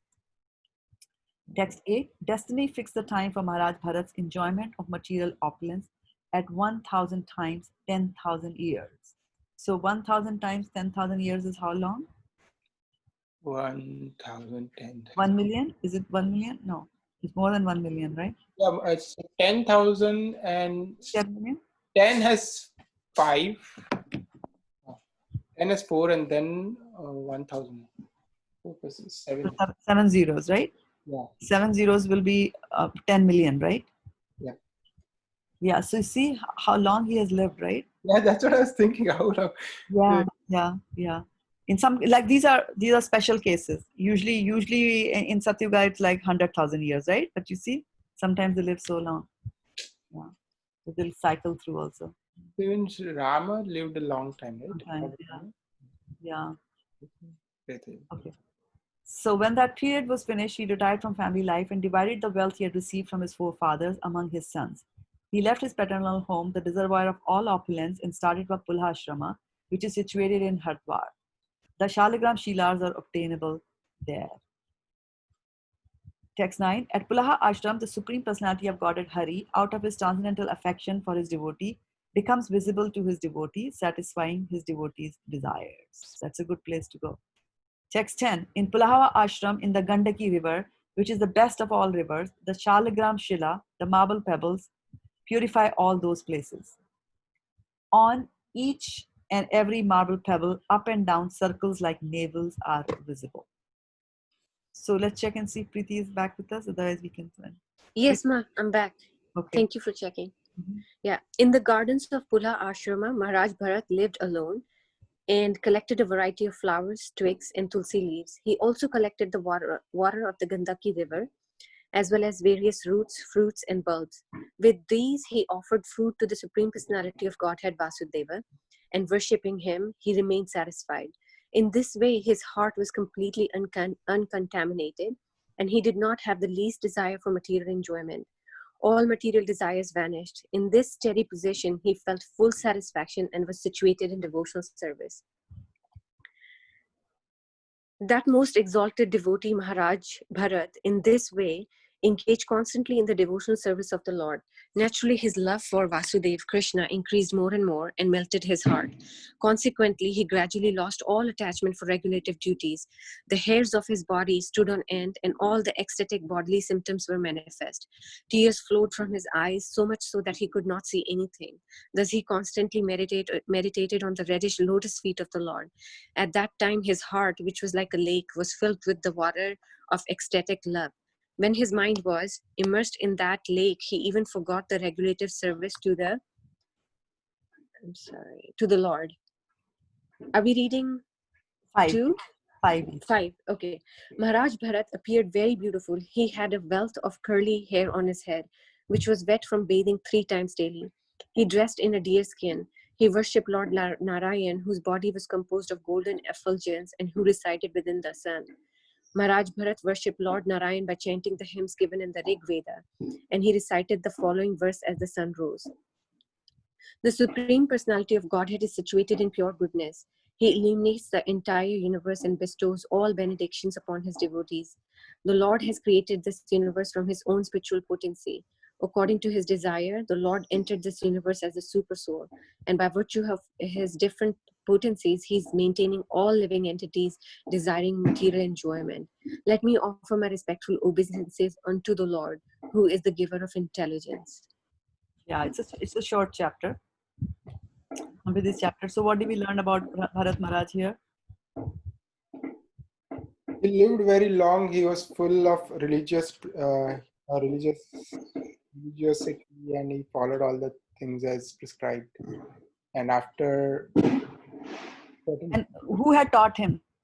His father. His father, right? Yeah, Lord Rishabdev, who is the incarnation of the Lord, actually. Yeah, right. And who did he marry? Panchajani. Panchajani. And whose daughter was she? Vishkarma. She was Vishkarma's daughter. Vishkarma said that he listened to advice and then he marries Vishkarma, right? The daughter. Oh, sorry, Vishrupa. Sorry. Yeah. Vishwarupa. Okay. And then he lives like that, and then he leaves to the forest, and he gives up his wife and all the opulent things, and he goes. Which city does he go? Pula Ashram. Pula Ashram. But city. Pulahara. City. Haridwar. Oh, yeah. Right? And what was the river they say? That what was flowing there? Gandaki River, right? And Gandaki River is famous for? Shaligram Shila, right? Okay. All right. So that's what we did. And he was meditating on whom? Lord Narayan. Lord Narayan in his heart, right? And from which Veda was he chanting the verses? Rig Veda. Okay. So let's go. What are the 4 Vedas? Rig Veda, Atharva Veda, and Yajur Veda. So what do each contain? One is, what does Rig Veda have? I don't know in details. All that I know is that Sam Veda has got hymns. All the nice hymns are in the Sam Veda. And actually they say that when Garuda flies and flaps the wings, the sound that comes from the flapping of the wings is Sam Veda. So it's amazing. Yeah. And then some will have, ritualistic activities, like that. Rig Veda, Sam Veda, Atharva Veda. Thank you. Okay. Kathy reads. Chapter Is it my turn to read or Mataji your turn? No, I read, no, before Preeti. But one shloka is remaining. Yeah, so I have one more to read. So I will maybe read one paragraph. Okay, one shloka equal to one paragraph. Okay. Although Bharat We lost you. Oh.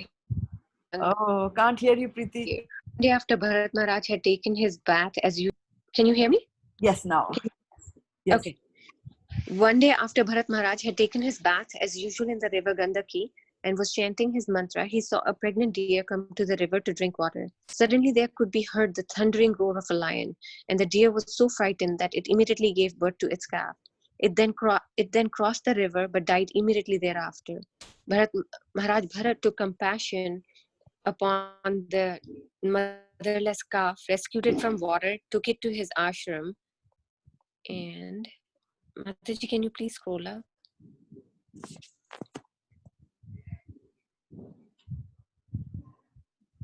Ashram and cared for it affectionately. He gradually became attached to this young deer and always thought of it affectionately.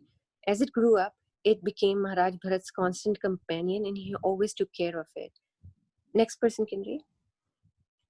Gradually, he became so absorbed in thinking of this deer that his mind became agitated. As he became more attached to the deer, his devotion service slackened. Although he was able to give up his opulent kingdom, he became attached to the deer. Thus, he fell from his mystic yoga practice. Once, when the deer was absent, Maharaj Bharat was so disturbed that he began to search for it. While searching and lamenting the deer's absence, Maharaj Bharat fell down and died. Because his mind was fully absorbed in thinking of the deer, he naturally took his next birth from the womb of a deer. However, because he was considerably advanced spiritually, he did not forget his past activities. Even though he was in the body of deer, he could understand how he had fallen down from his exalted position. And remembering this, he left his mother deer and again went to Pulaha Ashrama, and he finally ended his fruitive activities in the form of a deer. And when he died, he was released from the deer's body. Shri, text 1. Shri Sukadev Goswami continued. My dear king, one day after finishing his morning duties, evacuating, urinating and bathing, Maharaj Bharat sat down on the bank of the river Gandaki for a few minutes and began chanting his mantra, beginning with Omkara. O king, while Bharat Maharaj was sitting on the bank of that river, a doe, being very thirsty, came there to drink. While the doe was drinking with great satisfaction, a lion which was very close roared very loudly.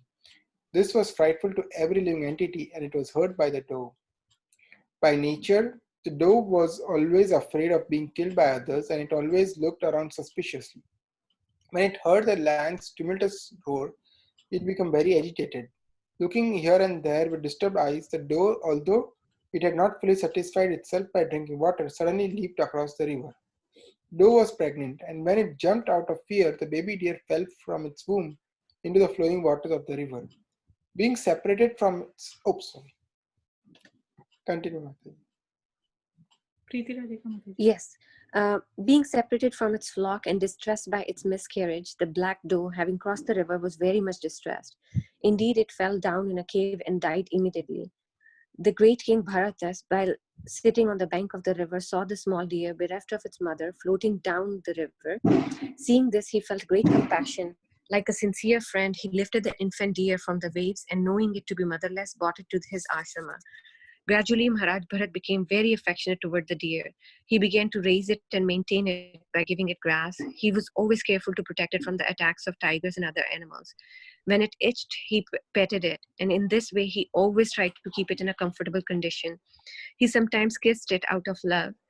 Being attached to raising the deer, Maharaj Bharat forgot the rules and regulations for the advancement of spiritual life, and he gradually forgot to worship. Sorry, I clicked the wrong screen. And gradually he forgot to worship the Supreme Personality of God.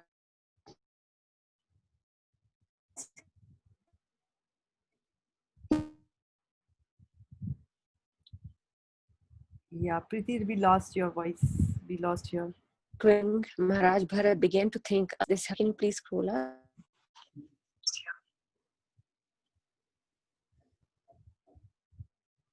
Did you scroll it up, Ma? Yeah. Text number 9 is on the top. Yeah. It's loading for me slowly. Okay. The great king Maharaj Bharat began to think, alas, this helpless young deer, by the force of time, an agent of the Supreme Personality of Godhead, has now lost its relative and friends and has taken shelter of me. It does not know anyone but me, as I have become its father, mother, brother, and relatives. This deer is thinking in this way, and it has full faith in me. It does not know anyone but me. Therefore, I should not be envious and think that for the deer, my own welfare will be destroyed. I should certainly raise, protect, gratify, and fondle it. When it has taken shelter with me, how can I neglect it? Even though the deer is disturbing my spiritual life, I realize that a helpless person who has taken shelter cannot be neglected. That would be a great fault. Even though one is in the renounced order, one who is advanced certainly feels compassion for the suffering living entities. One should certainly neglect his own personal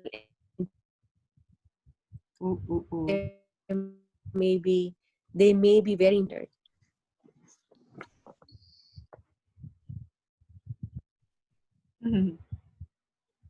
Yeah, Preeti, we are facing some problems, but anyway, with hearing you clearly. So maybe your headset or something needs to be charged.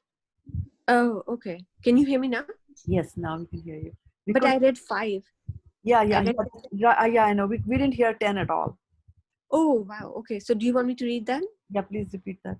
Okay. Even though one is in the renounced order, one who is advanced certainly feels compassion for suffering living entities. One should certainly neglect his own personal interest, although they may be very important to protect one who has surrendered. So, where are the fireworks happening? Oh, my house. Oh, your area. I was wondering which city is having that. Okay. Yeah. Our area also, we are hearing much. I don't know which side. Oh, you're also hearing it? You are also hearing it? Okay. I'm not very interested in looking at it. Okay. Due to attachment for the deer, Maharaj Bharat lay down with it, walked about with it, bathed with it, and even ate with it. Thus his heart became bound to the deer in affection. When Maharaj Bharat wanted to enter the forest to collect kusha grass, flowers, wood, leaves, fruits, roots, and water, he would fear that dogs, jackals, tigers, and other ferocious animals might kill the deer. He would therefore always take the deer with him when entering the forest. 13. When entering the forest, the animal would appear very attractive to Maharaj Bharat due to its childish behavior. Maharaj Bharat would even take the deer on his shoulders and carry it due to affection. His heart was so filled with great love for the deer that he would sometimes keep it on his lap or when sleeping on his chest. In this way, he felt great pleasure in fondling the animal. 14. When Maharaj Bharat was actually worshipping the Lord or was engaged in some ritualistic ceremony, all those activities were unfinished, he would still at intervals get up and see where the deer was. In this way, he would look for it, and when he could see that the deer was comfortably situated, his mind and heart would be very satisfied, and he would bestow his blessings upon the deer, saying, "My dear calf, may you be happy in all respects." If Bharat Maharaj sometimes could not see the deer, his mind would be very agitated. He would become like a miser who, having obtained some riches, had lost them and had then become very unhappy. When the deer was gone, he would be filled with anxiety and would lament due to separation. Thus, he would become illusioned and speak as follows. Bharat Maharaj would think, alas, the deer is now helpless. I am now very unfortunate, and my mind is like a cunning hunter, for it is always filled with cheating propensities and cruelty. The deer has put its faith in me, Just as a good man who has the natural interest in good behavior forgets the misbehaviors of a cunning friend and puts his faith in him, although I have proved faithless, will this deer return and place its faith in me? Alas, it is possible that I shall again see this animal protected by the Lord and fearless of fearless of tigers and other animals. Shall I again see him wandering in the garden eating soft grass? I do not know, but the deer might have been eaten by a wolf or a dog, or by the boars that flock together, or the tiger who travels alone. Alas, when the sun rises, all auspicious things begin. Unfortunately, they have not begun for me. The sun god is the Vedas personified, but I am bereft of all Vedic bereft of all Vedic principles. That sun god is now sitting, yet the poor animal who trusted in me since its mother died has not returned. That deer is exactly like a prince. When will it return? When will it again display its personal activities, which are so pleasing? When will it again pacify a wounded heart like mine? I certainly must have no pious assets, otherwise, the deer would have returned by now. Text 21. Alas, the small deer, while playing with me and seeing me feigning meditation with closed eyes, would circumambulate me due to anger arising from love, and it would fearfully touch me with the points of its soft horn, which felt like drops of water. When I placed all the sacrificial ingredients on kusa grass, the deer, when playing, would touch the grass with its teeth and thus pollute it. When I chastised the deer by pushing it away, it would immediately become fearful and sit down motionless, exactly like the son of a saintly person. Thus it would stop its play. After speaking like a madman in this way, Maharaj Bharat got up and went outside. Seeing the footprint of the deer on the ground, he praised the footprint out of love, saying, "O unfortunate Bharata, your austerities and penances are very insignificant compared to the penance and austerity undergone by this earth planet. Due to the earth's severe penances, the footprints of this deer, which are small, beautiful, and most auspicious and soft, are imprinted on the surface of this fortunate planet. This series of footprints show a person like me, who am bereaved due to the loss of a deer, how the animal has passed through the forest and how I can regain my lost wealth. But these footprints, this land has become a proper place for Brahmanas who desire heavenly planets for liberation to execute sacrifices to the demigods." Maharaj Bharata continued to speak like a madman. Seeing above his head the dark marks on the rising moon, which resembled a deer, he said, "Can it be that the moon, who is so kind to an unhappy man, might also be kind upon my deer, knowing that it has strayed from home and has become motherless? This moon has given the deer shelter near itself just to protect it from fearful attacks of a lion." After perceiving the moonshine, Maharaj Bharat continued speaking like a crazy person. He said, "The deer's son was so submissive and dear to me that due to its separation, I am feeling separation from my own son.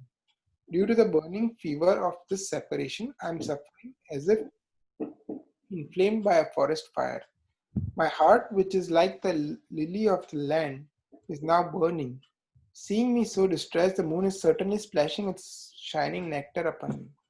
Just as friend throws water in on another friend who has high fever, in this way it is bringing me happiness." Hare Krishna. Whose turn is Sukdev Goswami. now? Go ahead. Go ahead. Sukdev Goswami continued, "My dear king, in this way, Bharat Maharaj was overwhelmed by an uncontrollable desire, which was manifest in the form of the deer. Due to the fruitive results of his past deeds, he fell down from mystic yoga, austerity, and worship of the Supreme Personality of Godhead. If it were not due to his past fruitive activity, how could he have been attracted to the deer after giving up the association of his own son and family? considering them stumbling blocks on the path of spiritual life. How could he show such uncontrollable affection for a deer? This was definitely due to his past karma. The king was so engrossed in petting and maintaining the deer that he fell down from his spiritual activities. In due course of time,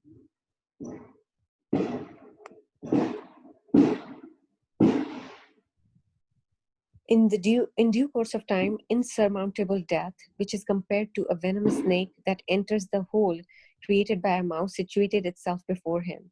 At the time of death, the king saw that the deer was sitting by his side, exactly like his own son, and was lamenting his death. Actually, the mind of the king was absorbed in the body of the deer, and consequently, like those bereft of Krishna consciousness, he left the world, the deer, and his material body, and acquired the body of a deer. However, there was one advantage. Although he lost his human body and received the body of a deer, he did not forget the incidents of his past life. Although in the body of a deer, Bharat Maharaj, due to his rigid devotional service in the past life, could understand the cause of his birth in that body. Considering his past and present life, he constantly repented his activities, speaking in the following way. In the body of a deer, Bharat Maharaj began to lament. What misfortune! I have fallen from the path of the self-realized. I gave up my real sons, wife, and home to advance in spiritual life, and I took shelter in a solitary, holy place in the forest. I became self-controlled and self-realized, and I engaged constantly in devotional service, hearing, thinking, chanting, worshipping, and remembering the Supreme Personality of Godhead Vasudeva. I was successful in my attempt so much so that my mind was always absorbed in devotional service. However, due to my personal foolishness, my mind again became attached, this time to a deer. Now I have obtained the body of a deer and have fallen from my devotional practices. Although Bharat Maharaj received the body of a deer, by constant repentance he became completely detached from all material things. He did not disclose these things to anyone, but he left his mother deer in a place known as Kalanjara mountain, where he was born. He again went to the forest of Shaligram and to the ashram of Pulatsya and Pulaha. Finish it up. Mataji, we have Shyamlangi Mataji and Rohini. Yes. Shyamlangi Mataji, we are doing a marathon reading session till the lunar eclipse dies. Shyamlangi is on mute. Yeah. Yeah, no, I said that go ahead. I will be on mute and listen. Listen. Yeah, if you want, you can read. But Rohini Mataji, can you unmute yourself? Yeah. Hare Krishna Mataji. Hare Krishna. Can you see this? The text 31? Yes, Mataji. Do you want to read it? Yeah. Okay. Text 31. Remaining in that ashram, the great King Bharat Maharaj was now very careful not to fall victim to bad association. Without disclosing his past to anyone, he remained in that ashram and ate dry leaves only. He was not exactly alone, for he had the association of the super soul. In this way, he waited for death in the body of a deer. Bathing in that holy place, he finally gave up that body. All right. So let's look at the points that we read.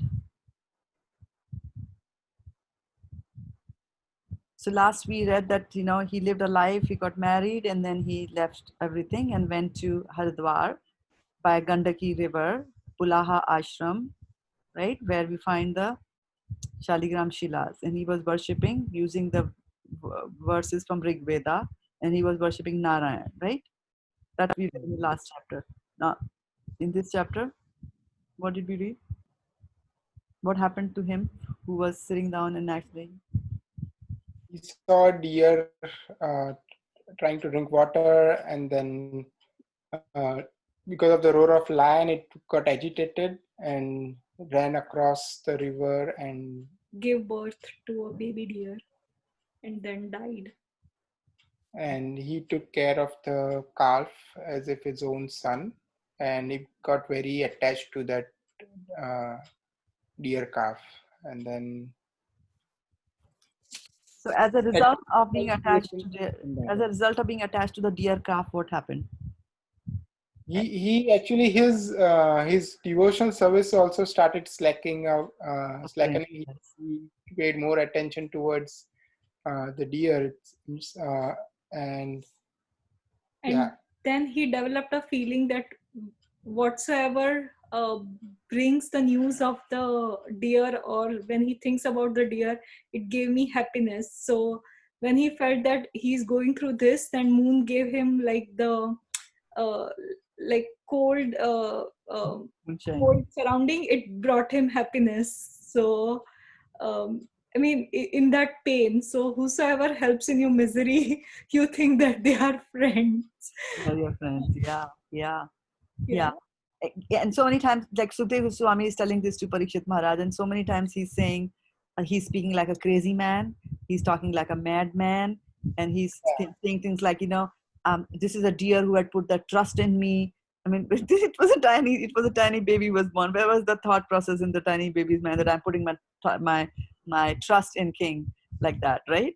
But he's thinking like that, and then he's saying, oh, and then if he would not return, or when he would go outside to collect kusa grass and flowers, etc., for his devotional service, then he would fear that animals will eat it. To see how the mind goes again and again to the object that you are attached to, right? Again and again to the deer he's thinking about. And then he's saying that, oh, now I can't, and then it's evening and he can't see the deer. So then he looks at the moon and he sees that the mountains and the moon, right? So from here they look like a deer. So he's like, oh, the moon has given shelter to to my deer. And then what was he saying about Mother Earth? What was he saying? He was saying about the Mother Earth, that I don't know what austerities Mother Earth has done, that in now this she gets to feel the footsteps of this deer. So almost he has put the deer to the level of Supreme Personality of Godhead, right? So how crazy we can become in our attachments, right? This is what this chapter is saying. This was the question asked when I was teaching in LKK by one of the kids, that why deer is always the problem with Jad Bharat Maharaj, with Dashrath Maharaj, with Sita Devi, and with Pandu Maharaj. Because DEAR. DEAR. Yeah, deer. Yeah. Now somebody is doing fireworks in Foster City also. Okay. So yeah, so he did that, and then he dies, right? And at the time of death, he's thinking about the deer, and he gets into the body for deer. But what was the good thing? He remembered. So he realized his mistakes, right? He remembered, like, he remembered his previous birth. Yeah, so that was the mercy of the Lord, right? Because otherwise, you see, he had reached that in the 9 stages of devotional service, he has reached the stage of bhava, because all these 8 symptoms of ecstasy which are there, hair standing on hands, limbs retracting, laughing and all that, he was manifesting those. He was at a very high level, right? And so, but then even at that level, his life is demonstrating. But again, this is a drama. He's already exalted soul, so he's playing this play for us to understand that if you get even at that high level, don't think that you're cozy. So don't get cozy in this material world. From anywhere, from nowhere, these kind of attachments can develop. Like you have left your family, you have left your wife, you have left your riches, you left your kingdom, the power that came with that. You have given away everything to your 5 sons, and then now you came to the forest, and then who is there to be attached to the forest? You're living all alone. But then this deer pops out of nowhere, right? And then you get attached to that. So it's a very dicey place. Devotional service is like walking on a razor's edge. Anytime that you can just fall down, right? And then what was the name of his wife? Panchajani. Yes. And whose daughter was she? Vishwarupa. Vishwarupa. Yes, there you go, right? So then he remembers that, right? And then he remembers that. So one of the interesting things that in the previous verses where his father, Shraddha devi is teaching, Shraddha devi had 100 sons. The first son of Shraddha devi is Bharat, right? And then he has other 9 sons after Bharat Maharaj are the Nav Yogendras. So that makes it 10, and then he has other 90 sons also over there, doing this and that. So out of the 100 sons, he's the best. And in his name, we have got this called Bharat Varsha, right? And previously, what was it called? Yeah. Oh, Preeti, Adhika. Something wrong with your sound system. Starts with A. Yeah. Ajnabha. Ajnabha. Right? From his grandfather who was called Nabhi. Like that. So his grandfather, he's hearing, he gets that particular name. Right? And he was, who was he worshipping? Lord Narayan. Lord Narayan. And from which Veda was he chanting the verses? Veda. From Rig Veda, right? So he used to do that. And then he remembers this and what. So his father has given some teachings to his son. Rishabh Dev has given teachings to his 100 sons. They're very famous teachings, right? And some of the very nice, interesting verses come from that chapter, which we kind of skipped, because it comes before that. But one of the verses over there says that if you're not capable, of whoever is under you, of capable of getting them liberated, then you should not become this. And which is that you should not become a father, you should not become a mother, you should not become a spiritual master, you should not become a king, or you should not become a worshipable person. If you cannot deliver that person who's worshiping you, or who's your son, or who's your subject, like that, if you can't deliver them, then you should not become that. Which means that our duty, if we are become parents, is to make sure that our kids should be able to get liberated. So we should be teaching them accordingly. Similarly, the king is there, then the king should also the king should also um, make arrangements, make arrangements by setting by setting rules in his kingdom, like no slaughterhouses, it's to settle rules in the kingdom, that no following four regulative principles, everybody has to do that. Then making arrangement, building temples, arranging for discourses and things like that. A king is supposed to do that so that his subjects can go back to Godhead. So those are the duties, and if you cannot do those duties, then you cannot become a king. If you cannot help your children become Krishna conscious and go back to Godhead, don't become a father, don't become a mother. That's what they say. So if your mother is not capable, of helping you go back to Godhead, then you can reject your mother. If your spiritual master is not able to take you back to Godhead, then you can reject your spiritual master. So here in the case of King Bharat, we see that King Bharat saw that his mother in the body of a deer cannot take him back to Godhead. How will she teach? What will she teach, right? So he stops drinking her milk and rejects the mother. In that way, he rejects the mother. So what his father had taught him, he applies in his, not in that life, but in his next life he applies, because he remembered that. So Krishna says, right, Sarvasya chaham hidi sannivishto, that from me comes remembrance and forgetfulness. So Krishna, as the super soul, made sure that he remembers his previous life, remembers the teachings of his father, and then gives up this body. And then what he'll become will come next. But I spotted Rohini Mataji here. I was wondering whether, Rohini, you can do a little kirtan for us if you're up to it. Yes, Mataji. You like to? How do you want yeah. to do it? You want to sing and you want us to respond, or you want to just sing and we'll just we'll just. Yeah. You can respond. Okay, let's see. Okay. Yes. So yeah, all of us will respond together, but you first sing. Okay. Thank you for joining. Yeah, thank you for joining, and thank you for agreeing. Thank you, Mataji. You're welcome. Should I do it now, Mataji? Yes. I think it's a good time because we are going to go to the next chapter. Okay, Mataji. Hare Krishna, Krishna Krishna, Hare Hare, Hare Rama, Rama Rama, Hare Hare. Hare Krishna, Krishna Krishna, Hare Hare, Hare Rama, Rama Rama, Hare Hare. Hare Krishna, Krishna Krishna, Hare Hare, Hare Rama, Rama Rama, Hare Hare. Hare Krishna, Krishna Krishna Krishna,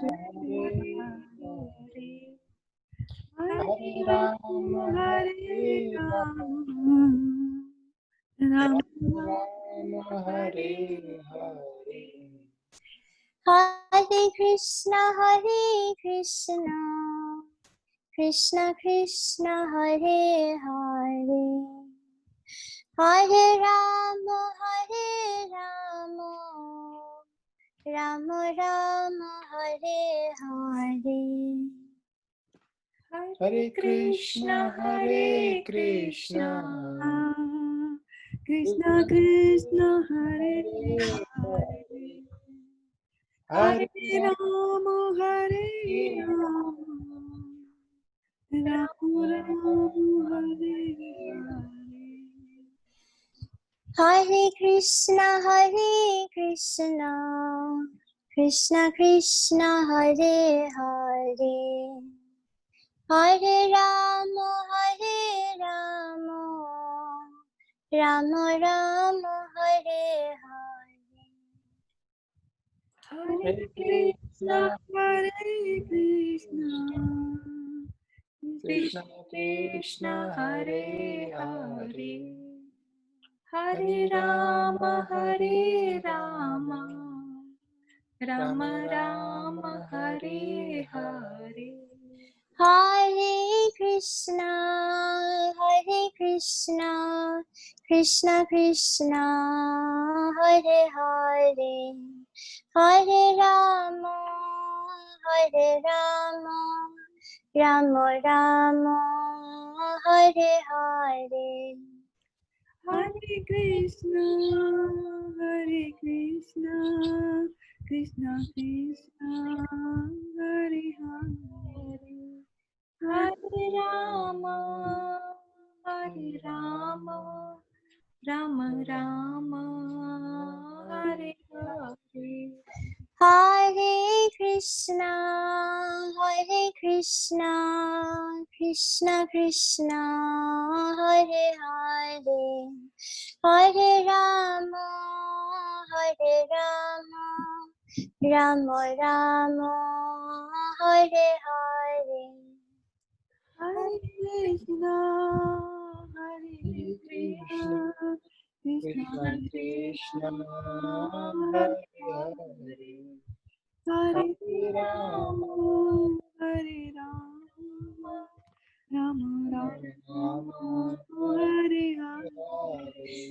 Hare Krishna, Krishna Krishna, Hare Hare, Hare Ram,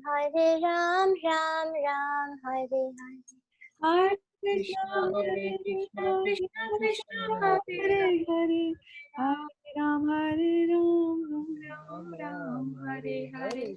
Hare Krishna, Krishna Krishna, Hare Hare, Hare Ram, Ram Ram, Hare Hare. Hare Krishna, Krishna Krishna, Hare Hare, Hare Ram, Ram Ram, Hare Hare.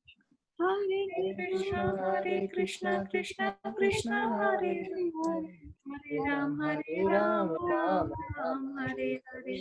Hare Krishna, Krishna Krishna, Hare Hare, Hare Ram, Ram Ram, Hare Hare. Hare Krishna, Krishna Krishna, Hare Hare, Hare Ram, Ram Ram, Hare Hare. Jaya Prabhupada, Jaya Prabhupada. Jaya Prabhupada, Prabhupada, Prabhupada, Jaya Prabhupada. Nitai Gora Hari Bol, Hari Bol, Hari Bol, Nitai Gaur Hari Bol. Nitai Gaura Hari Bol, Hari Bol, Hari Bol, Nitai Gaura Hari Bol. Hare Krishna. Thank you, Mataji. Thank you, Roni, for your melodious singing. For those of you, well, I wish that we could see you because we hear you every day.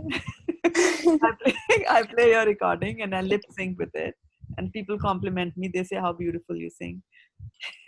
Thank you, Mataji. beautifully sung, yes. Yeah, Thank you. The depth of the voice, that is like really very amazing, amazing. And effortlessly she's singing. Yes. Thank you, Prabhuji. Thank you, Mataji. Thank you, thank you, thank you. So should we go and do the next, or what do you say? One more? Like, because he has given up that body, right? Let's see what's going to happen to him next. You Yes, guys? ma'am. Okay. You Well, all, like I can share the screen. yeah, I stopped sharing it because I wanted to see Roni. Yeah. What I'm saying is I can share it. Oh, you want to share it? Perfect. Yes, that keeps you awake actually. I was just about to take the water and start drinking it. And I remember like, no drinking water. Me too.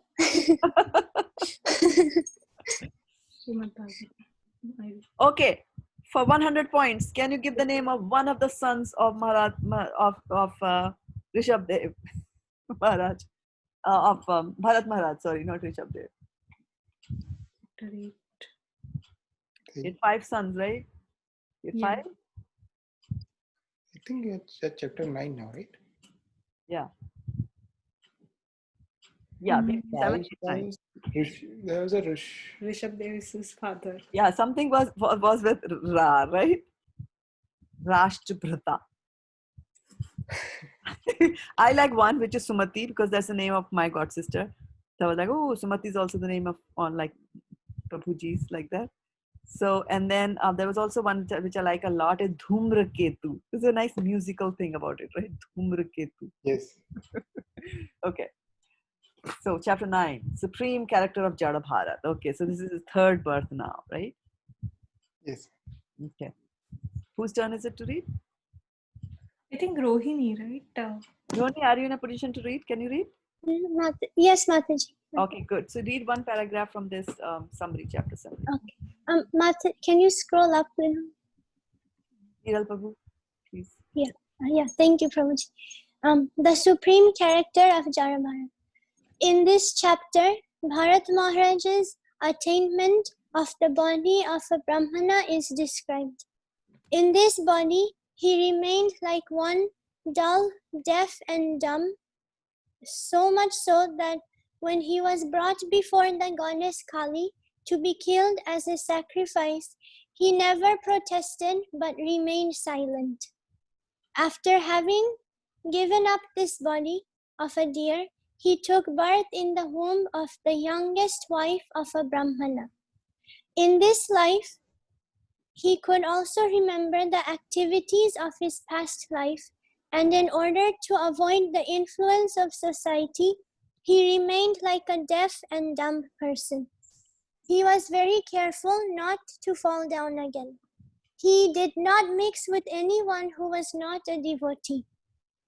This process should be adopted by every devotee. As advised by Sri Chaitanya Mahaprabhu, Ashat Sanga Tyaga, A Vaishnav Achar. One should strictly avoid the company of non-devotees, even though they may be family members.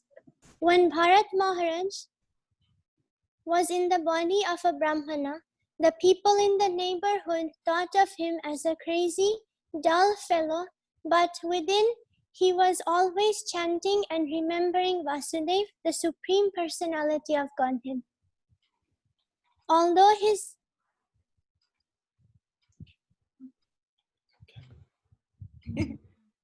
where are we? Sorry, we lost it. Yeah, it's that 3rd line, 4th line from the top. 4th line? Oh, yes, I found it. Although his father wanted to give him an education and purify him as a Brahmana by offering him the sacred thread, he remained in such a way that his father and mother could understand that he was crazy and not interested in the reformatory method. Nonetheless, he remained fully Krishna conscious even without undergoing such official ceremonies. Due to his silence, some people who were no better than animals began to tease him in many ways, but he tolerated this. After the death of his father and mother, his stepmother and stepbrothers began to treat him very poorly.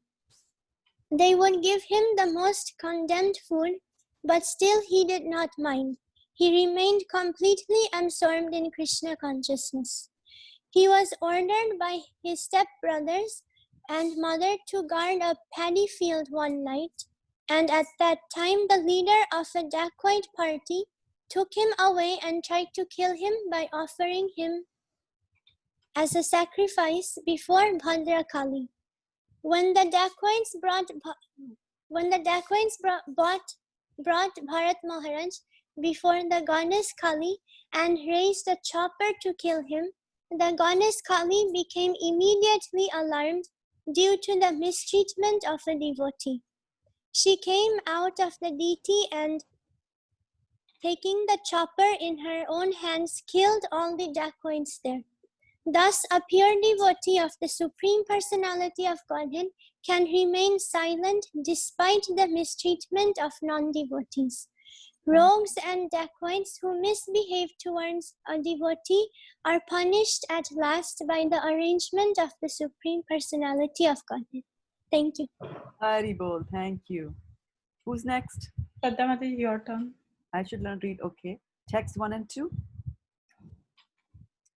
Shri Sukdev Goswami continued, My dear king, after giving up the body of a deer, Bharat Maharaj took birth in a very pure Brahmana family. There was a Brahmana who belonged to the dynasty of Angira. He was fully qualified with Brahminical qualifications. He could control his mind and senses, and he had studied the Vedic literatures and other subsidiary literatures. He was expert in giving charity, and he was always satisfied, tolerant, very gentle, learned, and non-envious. He was self-realized and engaged in devotional service of the Lord. He remained always in a trance. He had 9 equally qualified sons by his first wife, and by his second wife he begot twins, a brother and a sister, of which the male child was said to be the topmost devotee and foremost of saintly kings, Bharat Maharaj. This then is the story of the birth he took after giving up the body of a deer. Due to his being specially gifted with the Lord's mercy, Bharat Maharaj could remember the incidents of his past life. Although he received the body of a Brahmana, he was still very much afraid of his relatives and friends who were not devotees. He was always very cautious of such association because he feared that he would again fall down. Consequently, he manifested himself before the public eye as a madman, dull, blind, and deaf, so that others would not try to talk to him. In this way, he saved himself from bad association. Within, he was always thinking of the lotus feet of the Lord and chanting the Lord's glories, which save one from the bondage of fruitive action. In this way, he saved himself from the onslaught of non-devotee associates. The Brahmana's father's mind was always filled with affection for his son, Jad Bharat, Bharat Maharaj. Therefore, he was always attached to Jad Bharat. Because Jad Bharat was unfit to enter the Grihastha ashram, he simply executed the purificatory process up to the end of the Brahmacharya ashram. Although Jad Bharat was unwilling to accept his father's instruction, the Brahmana nonetheless instructed him in how to keep clean and how to wash, thinking that the son should be taught by the father. Jad Bharat behaved before his father like a fool, despite his father's adequately instructing him in Vedic knowledge. He behaved in that way so that his father would know that he was unfit for instruction and would abandon the attempt to instruct him further. He would behave in a completely opposite way. Although instructed to wash his hands after evacuating, he would wash them before. Nonetheless, his father wanted to give him Vedic instructions during the spring and summer. He tried to teach him the Gayatri mantra along with Omkara and Vyahati, but after 4 months, his father still was not successful in instructing him. Shamlangi Mataji, you want to read? Or No, she said she'll only listen. Okay, I can read. Now I'm okay. Yeah, I can read. we read 5 verses, so go ahead from 6 to 10. The Brahmana father of Jada Bharat considered his son his heart and soul, and therefore he was very much attracted to him. He thought it wise to educate his son properly, and being absorbed in this unsuccessful endeavor, he tried to teach his son the rules and regulations of Brahmacharya, including the execution of the Vedic vows, cleanliness, studies of the Vedas, the regulative methods, service to the spiritual master, and the method of offering a fire sacrifice. He tried his best to teach his son in this way, but all his endeavors failed. In his heart, he hoped that his son would be a learned scholar, but all his attempts were unsuccessful. Like everyone, this Brahmana was attached to his home, and he had forgotten that someday he would die. Death, however, was not forgetful. At the proper time, death appeared and took him away. Thereafter, the Brahmana's younger wife, after entrusting her twin children, the boy and the girl, to the elder wife, departed for Pati Loka, voluntarily dying with her husband. After the father died, the 9 stepbrothers of Jada Bharat who considered Jada Bharat dull and brainless, abandoned the father's attempt to give Jada Bharat a complete education.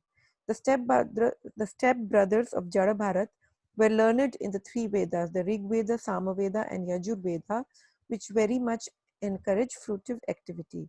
The nine brothers were not at all spiritually enlightened in the devotional service of the Lord. Consequently, they could not understand the highly exalted position of Jada Bharat. Degraded men are actually no better than animals.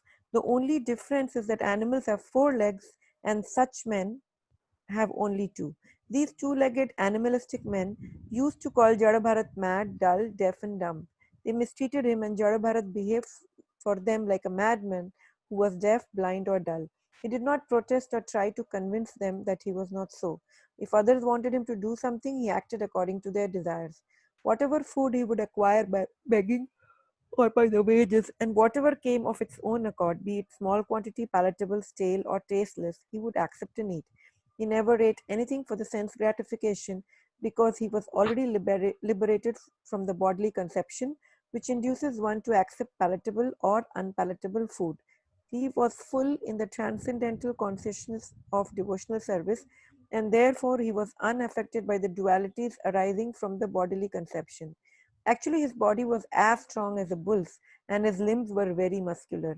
He did not care for winter and summer, wind or rain, and he never covered his body at any time. He lay on the ground and he never smeared oil on his body or took a bath.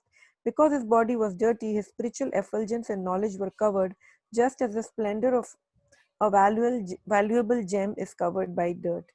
He only wore a dirty loin cloth and a sacred thread which was blackish.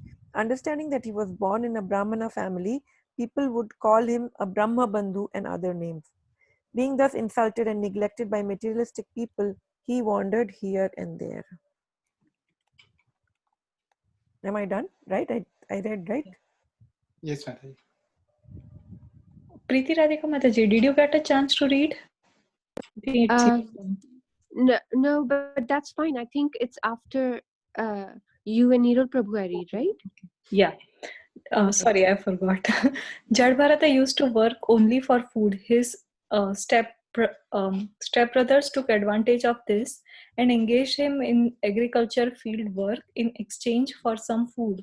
But actually, he did not know how to work very well in the field. He did not know where to spread dirt or where to make the ground level or uneven. His brother used to give him broken rice, oil cakes, the chaff of rice, worm eaten grains, and burned grains that had stuck to the pot, but he gladly accepted all these as it were nectar. He did not hold any grudges and ate all this very gladly. At that time, being desirous of obtaining a son, a leader of a dacoit who came from a Shudra family wanted to worship the goddess of Bhadrakali by offering her in sacrifice a dull man who is considered no better than an animal. The leader of the dacoits captured a man animal for sacrifice, but he escaped, and the leader ordered his followers to find him. They ran in different directions but could not find him. Wandering here and there in the middle of the night, covered by the dense darkness, they came to the paddy field where they saw the exalted son of Amira family, Jadbharata, who was sitting in an enveloped place guarding the field against the attack of a deer and the wild pigs.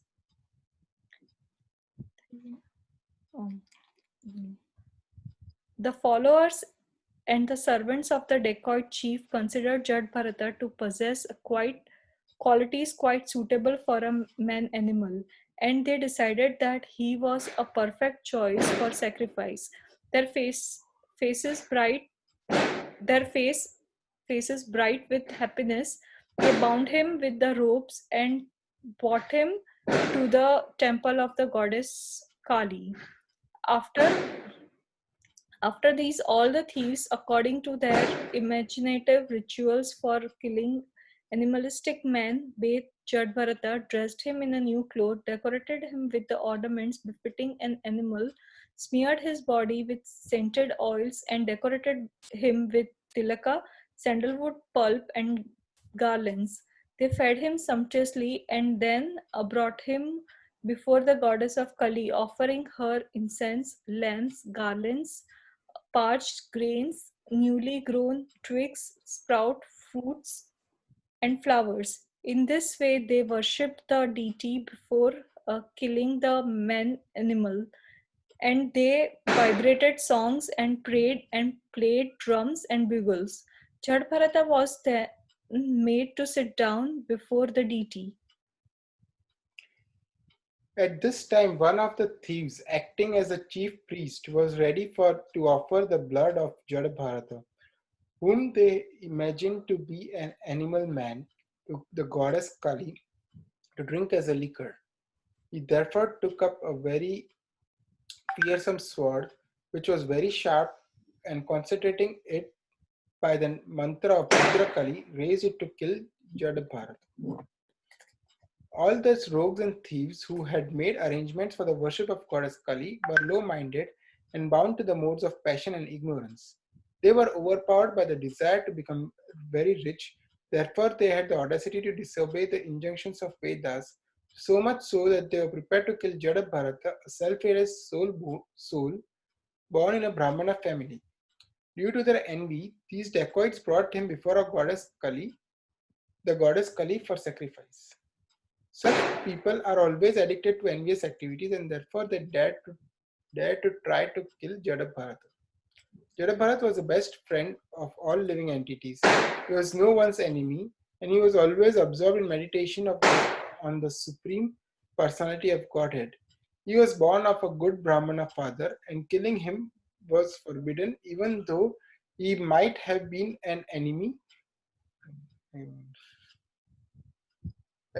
or aggressive person. In any case, there was no reason to kill Jadabharata, and the goddess Kali could not bear this. She could immediately understand that these sinful dacoits were about to kill a great devotee of the Lord. Suddenly, the deity's body burst asunder, and the goddess Kali personally emerged from it in a body burning with an intense and intolerable effulgence. Intolerant of the offenses committed, the infuriated goddess Kali flashed her eyes and displayed her fierce curved teeth. Her reddish eyes glowed, and she displayed her fearsome features. She assumed frightening body as if she were prepared to destroy the entire creation. Leaping violently from the altar, she immediately decapitated all the rogues and thieves with the very sword with which they had intended to kill Jadabharat. She then began to drink the hot blood that flowed from the necks of the beheaded rogues and thieves, as if this blood were liquor. Indeed, she drank the intoxicant with her associates, who were witches and female demons. Becoming intoxicated with this blood, they all began to sing very loudly and dance as though prepared to annihilate the entire universe. At the same time, they began to play with the heads of the rogues and thieves, tossing them about as if they were balls. When an envious person commits an offense before a great personality, he is always punished in the way mentioned above. Sukadev Goswami then said to Maharaj Parikshita, O Vishnudatta, those who already know that the soul is separate from the body, who are liberated from the invincible knot in the heart, who are always engaged in welfare activities for all living entities, and who never contemplate harming anyone, are always protected by the Supreme Personality of Godhead, who carries his disc, that's a Sudarshan Chakra, and acts as a supreme time to kill the demons and protect his devotees. The devotees always take shelter at the lotus feet of the Lord. Therefore, at times, even if threatened by the decapitation, they remain unagitated. For them, this is not at all wonderful. Hare Krishna. So, what do you think? It's wonderful pastime, Mataji.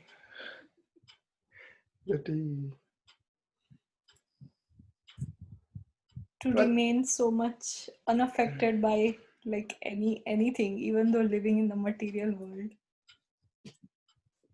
Yeah. And so Hare just Krishna. like, Awesome. go ahead, no, Rohini Mataji.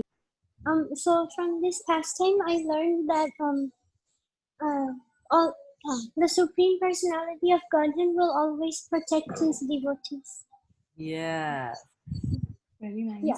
Preeti Rani Kamas. Shraddha, did you want to add something? No, you go ahead. I'm in the Yeah, so I was thinking that we talked about it that, in the beginning, like Vritasura story, like he was cursed. It seemed like a curse, but in the end, there was a bigger, better plan of Krishna. So our eyes cannot see what is Krishna's bigger, better plan. It was for him, first of all, to set an example for us from Bharat Maharaj's story so that we know that, material energy can trick us anytime. And then second, to really give him that tolerance and purify him to get ultimately liberated. So that sounded really good.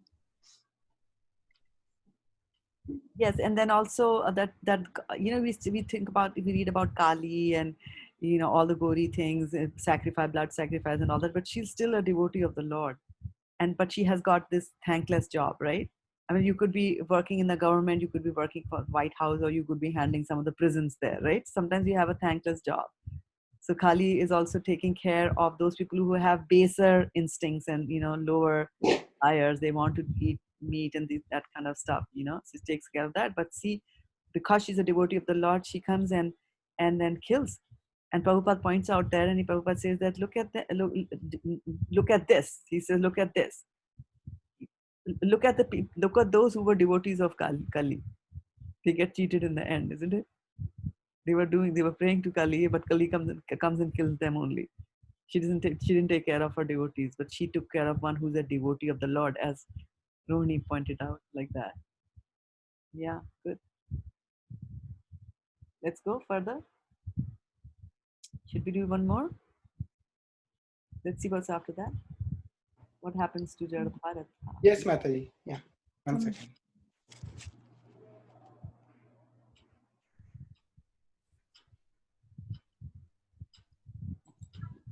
You stop.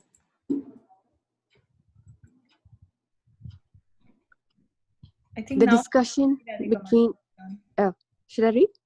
Yeah, please go ahead, Mataji. The discussion between Jada Bharat and Maharaj Rahugana.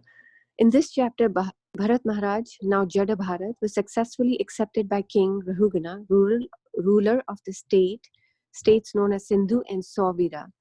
The king forced Jada Bharat to carry his palanquin and chastised him because he did not carry it properly.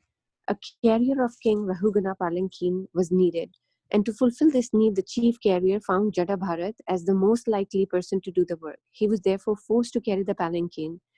Jada Bharat, however, did not protest this proud order, but humbly accepted the job and carried the palanquin. While carrying it, however, he was very careful to see that he did not step on any ant, and whenever he saw one, he would stop until the ant had passed. Because of this, he could not keep pace with the other carriers. The king within the palanquin became very disturbed and chastised Jada Bharat with filthy language. But Jada Bharat, being completely freed from the bodily conception, did not protest. He proceeded carrying the palanquin. When he continued as before, the king threatened him with punishment. And being threatened by the king, Jada Bharat began to talk. He protested against the filthy language used by the king when the king chastised him. And the king, hearing the instructions of Jada Bharat, was awakened to his real knowledge. When he came to his consciousness, he understood that he had offended a great, learned, and saintly person. At that time, he very humbly and respectfully prayed to Jada Bharat. He now wanted to understand the deep meaning of the philosophical words used by Jada Bharat, and with great sincerity, he begged him pardon. He admitted that if one offends the lotus feet of a pure devotee, he is certainly punished by the trident of Lord Shiva. Whose turn? Whose I turn? believe Rohini Mataji? Hare Krishna. Is it my turn? Yes. Okay. Text 1. Shukadev Goswami continued, My dear king, after this King Rahugana, ruler of the states known as Sindhu and Sauvira, was going to Kapilashram. When the king's chief palanquin carriers reached the banks of the river Ikshumati, they needed another carrier.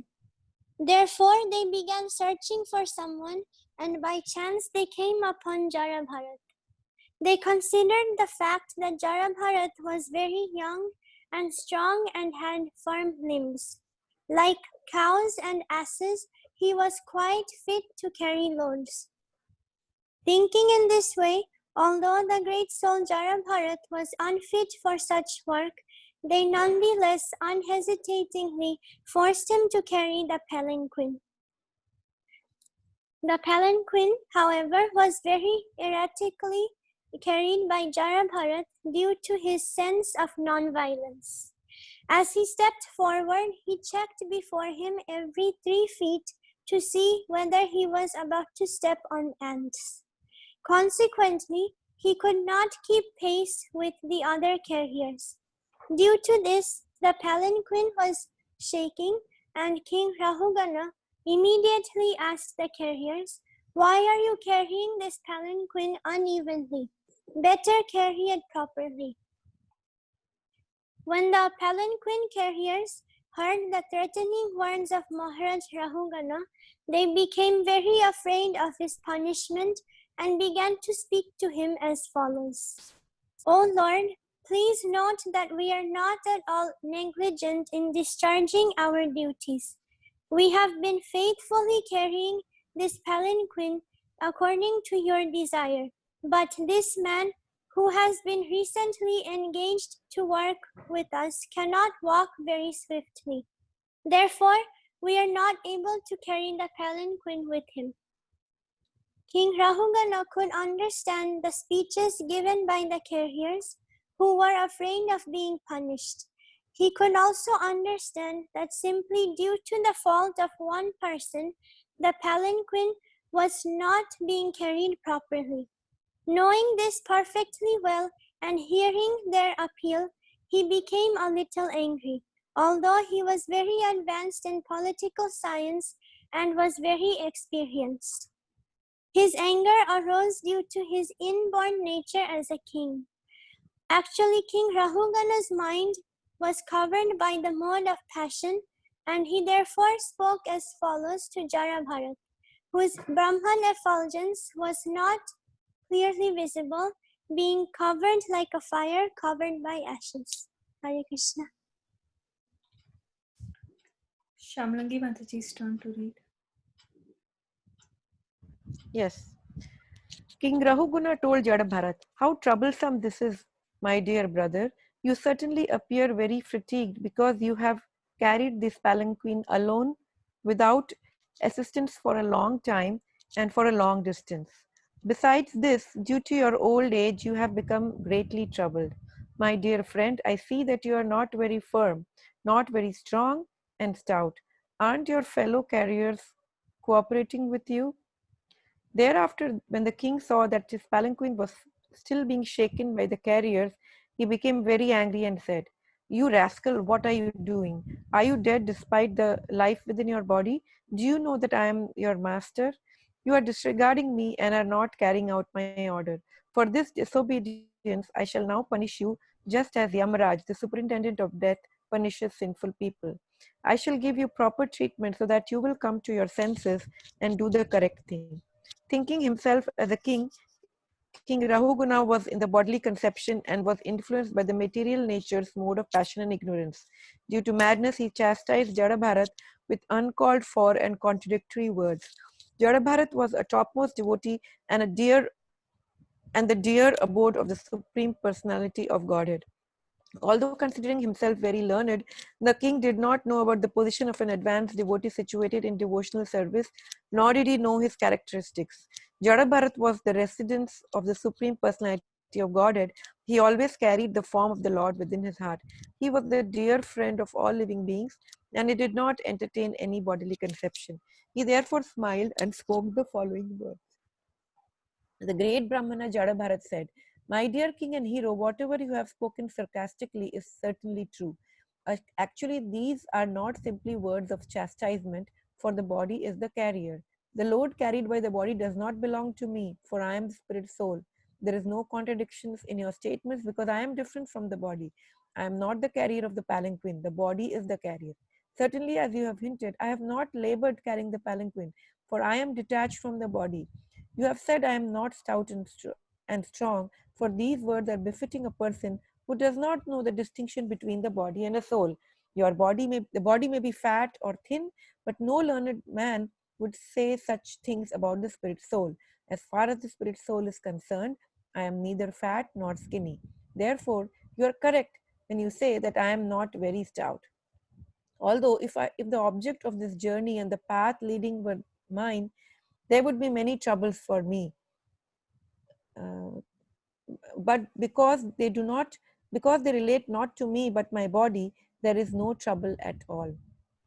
Fatness, thinness, bodily and mental distress, thirst, hunger, fear, disagreement, desire for material happiness, old age, sleep, attachment for material possessions, anger, lamentation, illusion, and identification of the body with the self are all transformations of the material covering of the spirit soul. A person absorbed in the material bodily conception is affected by these things, but I am free from all bodily conceptions. Consequently, I am neither fat nor skinny nor anything else you have mentioned.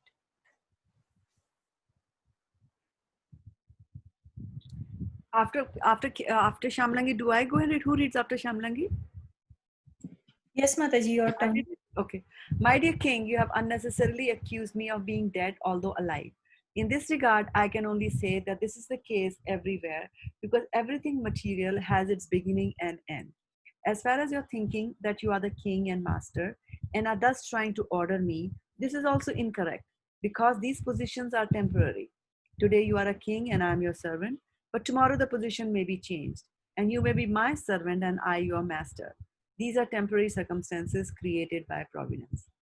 My dear king, if you still think that you are the king and that I am your servant, you should order me and I should follow your order.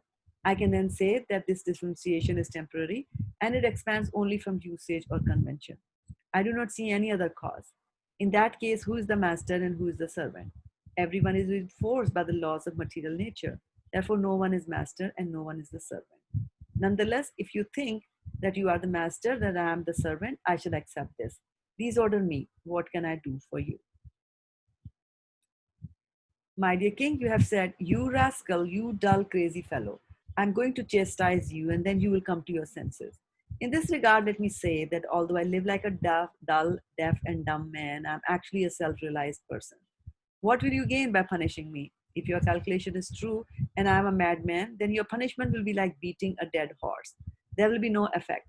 When a madman is punished, he is not cured of his madness. Text 14. Sukdev Goswami said, O Maharaj Parikshit, when King Rahugana chastised the exalted devotee Jadbharat with harsh words, that peaceful saintly person tolerated it all and replied properly. Nescience is due to the bodily conception, and Jadbharat was not affected by this false conception.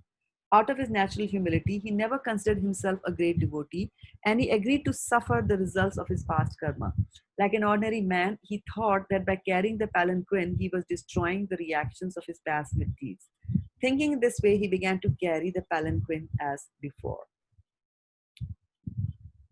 Text 15. Sukdev Goswami continued, O best of the Pandu dynasty, Maharaj Parikshit, the king of Sindhu and Sauvira states, Maharaj Rahugana had great faith in discussions of the absolute truth. Being thus qualified, he heard from Jadbharat that philosophical presentation which is approved by all scriptures on the mystic yoga process and which slackens the knot in the heart. His material conception of himself as a king was thus destroyed. He immediately descended from his palanquin and fell flat on the ground with his head at the lotus feet of Jadbharat in such a way that he might be excused for his insulting words against the great Brahmana. He then prayed as follows. King Rahugana said, O Brahmana, You appear to be moving in this world, very much covered and unknown to others. Who are you? Are you a learned Brahmana and saintly person? I see that you are wearing a sacred thread. Are you one of those exalted, liberated saints such as Dattatreya and other highly advanced learned scholars? May I ask whose disciple you are? Where do you live? Why have you come to this place? Is your mission in coming here to do good for us? Please let me know who you are. My dear sir, I am not at all afraid of the thunderbolt of King Indra, nor am I afraid of serpentine, piercing trident of Lord Shiva. I do not care about the punishment of Yamaraj, the superintendent of death, nor am I afraid of fire, scorching sun, moon, wind, nor the weapons of Kuvera. Yet I am afraid of offending a Brahmana. I am very much afraid of this. My dear sir, it appears that the influence of your great spiritual knowledge is hidden. Factually, you are bereft of all material association and fully absorbed in the thought of the Supreme. Consequently, you are ultimately advanced in the spiritual knowledge. Please tell me why you are wandering around like a dullard. O great saintly person, you should have spoken words approved by the yogic uh, process, but it is not possible for us to understand what you have said. Therefore, kindly explain it. I consider your good self the most exalted masters of mystic power. You know the spiritual science perfectly well. You are the most exalted of all learned sages, and you have descended for the benefit of all human society. You have come to give spiritual knowledge, and you are direct representative of Kapil Deva, the incarnation of God and the plenary portion of the knowledge. I am therefore asking you, O spiritual master, what is the most secure shelter in this world? It is not a fact that your good self is the direct representative of Kapil Deva, the incarnation of the Supreme Personality of Godhead. To examine people and see who is actually a human being and who is not. You have presented yourself to be a deaf and a dumb person. Are you not moving this way upon the surface of the world? I, I am very attached to family life and worldly activities, and I am blind to spiritual knowledge. Nonetheless, I am now present before you and am seeking enlightenment from you. How can I advance in spiritual life? Text 21. You have said, I am not fatigued from labor. Although the soul is different from body, there is fatigue because of bodily labor, and it appears to be fatigue of the soul. When you are carrying the palanquin, there is certainly labor for the soul. This is my conjecture. You have also said that the external behavior exhibited between the master and the servant is not factual. But although in phenomenal world it is not factual, the products of the phenomenal world can actually affect things. That is visible and experienced. As such, even though material activities are impermanent, they cannot be said to be untrue. King Raghuguna continued, my dear sir, you have said that designations like bodily fatness and thinness are not characteristics of the soul. That is incorrect because designations like pain and pleasure are certainly felt by the soul. You may put a pot of milk and rice within the fire, and milk and rice are automatically heated one after the other. Similarly, due to bodily pains and pleasures, mind, mind and soul are affected. Soul cannot be completely detached from this conditioning. My dear sir, you have said that relationship between the king and the subject or between the master and the servant are not eternal. But although such relationships are temporary, when a person takes the position of a king, his duty is to rule the citizens and punish those who are disobedient to the laws. By punishing them, he teaches the citizens to obey the laws of the state. Again, you have said that punishing a person who is deaf and dumb is like chewing the chewed or grinding the pulp, that is to say, there is no benefit in it.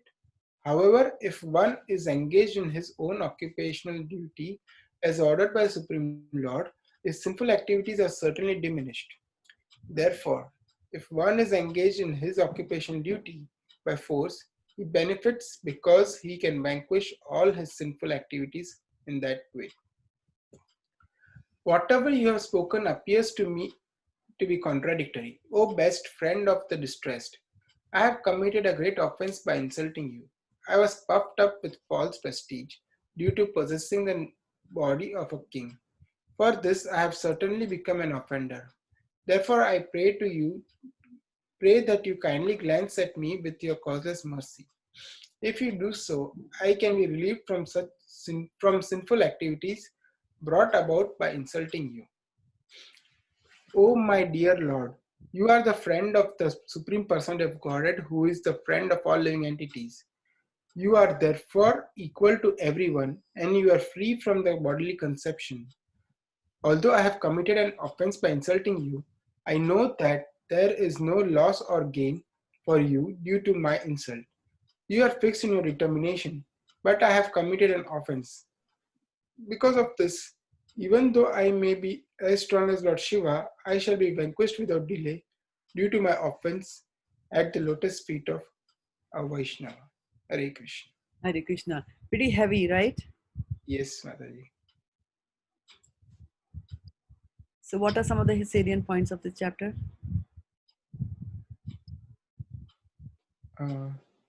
Mataji, I think first of all, it's the discussion between the king and Jada Bharat, right? So the king seems to be very, I mean, he's talking cautiously as well as initially very with the passion, but then very cautiously with the fear of offending a Brahmana. And is comparing so nicely about how bad it is to offend a Brahmana.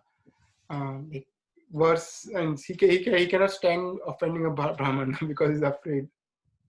Yeah. Yeah. And then Bharat Maharaj also says a few things there, right? Jada Bharat also says a few things to him. And some of the things that he one he says about the master and servant relationship, right? Yes. That's an important aspect that it's brought about, because the king says, he says that those are all temporary relationships. In the previous chapter, I think he said that you are king and I'm the subject in this life, and next life that equation can be reversed, right? But the king then counteracts and he says that yeah, that is true even if you say that, but then given a particular lifetime, in this lifetime I am the king and you are the servant, so I have to rule you according to that, right? Yes. And Yes. he's saying, then he comes back and says, but who's ruling whom, right? So he's trying to bring in the concept of a soul, right? He's trying to bring the concept of the soul, and all these, servant, master, all these are bodily concepts of life, right? I think those were the main point. Any other points anybody saw? And yes, he also when he thinks, one thing that I remember, he says that you look like you're a direct representative of Kapil Deva. Right? Kapil Deva is another incarnation of the Lord who taught to Devahuti. He was Devahuti's son. He teaches her about devotional service like that. Yeah. Mataji, so I was so somehow I don't know how he compares him immediately with Lord Kapil Deva. Like at first he would just seem like just someone who is helping. I mean, just a servant, right? And then maybe he just saw some qualities um, and the way he spoke it, he probably didn't understand it, but he felt like it is very something enlightening. And then he thinks of him as Lord Kapila, right? Yes, and in the previous, well, he starts with talking very sarcastically to him, right? He says, "Oh yeah, it is because you're old." And then we remember a little while ago that this same Jad Bharat was caught by the dacoits because he was young, he was well built, right? Those were the reasons they caught him too, so that it's a good body that they are sacrificing to goddess Kali. And now, in this very opening statement, then Maharaj Rahugana is saying, he's sarcastically speaking, he's saying that because you're old, because you're, why is it that you're not able to do? Are your companions not cooperating with you? Is it because of your old age? Is it because you're thin? Like that. And then he recounts, and and then Bharat doesn't say anything. He still continues to avoid the ants there, and then he starts getting angry, and then he starts scolding him, right? And that's what Bharat then comes back and says that, this stout and thin you're talking about, those concepts apply to the body. And couple of things we have to understand here also is that Sukdev Goswami is narrating this to Parikshit Maharaj, and he has only 7 days, right, to decide the whole Bhagavatam. So he might not go into the details of everything, but nonetheless we do see. And when I was reading, I also saw that it is such a quick turnaround with King Rahugana, isn't it? He immediately hears a few things and immediately says, "Oh, I made this mistake. I'm the." It also goes to say that, he's a king, he's a Kshatriya, he's supposed to be arrogant. That's fine. But kings in those old days were taught. They were taught basic etiquettes. And one of the basic etiquettes was not to offend a Brahmana. Brahmanas were still held in high esteem, something which is difficult for us to understand because we are in Kali Yuga. See, he has that basic knowledge also that, somewhere I've done something wrong. And I always look at it from, the perspective of Lava Matra Sadhu Sangha Sarva Siddhi Hoya. So you can imagine that King Rahugana is in contact with the devotee. The devotee is carrying his palanquin, that's a different thing, but they have their own influence, and he comes to his senses very fast and very quickly. And also there's a super soul in the heart, right? Yes. The super soul in the heart who's guiding him. Yeah, like that. It's very nice, Mataji. Yeah, Sauvira and Saurashtra, they are in the Punjab area, these two old province, the names of these provinces. Yeah. Yeah. All right, we have a few more minutes left for the eclipse set. Let's see how big is the next chapter. Should we read that, or should we do a chapter of Bhagavad Gita? The Saurashtra is Gujarat, actually. Yeah, this was Sauvira, right? No? Sauvira, yes. Yeah. Sauvira maybe, but Saurashtra is Gujarat. Saurashtra is Gujarat. Yeah. This one doesn't use Saurashtra. My mistake, sorry. Yeah. This is 17 only. So okay, so let's do it. Yeah, let's do that. Yeah. Yes, after me, who's... So now he's fallen down at his feet and he's asking for land. Yes. Hare Krishna. So, Jada Bharat instructs King Rahugana. In this chapter, the Brahmana Jada Bharat instructs Maharaj Rahugana in detail.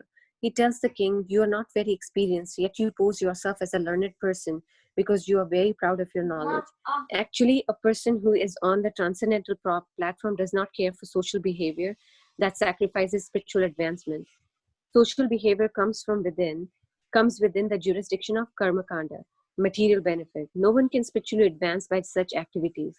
The conditioned soul is always overpowered by the modes of material nature, and consequently, he is simply concerned with material benefits and auspicious and inauspicious material things. In other words, the mind, which is the leader of the senses, is absorbed in material activities life after life. Thus, he continuously gets different types of bodies and suffers miserable material conditions. On the basis of mental concoction, social behavior has been formulated. If one's mind is absorbed in these activities, he certainly remains conditioned within the material world. According to different opinions, there are 11 or 12 mental activities which can be transformed into hundreds and thousands. A person who is not Krishna conscious is subjected to all these mental concoctions and is thus governed by the material energy. The living entity who is free from material concoctions attains the platform of pure spirit soul devoid of material contamination. There are two types of living entities, Jivatma and Paramatma, the individual soul and the supreme soul. The supreme soul is the ultimate realization, is Lord Vasudeva Krishna. He enters into everyone's heart and controls the living entity in his different activities. He is therefore the supreme shelter of all living entities. One can understand the supreme soul and one's position and relationship with him when one is completely freed from the unwanted association of ordinary men. In this way, one can become fit to cross the ocean of nations. The cause of conditional life is attachment to the external energy. One has to conquer these material mental concoctions. Unless one does so, he will never be freed from material anxieties. The next person can read. Rohini, is it Rohini who comes after Preeti? Who comes Yes. after? Rohini, are you up for reading? Yes, Mataji. Although mental concoctions have no value, their influence is still very formidable. No one should neglect to control the mind. If one does, the mind becomes so powerful that one immediately forgets his real position, forgetting that he is an eternal servant of Krishna and that service to Krishna is his only business. One is doomed by material nature to serve the objects of the senses. One should kill mental concoctions by the sword of service to the Supreme Personality of Godhead and his devotee. Guru Krishna Prasade Bhai Bhakti Lata Beach. Am I continuing, Mataji? Please continue. Okay. The Brahmana Jara Bharat said, "My dear king, although you are not at all experienced, you are trying to speak like a very experienced man. Consequently, you cannot be considered an experienced person. An experienced person does not speak the way you are speaking about the relationship between a master and a servant or about material pains and pleasures. These are simply external activities. Any advanced, experienced man, considering the absolute truth, does not talk in this way." Text 2. My dear king talks of the relationship between the master and the servant, the king and the subject, and so forth, are simply talks about material activities. People interested in material activities, which are expounded in the Vedas, are intent on performing material sacrifices and placing faith in their material activities. For such people, spiritual advancement is definitely not manifest. A dream becomes automatically known to a person as false and immaterial, and similarly, one eventually realizes that material happiness in this life or the next, on this planet or a higher planet, is insignificant. When one realizes this, the Vedas, although an excellent source, are insufficient to bring about direct knowledge of the truth. As long as the mind of the living entity is contaminated by the three modes of material nature, goodness, passion, and ignorance, his mind is exactly like an independent, uncontrolled elephant. It simply expands its jurisdiction of pious and impious activities by using the senses. The result is that the living entity remains in the material world to enjoy and suffer pleasures and pains due to material activities. Because the mind is absorbed in desires for pious and impious activities, it is naturally subjected to the transformations of lust and anger. In this way, it becomes attracted to material sense enjoyment. In other words, the mind is conducted by the modes of goodness, passion, and ignorance. These are 11 senses and 5 material elements, and out of these 16 items, there are 11 senses and 5 material elements, and out of these 16 items, the mind is the chief. Therefore, the mind brings about birth in different types of bodies among demigods, human beings, animals, and birds. When the mind is situated in a higher or lower position, it accepts a higher or lower material body. Hare Krishna. Who goes after Rohini? Okay, Prabhu. Yeah. The materialistic mind, covering the living entity's soul, carries it to different species of life. This is called continued material existence. Due to the mind, the living entity suffers or enjoys material distress and happiness. Being thus illusion, the mind further creates pious and impious activities and their karma, and thus the soul becomes conditioned. The mind makes the living entity within the material world wander through different species of life, and thus the living entity experiences mundane affairs in different forms as a human being, demigod, fat person, skinny person, and so forth. Learned scholars say that the bodily appearance, bondage, and liberation are caused by the mind.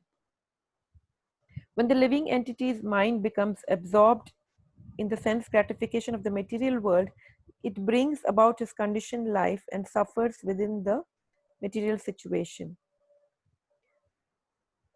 However, when the mind becomes unattached to material enjoyment, it becomes the cause of liberation. When the flame is in a lamp burns the wick improperly, the lamp is blackened. But when the lamp is filled with ghee and is burning properly, there is bright illumination. Similarly, when the mind is absorbed in material sense gratification, it causes suffering. And when detached from material sense gratification, it brings about the original brightness of Krishna consciousness. There are 5 working senses and 5 knowledge acquiring senses. There is also the false ego.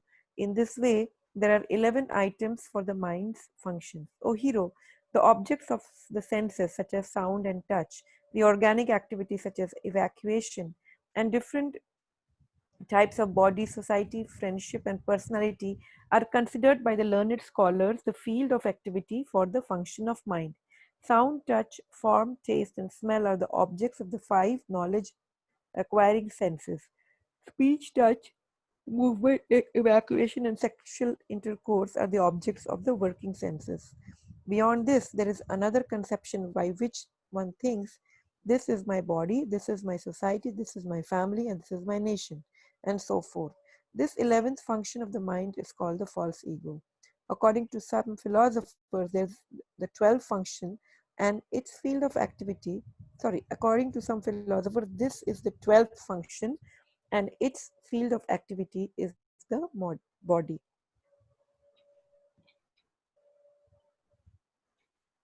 Shraddha, you can go. The physical element's nature, the original cause, culture, destiny, and the time element are all material causes. Agitated by these material causes, the 11 functions transform into hundreds of functions, and then into thousands, and then into millions. But all these transformations do not take place automatically by mutual combination. Rather, they are under the direction of the Supreme Personality of Godhead. So what are the material causes? The physical elements, nature, prakriti, original cause, culture, destiny. Culture also, destiny and time element are all material causes, and they will agitate these functions into millions. The individual soul, bereft of Krishna consciousness, has many ideas and activities created in the mind by the external energy. They have been existing from time immemorial. Sometimes they are manifest in the wakeful state and in the dream state, but during deep sleep, unconsciousness or trance, they disappear. A person who is liberated in this life, Jivan Mukta, can see all these things vividly.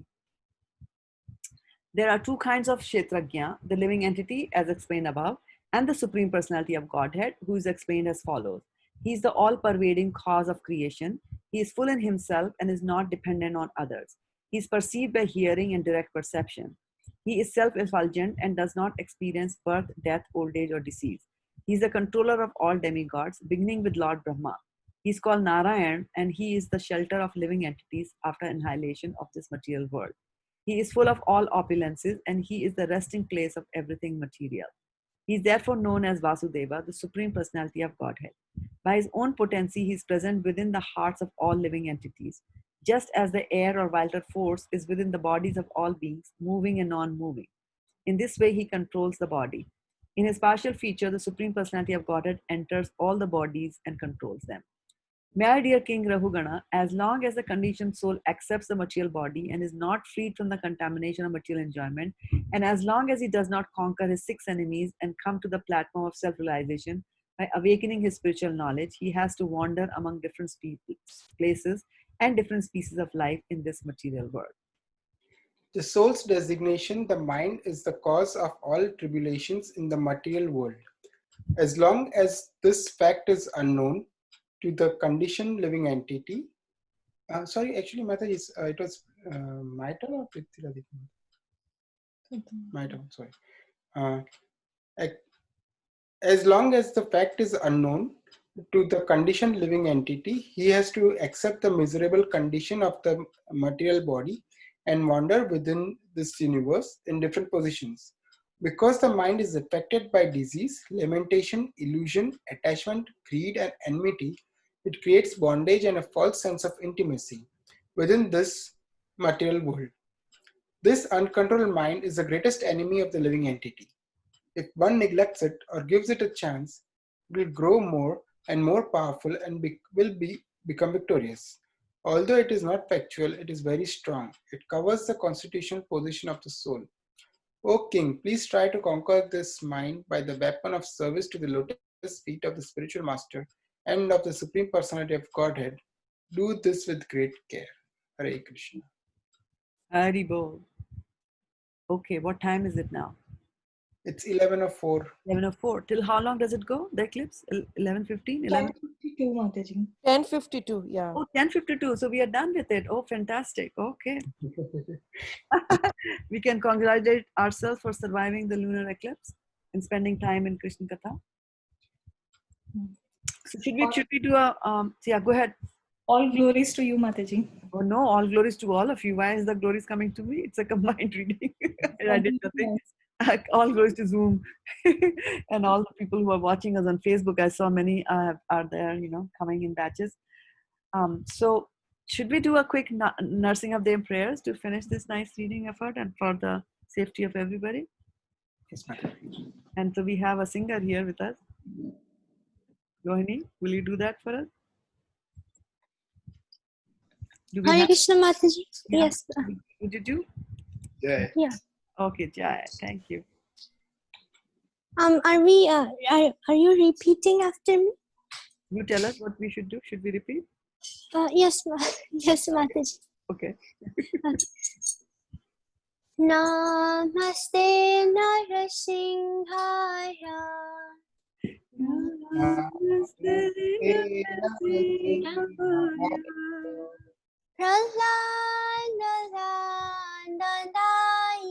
Praladayine. Hiranyakashi Vrksa.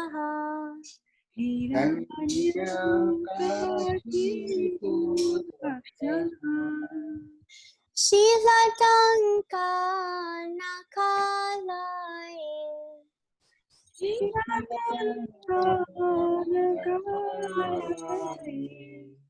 Ito Nisingho Parato Nisingho.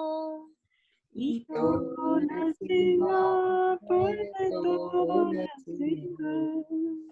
Yato Yato Yamritato Nisingho. Yato Yato Yamritato Nasinga. Bahir Nisingho Hridhaye Nisingho. Bahir Nasinga Hridhaye Nasinga. Narasinghamanим Sharanam Prapade. Narasinghamanim Sharanam Prapade. Tava Kara Kamadavahe Nakam Anhuta Singham Dalita Hiranyakashipu Tanuvingam Keshavandrita Narahari Rupa Jaya Jagadisha Hare. Jaya Jagadisha Hare. Jaya Jagadisha Hare. Thank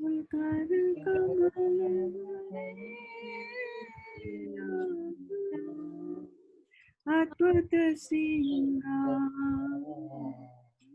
Lalita Kanya Kashipu Tanuvinda Keshavadrita Narahari Rupa Jai Jagadish Hare Jai Jagadish Hare Jai Jagadish Hare Jayo Nishinghadev, Nishinghadev, Nishinghadev, Jayo Nishinghadev.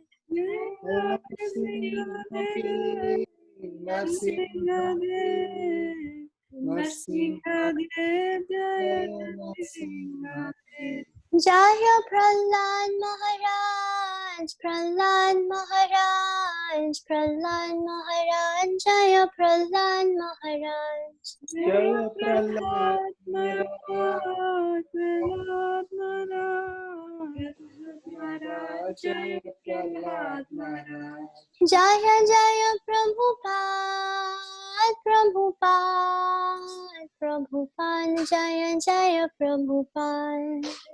Jaya Prabhupada Prabhupada, Prabhupada Jaya Jaya Prabhupada. Shri Shri Nrsimhadev Bhagavan ki, Jai. Prahlad Maharaj ki, Jai. Srila Prabhupada ki, Jai. Jai Nitai Gaur Premanande.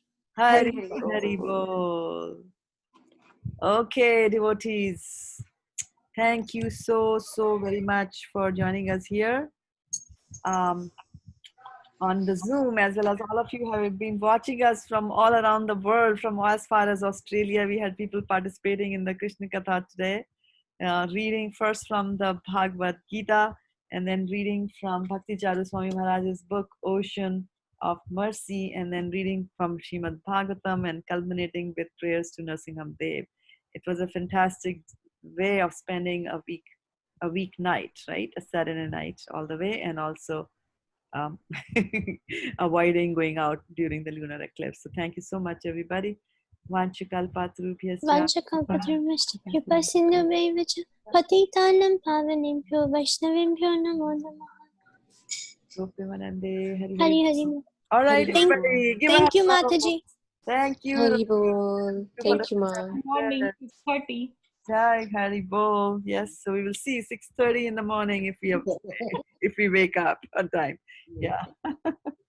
Okay. Hari Krishna. Hari Bol. Dandavat pranam. Hare Krishna. Hare Krishna. Preeti Radhika. Thank you for staying up and reading for us. Thank you. Neeral for holding the fort all this time. Yeah. And thank you so much, all devotees watching us on Facebook. One more time, please accept my humble obeisances. All glories to Srila Prabhupada. Hare Krishna. Hare Krishna. Well, so my system is frozen. It won't allow me to switch off the Zoom call.